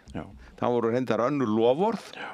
En það að fara þessa leið var algjör óþarfi vegna þess að ef að menn voru eitthvað hræddir við þetta mál, þá var hægt að láta þetta mál sitja. Og þetta á þeim tíma sem að byrjar að halla undan fæti. Nei, það byrjar ekkert að halla undan fæti. Það var ágætt gangur þá. Og flokkurinn með 19 þingmenn og færi reynda 21 í kosningunum 2016. Já, en flokkur sem áður er leiðandi í alþjóða stjórnmálum, hann einangrar sig meira og meir. Hann einangrar sig þarna og svo menn að höfða til þess að það sé ekki nægur hagvöxtur á evrusvæðinu, gott og vel, það getur vel verið að eitthvað staðar hyggsti en hérna við erum bara hluti af Evrópu og það sagði við mig einn ráðherra í ríkisstjórn Geirs Haarde að þegar leitað var eftir stuðning í Bandaríkjunum 2009, 8-9 vegna hruns í fjármálakerfi hér þá hafi bara verið sagt Ísland er hluti af Evrópu, snúið ykkur þangað. Og þannig að við eigum nú meira undir Evrópu heldur en menn reiknaðu með en þetta eru svona þættir sem að hafa farið illa með flokkinn þetta einsmáls þetta nánast þráhyggju þessi þráhyggja áfengibúði sem hann hefur verið minna áberandi núna reyndar og síðan þessi bull umræða og kallast málþóf. Það er þarna fjölda fólk sem gerir sig að hálfvitum og viðundrum með því að bulla og ég skildi ekki þolinmæði þingforseta að bara gangi ekki hreint til verks og nota þá aðferð, eða nálgast þá aðferð sem notuð í umfjöllun þingmála í smáríkismeti Liechtenstein. Því þar er það þingforsetin sem ákveður í upphafi umræðu hvað umræði málið geti staðið í langan tíma og síðan er málið rætt og þingforseti úrskurðar það hver skuli tala næst og skiptir þannig á milli liða og eftir þennan tíma er umræðu lokið. Þannig að svona bull eins og átti sér stað hér á vor- og sumarmánuðum gengur ekki þar í landi og ég held að Sjálfstæðisflokkurinn hafa nú ekki haft neitt ávinning af þessu og þessi þingmenn sem voru duglegastir að er í mínum, þeir stækkuðu ekki í mínum huga og þeir smækkuðu og voru nú smáir fyrir sumir. En voru þessi flokkar ekki bara, eru þeir ekki orðin svo afvegaleitir að þeir kjósa sjálfir formennirnir og svo lína gefin út fyrir þingmennina að í raun bara falla á sverðið í skilyrðislausri þjónkun gagnvart útgerðaröflunum, stórútgerðaröflunum. Hefur ekki bara orðið eitthvað svona lýðræðishalli, er ekki áherslurnar? Það getur vel verið að hafa orðið lýðræðishalli en hérna sko flokkarnir verða aðeins að staldra við og spyrja og telja hvað aðfæra er að baki og til dæmis sko miðflokkurinn er nú fyrirbæriði sem ég skil ekki og virðist nú sko margt vera fullkomin hendistefnuflokkur og nú grípur hann á lofti svona ákveðna útlendingaandúð og vissulega fór hér aðstreymi útlendinga úr böndum og móttaka þeirra hefur sett hér ýmislegt úr skorðum. Já, það bera stjórnvöld líka bara mikla ábyrgð. Það bera stjórnvöld mikla ábyrgð, en þetta var ekki, sko, miðflokkurinn var ekki stofnaður til þess, miðflokkurinn var stofnaður í kringum einn mann ekki neitt. Og ég hef reyndar skrifað 2 greinar, ég hef haldið úti pislum í Morgunblaðinu í 10 ár, frá 2015, þetta er bil 300 pislar og þegar ég hef skrifað útlendingamál þá hef ég fengið viðbrögð, alveg ótrúlega viðbrögð ekki frá einhverjum miðflokksmönnum og öfga hægraöflum heldur bara svona hófsemdar vinstra fólki sem að segir óskup einfallega samfélagið ræður ekki við þetta. Það er alveg sama hvað mikil góðvild er og á þetta hefur miðflokkurinn stokkið og það er líka ákveðin afneitun, til dæmis Katrín Jakobsdóttir segir einu sinni í þingræðu að aðflutning fólks hafi ekki nokkur áhrif á fasteignaverð eða eftirspurn til fasteignum á höfuðborgarsvæðinu. Við höfum náttúrulega þurft að undirbúa þessar breytingar miklu betur. Við höfum jo þurft á þessum höndum að halda og það er náttúrulega bjarga eins og ég þarf ekki að segja hagfræðingum íslensku efnahagskerfi og atvinnulífi og því bara smyrja hjól gangvirkisins frá móti kvölds. En þannig, sko, svo náttúrulega er Reykjavík, sko, mér líka nú illa við borgarstjórnin Reykjavíkur eins og yfirstjórnin eins og hún er í dag. Og einu sinni fór ég nú í eitthvað foringjabrölt hérna á svæðinu og hafandi það í huga að það var svo maður líki nú við fótbolta, það er hægt að tala fótbolta núna þegar þingflokksformaðurinn er fyrirliði í fótboltaliði að hérna það er galoppi mark hér í Reykjavík og gengur ekkert að skora. Nei, gengur ekkert að skora. Gengur ekkert að manna liðið. Og gengur ekkert að manna liðið og svo var nú tíðin að ég þekkti mér nafni alla borgarfulltrúa allra flokka í Reykjavík. Ég hef ekki hugmyndu hverju sitja í hreppsnefndinni í Reykjavík og ég veit að nú alla hverju sitja í hreppsnefndinni í Garðabæ. En er eitthvað að gömlu vinir sem áður sátu þér við hlið á Alþingi þeir bara mæti þér á götu og þeir hunsi þig? Já, þeir gera það. Það er bara þannig. Já. Sumir er nú vísu svo kurteisir að þeir bjóða mér í kaffi en ég hef aldrei fengið kaffið. En hérna, svona í lokinu Vilhjálmur, það er gaman að spjalla við þig. Það er eitthvað nýtt. Hvernig metur þú framtíð þessara tveggja flokka sem við höfum að ræða og þá einkum Sjálfstæðisflokksins? Hvað hérna... Þessi flokkar verða nú einhvern veginn að sko bara, þetta er eins og í markaðsfræði. Sko, hvað er sérstakt við flokkin? Út á hvað á hann að selja sig? Hvert er brandið? Hverjir eru eiginleikarnir? Af hverju ætti ég að kaupa farseðil með flugleiðum frá Ameríku til Evrópu? Af hverju ætti ég að fara á bekk með með sjálfstæðisflokknum eða Fransdánflokknum. Flokkurinn búinn að týna rótum sínum. Hann dálítið búið að, ekki kannski rótum heldur, hann svona búinn að týna sinni sérstöðu sem hann á að hafa og þeim gildum. Í stjórnarskránu tryggt atvinnufrelsi, en með lögum í stjórn fiskveiða það tekið af. Smá kapitalistar í þessu landi, þeir hafa verið miklir stuðningsmenn Sjálfstæðisflokksins. Smá kapitalistar, hverjir eru það? Það trillukallar, leigubílstjórar, sendibílstjórar og iðnaðarmenn og hvort heldur meistarar, sveinar eða lærlingar og slíkir. Og svo þetta alveg upp úr og það eru flestir formenn Sjálfstæðisflokksins hafa nú haft eina og sömu menntunina og en þannig að flokkurinn verður ekkert inn í fjandanum að ef hann ætlar að lifa, það ekkert segir það að flokkur verði eilífur. Sko ég hélt nú að þessi ljóðlín eða ljóðið hans Steinar kommunistaflokk Íslands in memoriam á leiði hans blaktir bensíntunna frá British Petroleum Company væri nú kannski eiginlega út í bláin en nú hefur arftæki þessa flokks, það verður ekkert það vilst að vinstri grænir eru arftæki kommunistaflokksins, sósíaldaflokksins, alþýðubandalagsins, að þetta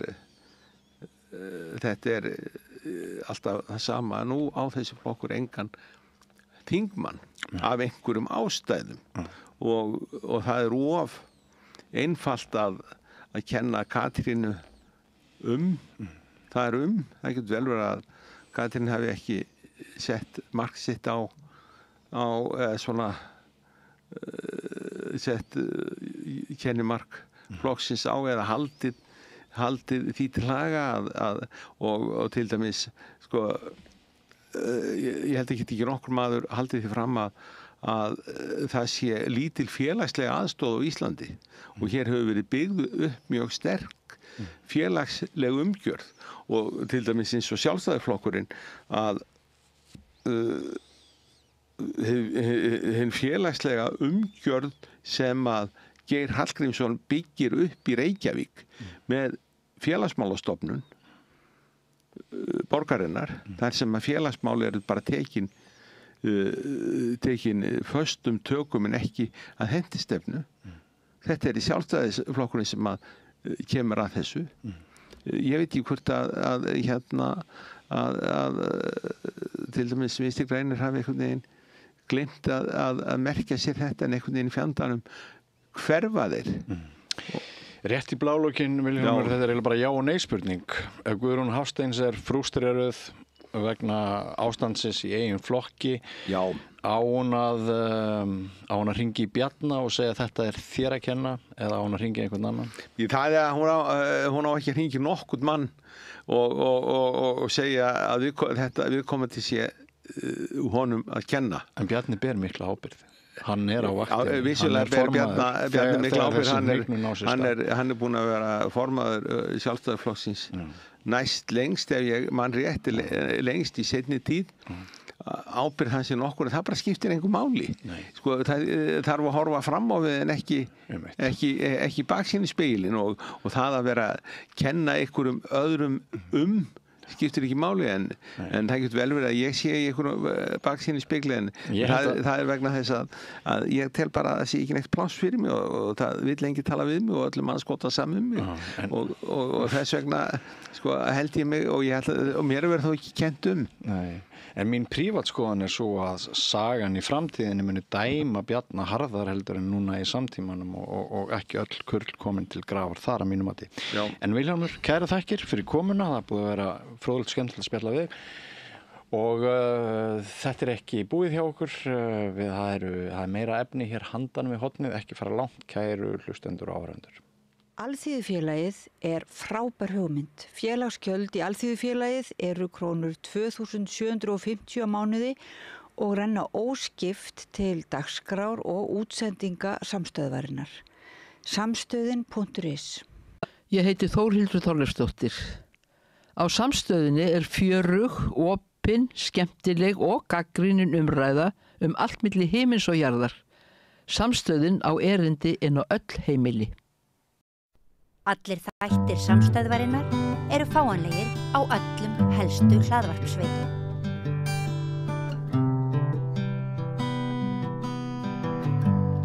Komið sæl aftur og velkomin að Rauðaborðinu. Ég heiti María Lilja og hér eru við borðið nokkrir mótmælendur sem eiga það sameiginlegt að hafa orðið með beinum eða óbeinum hætti fyrir ofbeldi vegna málstaðar síns. Verið velkomin Margrét Baldursdóttir, Helga Ögmundar og Daniel Þór Bjarnason. Takk fyrir. Takk. Það fer náttúrulega ekki fram hjá neinum hverju þið hafið verið að mótmæla. Það er þetta bara þjóðmorðinu á Gaza.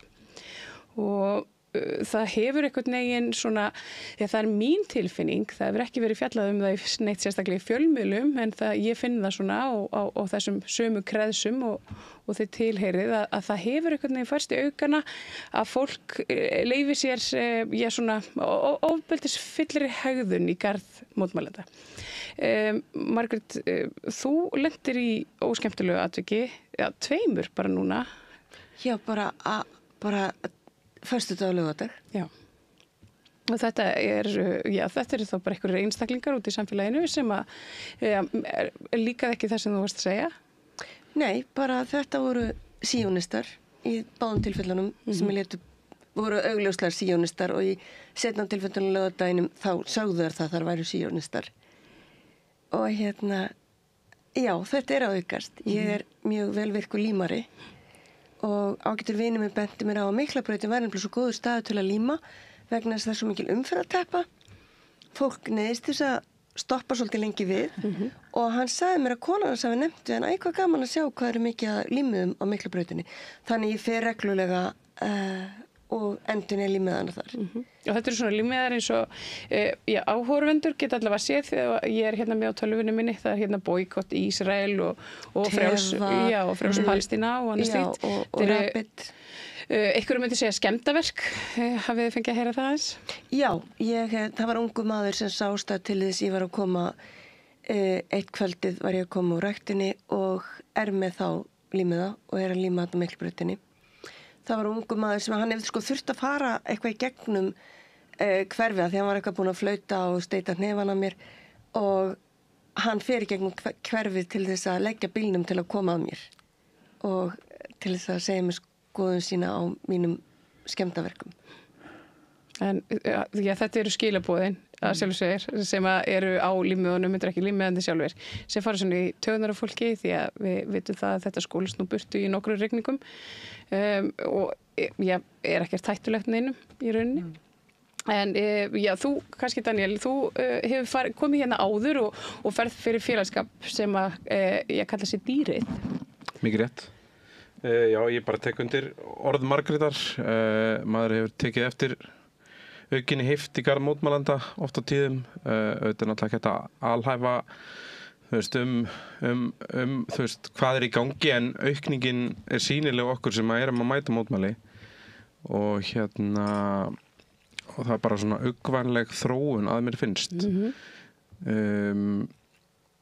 Þetta blandar þá kannski líka einhverju leyti inn í orðræðu í fjölmiðlum sem að mér finnst vera orðin heldur neikvæð á köflum. Í garð mótmælenda. Í garð mótmælenda, í garð málstaðsins. Af hverju? Það er ekki eitthvað sem ég svona átta mig fullkomlega á af hverju umfjöllunin er í þá áttina en ég er svona velti fyrir mér einhverju svona ákveðnum klikkbeitum hjá ákveðnum miðlum. Ég tekið til dæmis eftir því að heimildin er svona farin að vera að mér finnst svona argari út í mótmælendur og umfjöllunin er neikvæðari þar, bara ef ég tek einn miðl sem dæmi og eins og við vitum þá því fleiri komment á miðlana því meira engagement fá þessir miðlar og heimildin sem stendur höllum fæti heldur hún sé svona grípi þetta tækifæri ég átta mikið á því ekki hægt að fullyrða það en það er svona maður veltir fyrir sér mín augu allavega svona sjá það að umfjöldinu þeirra hefur verið töluvert í áttina að svona neikvæðum fréttum mótmæli þau tala eflaust hlutleysi í sínu fréttaflutningi en ef við tölum atvik sem að Margrét og Helga lendi í síðastliðinn föstudag að þá eini fréttaflutningur frá þeim degi í sambandi við mótmæli fyrir framan utanríkisráðuneyti fána Palestínu sem fór þar á loft og samstöðinni já en engin miðill taldi það fréttnæmt að ráðist hafi verið að mótmælendum með hjólalás að vopni. Akkurat. Mér langar til að nefna einmitt sem ég þótti mjög athyglisvert. Það var þegar það ríðast á mér hérna á laugardeginum þar sem ég bara, miðaldra konan var bara að líma sniðgöngu límiða fyrir málstæðin. Að þá fyrsta sem var hrópað að mér varst það þú sem að límdir á Ormsson? Já. Það var fyrsta sem hún sagði við mig. Það er það einmitt og það fyrsta setningin, varst það þú sem varst að líma á Ormsson og þá hefur mitt bara þar einmitt verið að vitna í fréttaflutning aðgerðir mótmælenda þannig að þetta greinilega að fá lesningu og þetta að fá klikk það var ansi áhugaverður tónnin í þeirri grein mitt. Ég hjó eftir því sérstaklega að því að þarna var talaði mikil skemmdaverk og þetta hefði verið hryllilegt tjón og þetta var svona, þú veist, húseigandinn sem hafði verið í viðskiptum við þá sem að hagnast á þjóðurmorði hann svona barmaði sér í fjölmiðlum og það var einhvern veginn ekkert mótvægi. Nei. Þú hefur tekið eftir þessu líka, Helga? Já, sko, hafandi verið alin upp sem mótmælandi, ekki svona kristin mótmælandi heldur, alltaf með kjaftin opinn, þá, sko, ég veit ekki, ég man bara í gamla daga þegar maður var að, yppa sig einhverstaðar í einhverjum göngum eða, þá náttúrulega var mjög oft áttum að fótum fyrir að launa sko. Ég hafði myndið orðað því þegar við vorum hérna föstudeginum að nú var ég ekki alveg færum að hlaupa ef að kæmi einhverjir sem að ógnuðu okkur sko og eiginlega í þeim töluðu orðum þá kemur þess að hjólinu með hjólalásinn. Sko ég veit ekki, við erum búin að vera núna í næstum 2 ár og ég svona fór að setja í stærra samhengi og lögregluofbeldi náttúrulega líka hluti af þessu og það normaliserar svolítið ofbeldi gegn þessum vandræðagemsum sem að tala fyrir Palestínu og tala fyrir Gaza og það svolítið verið að gefa tónin, já þú veist það allt í lagi að láta þetta lið heyra það og jafnvel lúskra svolítið á því sko. Eins og helviti stýrinu. Já, þannig að, og ég minna við erum búin að, það er náttúrulega búin að vera mótmælið þar sem að lögreglan hefur beitt alveg verulega grófa ofbeldi. Og einmitt og ekki verið sakfellt fyrir. Nei, nákvæmlega, þannig ég held að þessir virku í athugasemdum sem að einhvern veginn eiga meira af sviðinu, þessu opinbera rými sem mótmælið fara fram í. Ég held að þeir líti bara svo á að þau bara, ekki bara megi heldur eigi að setja, eins og maður segir á vondu máli, setja okkur på plats sko. Þannig að það er svona eins og afmennskunin hafi einhvern veginn svona hægt og rólega svona, hún sé farin að hafa áhrif.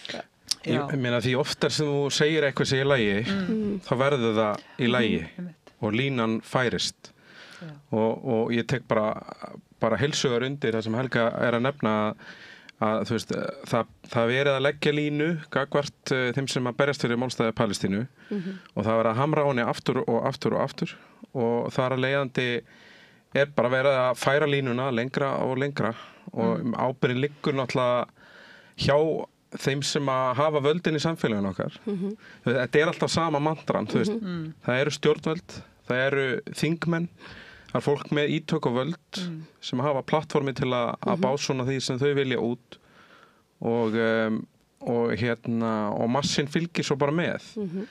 Þetta er bara mjög einföld starffræði ef maður á að nota eitthvað orðið utan að þetta og Það er alltaf eitthvað svona hundaflauta Já. og svo koma fjölmiðlarnir og svo massir fólkið eftir. Og þá allt í einu svona fer þessum einstaklingum eflaust án þess að ég geti sett mig í hugarástand þeirra sem að er að beita ógnunum og ofbeldi gagnvart mótmælendum, þá fer þeim bara líða eins og þessi að berjast sko bókstaflega fyrir einhverjum málstað sko og við vitum það náttúrulega öll að ofbeldi er náttúrulega bara aldrei í lagi.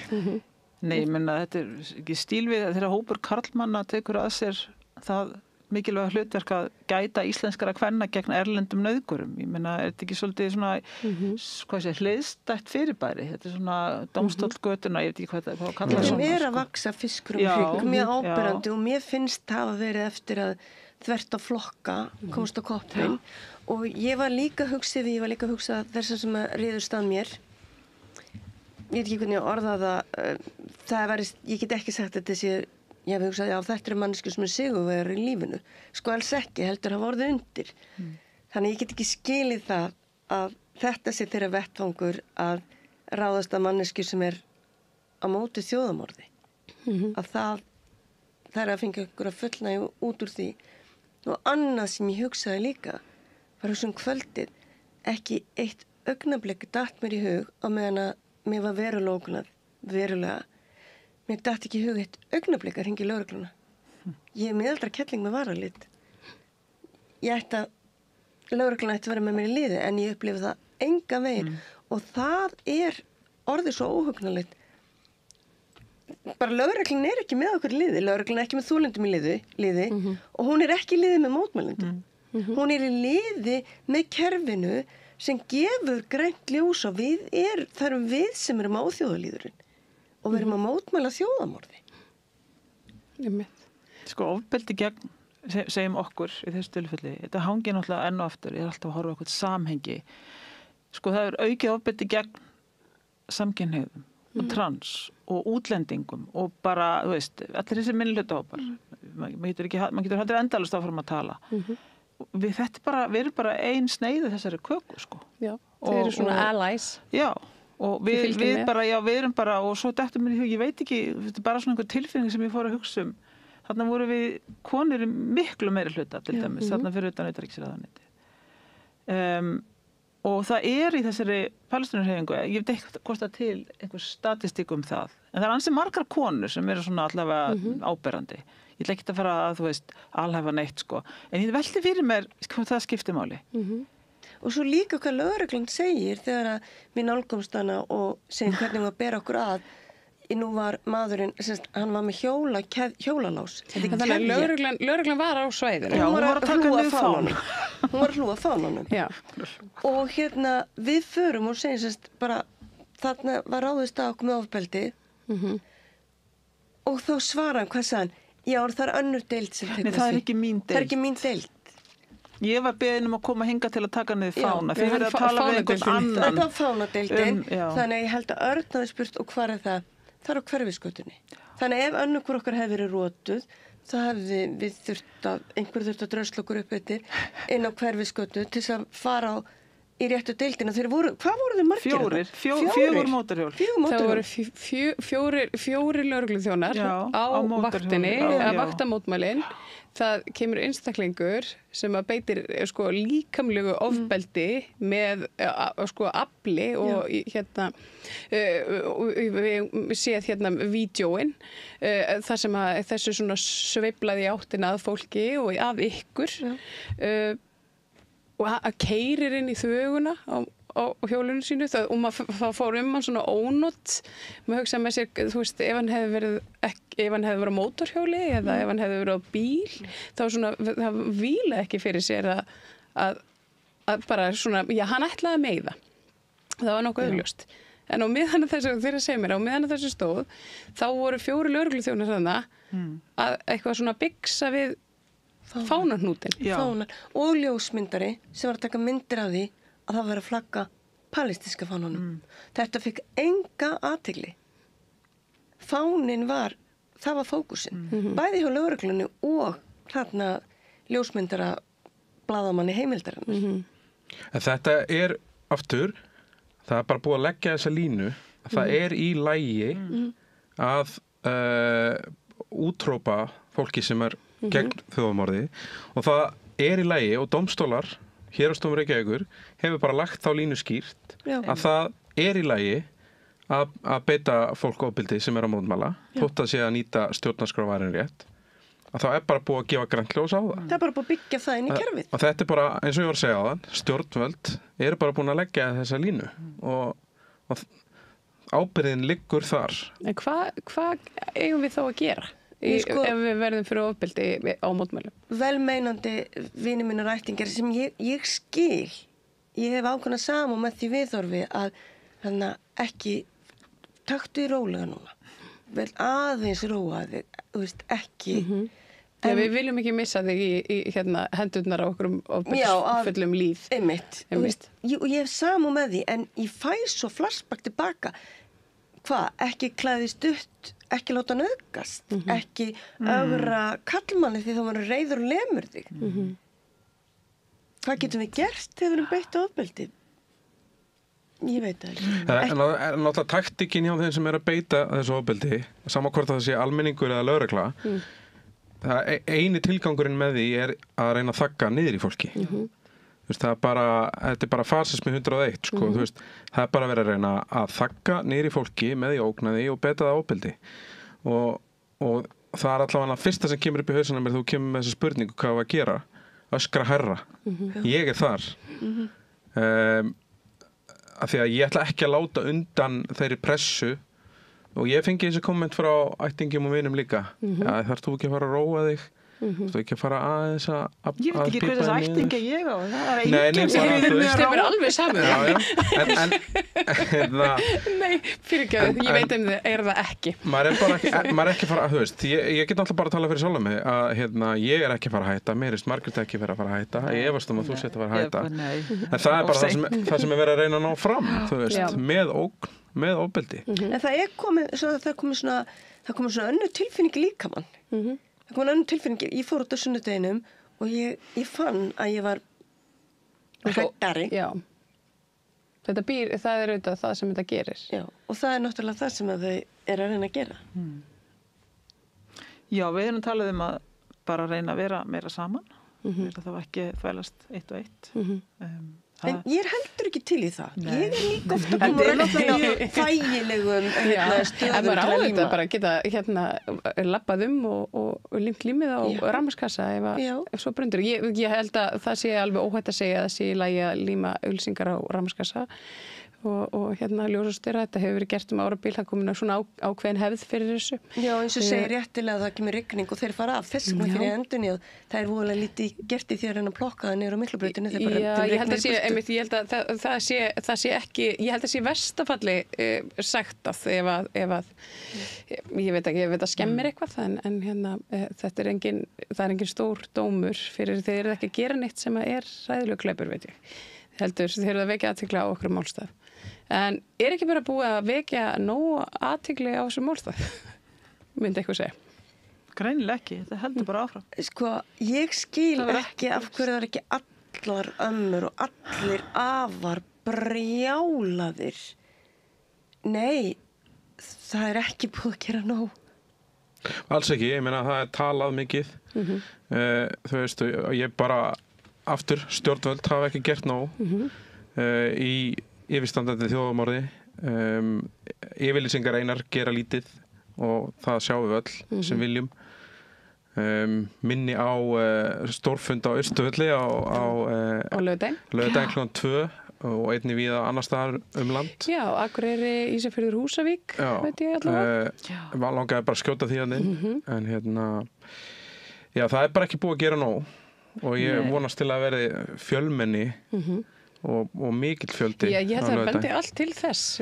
Mér sýnist það svona á öllu að það verði, þetta er auðvitað fjöldaganga, þetta er þjóðfundur.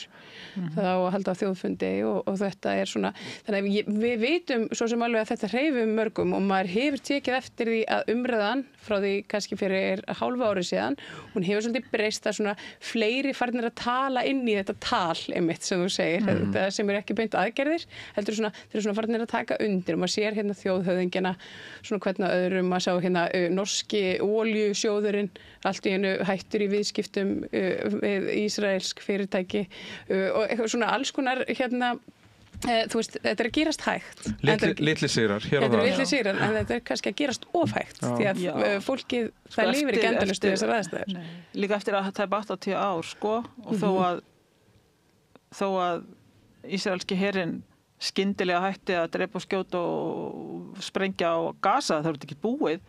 Vesturbakkin er bara fullu verið að útrýma fólki þar líka og það er engin Palestína eiginlega verða til lengur, sko. Það að segja nema bara hjartan á okkur og já, ég meina, þú veist, þetta er rosalega mikið framöndan sem að, ég hugsa að maður get alveg bara orðið mjög gamall og við höldum bara áfram þarna.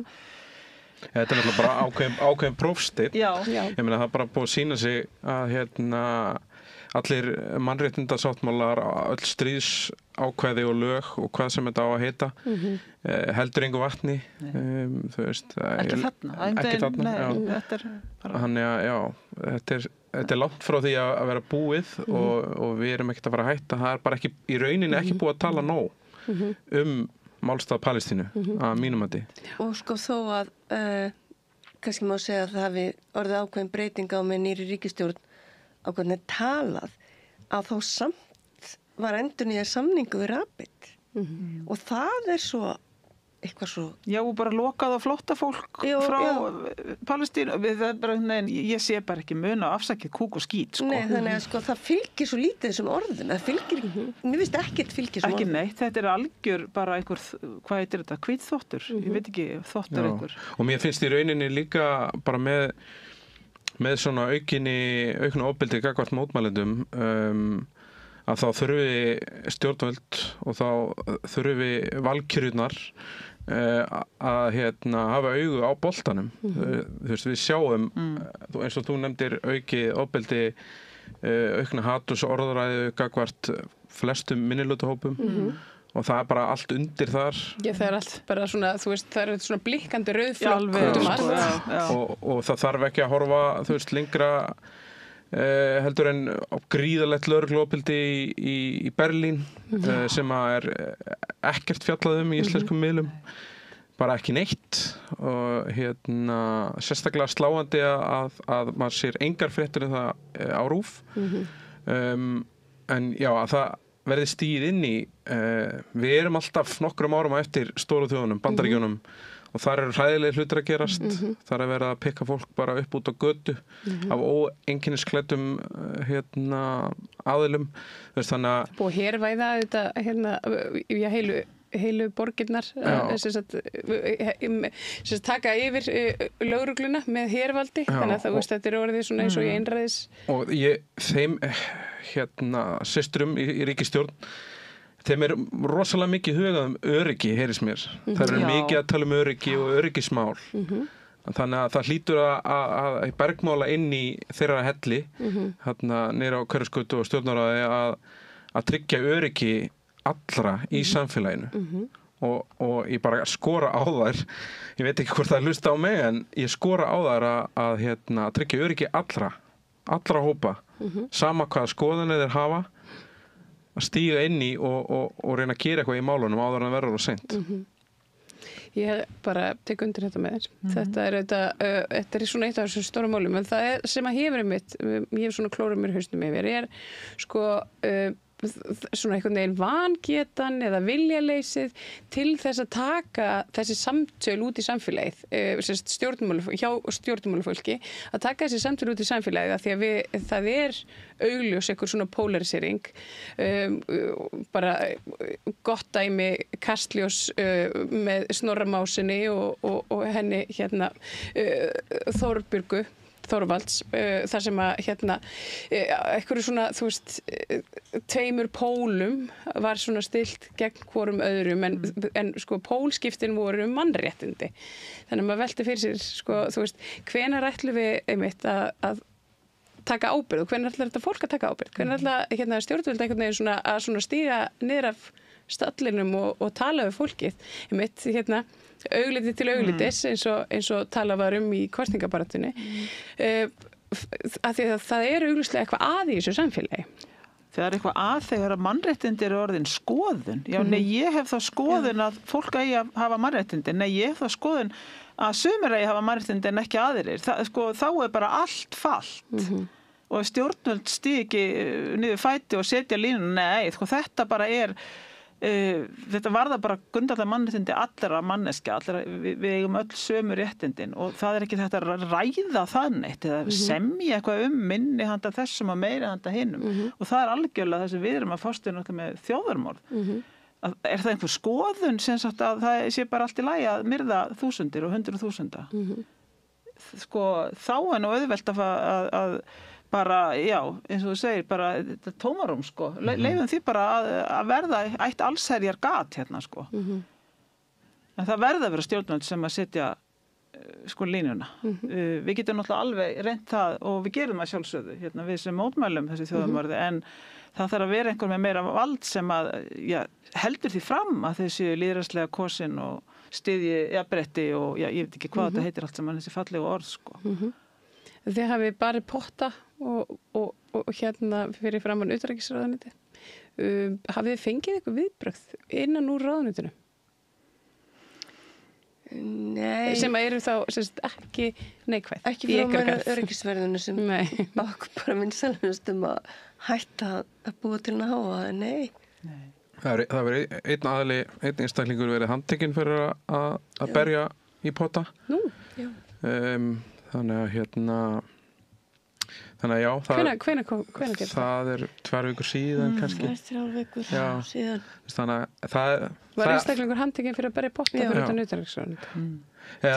Nú þurfum að segja mér að ég hef ekki þetta. Ég vissi allt. Einstaklingur, var ég ekki búin að segja þetta? Nei. Ég, Marja. Einstaklingurinn komst inn á samt öðrum gesti sem var að fara inn og þess að beri potta þar fyrir innan. Já, ég sé að annar einstaklingur fór með inn. Svo tilkynnt þarna, kemur öryggisvörðurinn og segir biður okkur að fara út. Og við ætlum náttúrulega ekki að fara út. Þá segir hinn einstaklingur við mig, það verður hengja lögregluna, ég tek þetta, farðu út. Þannig ég fyrir út og taka þetta upp. Og ég held að sé alveg bara mér alveg óhætt að segja það. Að þá mitt var mér líka mjög brugðið. Þá koma þarna tvær ungar lögreglumanneskjur fara inn til að handtaka hann. Ég veit ekki hvort þið séu búin að sjá myndbandið. Jú, ég sé það. Og það var líka aðfarirna þar. Það var líka eitthvað sem að svona efski kynni, ég hafi haft eitthvað tröst til lögreglunar. Það var alveg pottið og þá fór það til gluggann. Þetta voru mjög, ekki sammála með það, þetta voru mjög grófar aðfarir. Þessi manneski var ekki að steytast á móti, hún bara lít sér svona að vera þunga og detta niður, hendur hún og teknilega handjáttuna aftur fyrir bak og báðir þessir einstaklingar, það lögreglufólk, settu fæturna hnén í bakið á þessum finlega ekki svo stóra eða sterklega byggða einstaklingi. Settu fæturnar í bakið til handjáttuna og gerðu þetta mjög ruddalega. Og það spólast líka upp bara hjá mér það sem að Helga var að nefna áðan að því ég hafði í rauninni ekki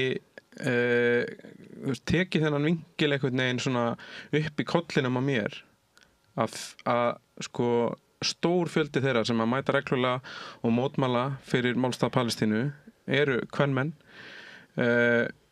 að því sem ég allavega hef vitneskjum og hvort aðferðarnar séu meiri að hendi lögreglu eða annara í samfélaginu hvort að það sé vegna þess. Ég veit ekki, mér finnst þetta bara mjög áhugaverður punktur hjá þér. Óþakkar konur eru náttúrulega hafa lengi farið í taugarnar og mörgum í samfélaginu. Það kannski aldrei verið vinsælar. Nei, það hafa ekki verið vinsælar. En það er aldrei leiðilegt hjá þeim. En maður sér það líka bara í aðförum lögreglu að mótmælendum með þess að gjarnari að grípa í einstaklingar sem eru að öðru kyni en karlkyn.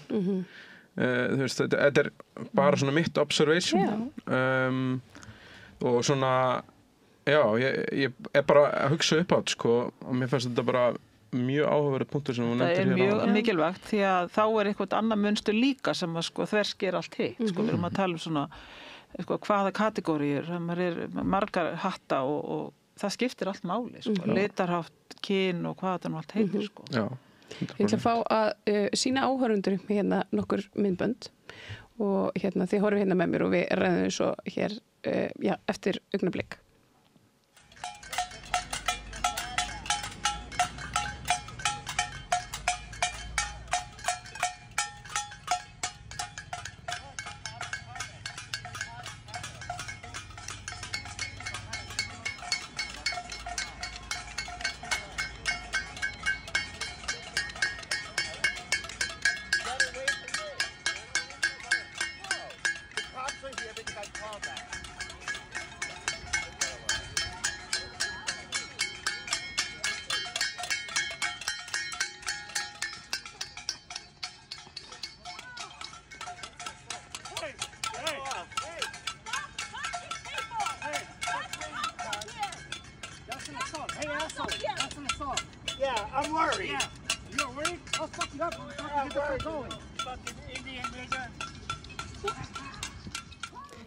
Já, þannig sáum við myndbönd sem voru tekin á vettvangi þegar að maður veitist að mótmælendum, ykkur tveimur meðal annars.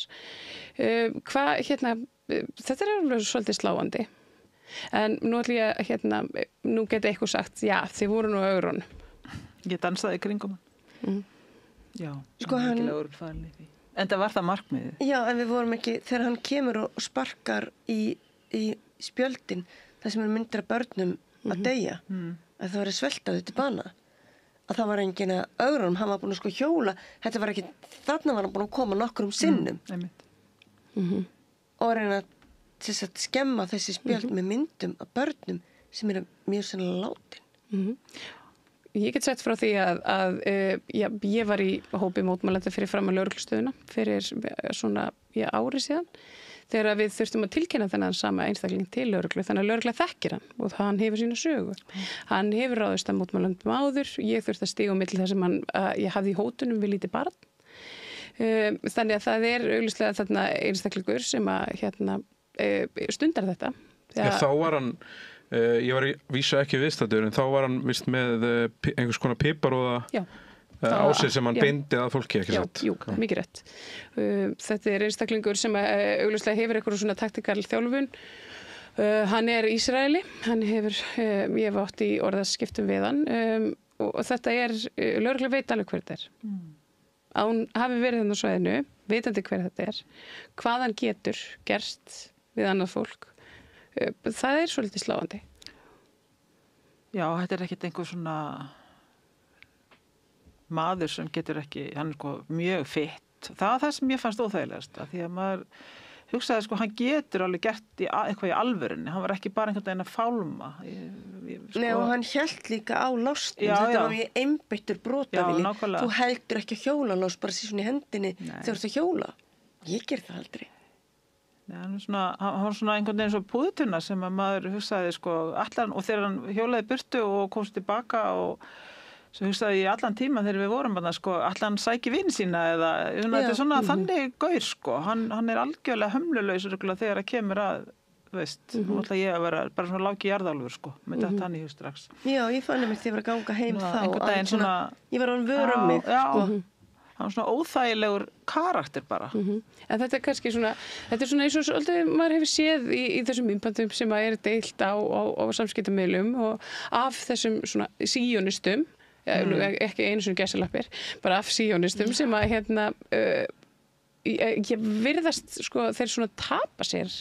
Já, aggressjónin er rosaleg og þegar þú segir að hann sé Ísraeli þá er hann vantanlega búin að vera í hernum, gegna herþjónustu. Við erum öll búin að sjá að allir sem vilja geta séð myndbönd af hvernig hermenn koma fram með til dæmis palestínufólk og bara, jafnvel bara túrista. Þannig að þá fer ég að skilja þessi svona holling og svona einhvern veginn svona, hvað heitir þetta á íslensku að vera svona entitled Hann bara átti þetta rými og við vorum bara fyrir honum. Ég sé þetta pínu öðruvísi ljósi eða verra ljósi og þessi bandaríski ferðamaður sem við spjöldum svo aðeins við þarna eftir sem stóð bara og var að tala við okkur og svona spekulera. Ég spurði hann, ég sagði hann eitthvað við, það er ekki að hafa þetta eftir það sem hann sagði við mig. Og það kemur í ljós að hann náttúrulega... Það er einstaklingur sem var hann að... Já, svolítið dökkur sko. Einmitt, og það heyrist aðeins í myndbandinu einmitt, það segir ennorðið og svona. Já, nákvæmlega, hann sagði, sko, ég bara... Og mér fannst það næstu því verst, því að skammast mér alltaf fyrir að fólk skuli ekki geta komið hingað sem ferðafólk í bara rólegheitum og kurteisi og fá svo eitthvað svona yfir sig. Þá varð ég bara jálið, sko. En eigið þið vona á einhverju núna á laugardaginn, það verður auðvitað stór fundur, haldið þið að lögregla verði með mótmælendum í liði eða haldið þið að þeir verði einhvern veginn ekki með einhverju liði? Lögregla er aldrei með mótmælendum í liði, ekki bara á Íslandi, heldur bara alls staðar annars staðar í heiminum, þannig að ef maður bara svarar því hreint og beint út. Þeir hafa verið lögreglan sem sagt að við gerða byggingar fyrir mótmæli, en ég gerir bara fastlega ráð fyrir því að þeir gera það aftur á laugardaginn. Gerir þau Austurvöllin af? Já, mér finnst það svo sem alveg líklegt, en bara aldrei er lögreglan með mótmælendum í liði. Það er bara staðreynd. Og það er ekkert að fara að breytast á laugardaginn.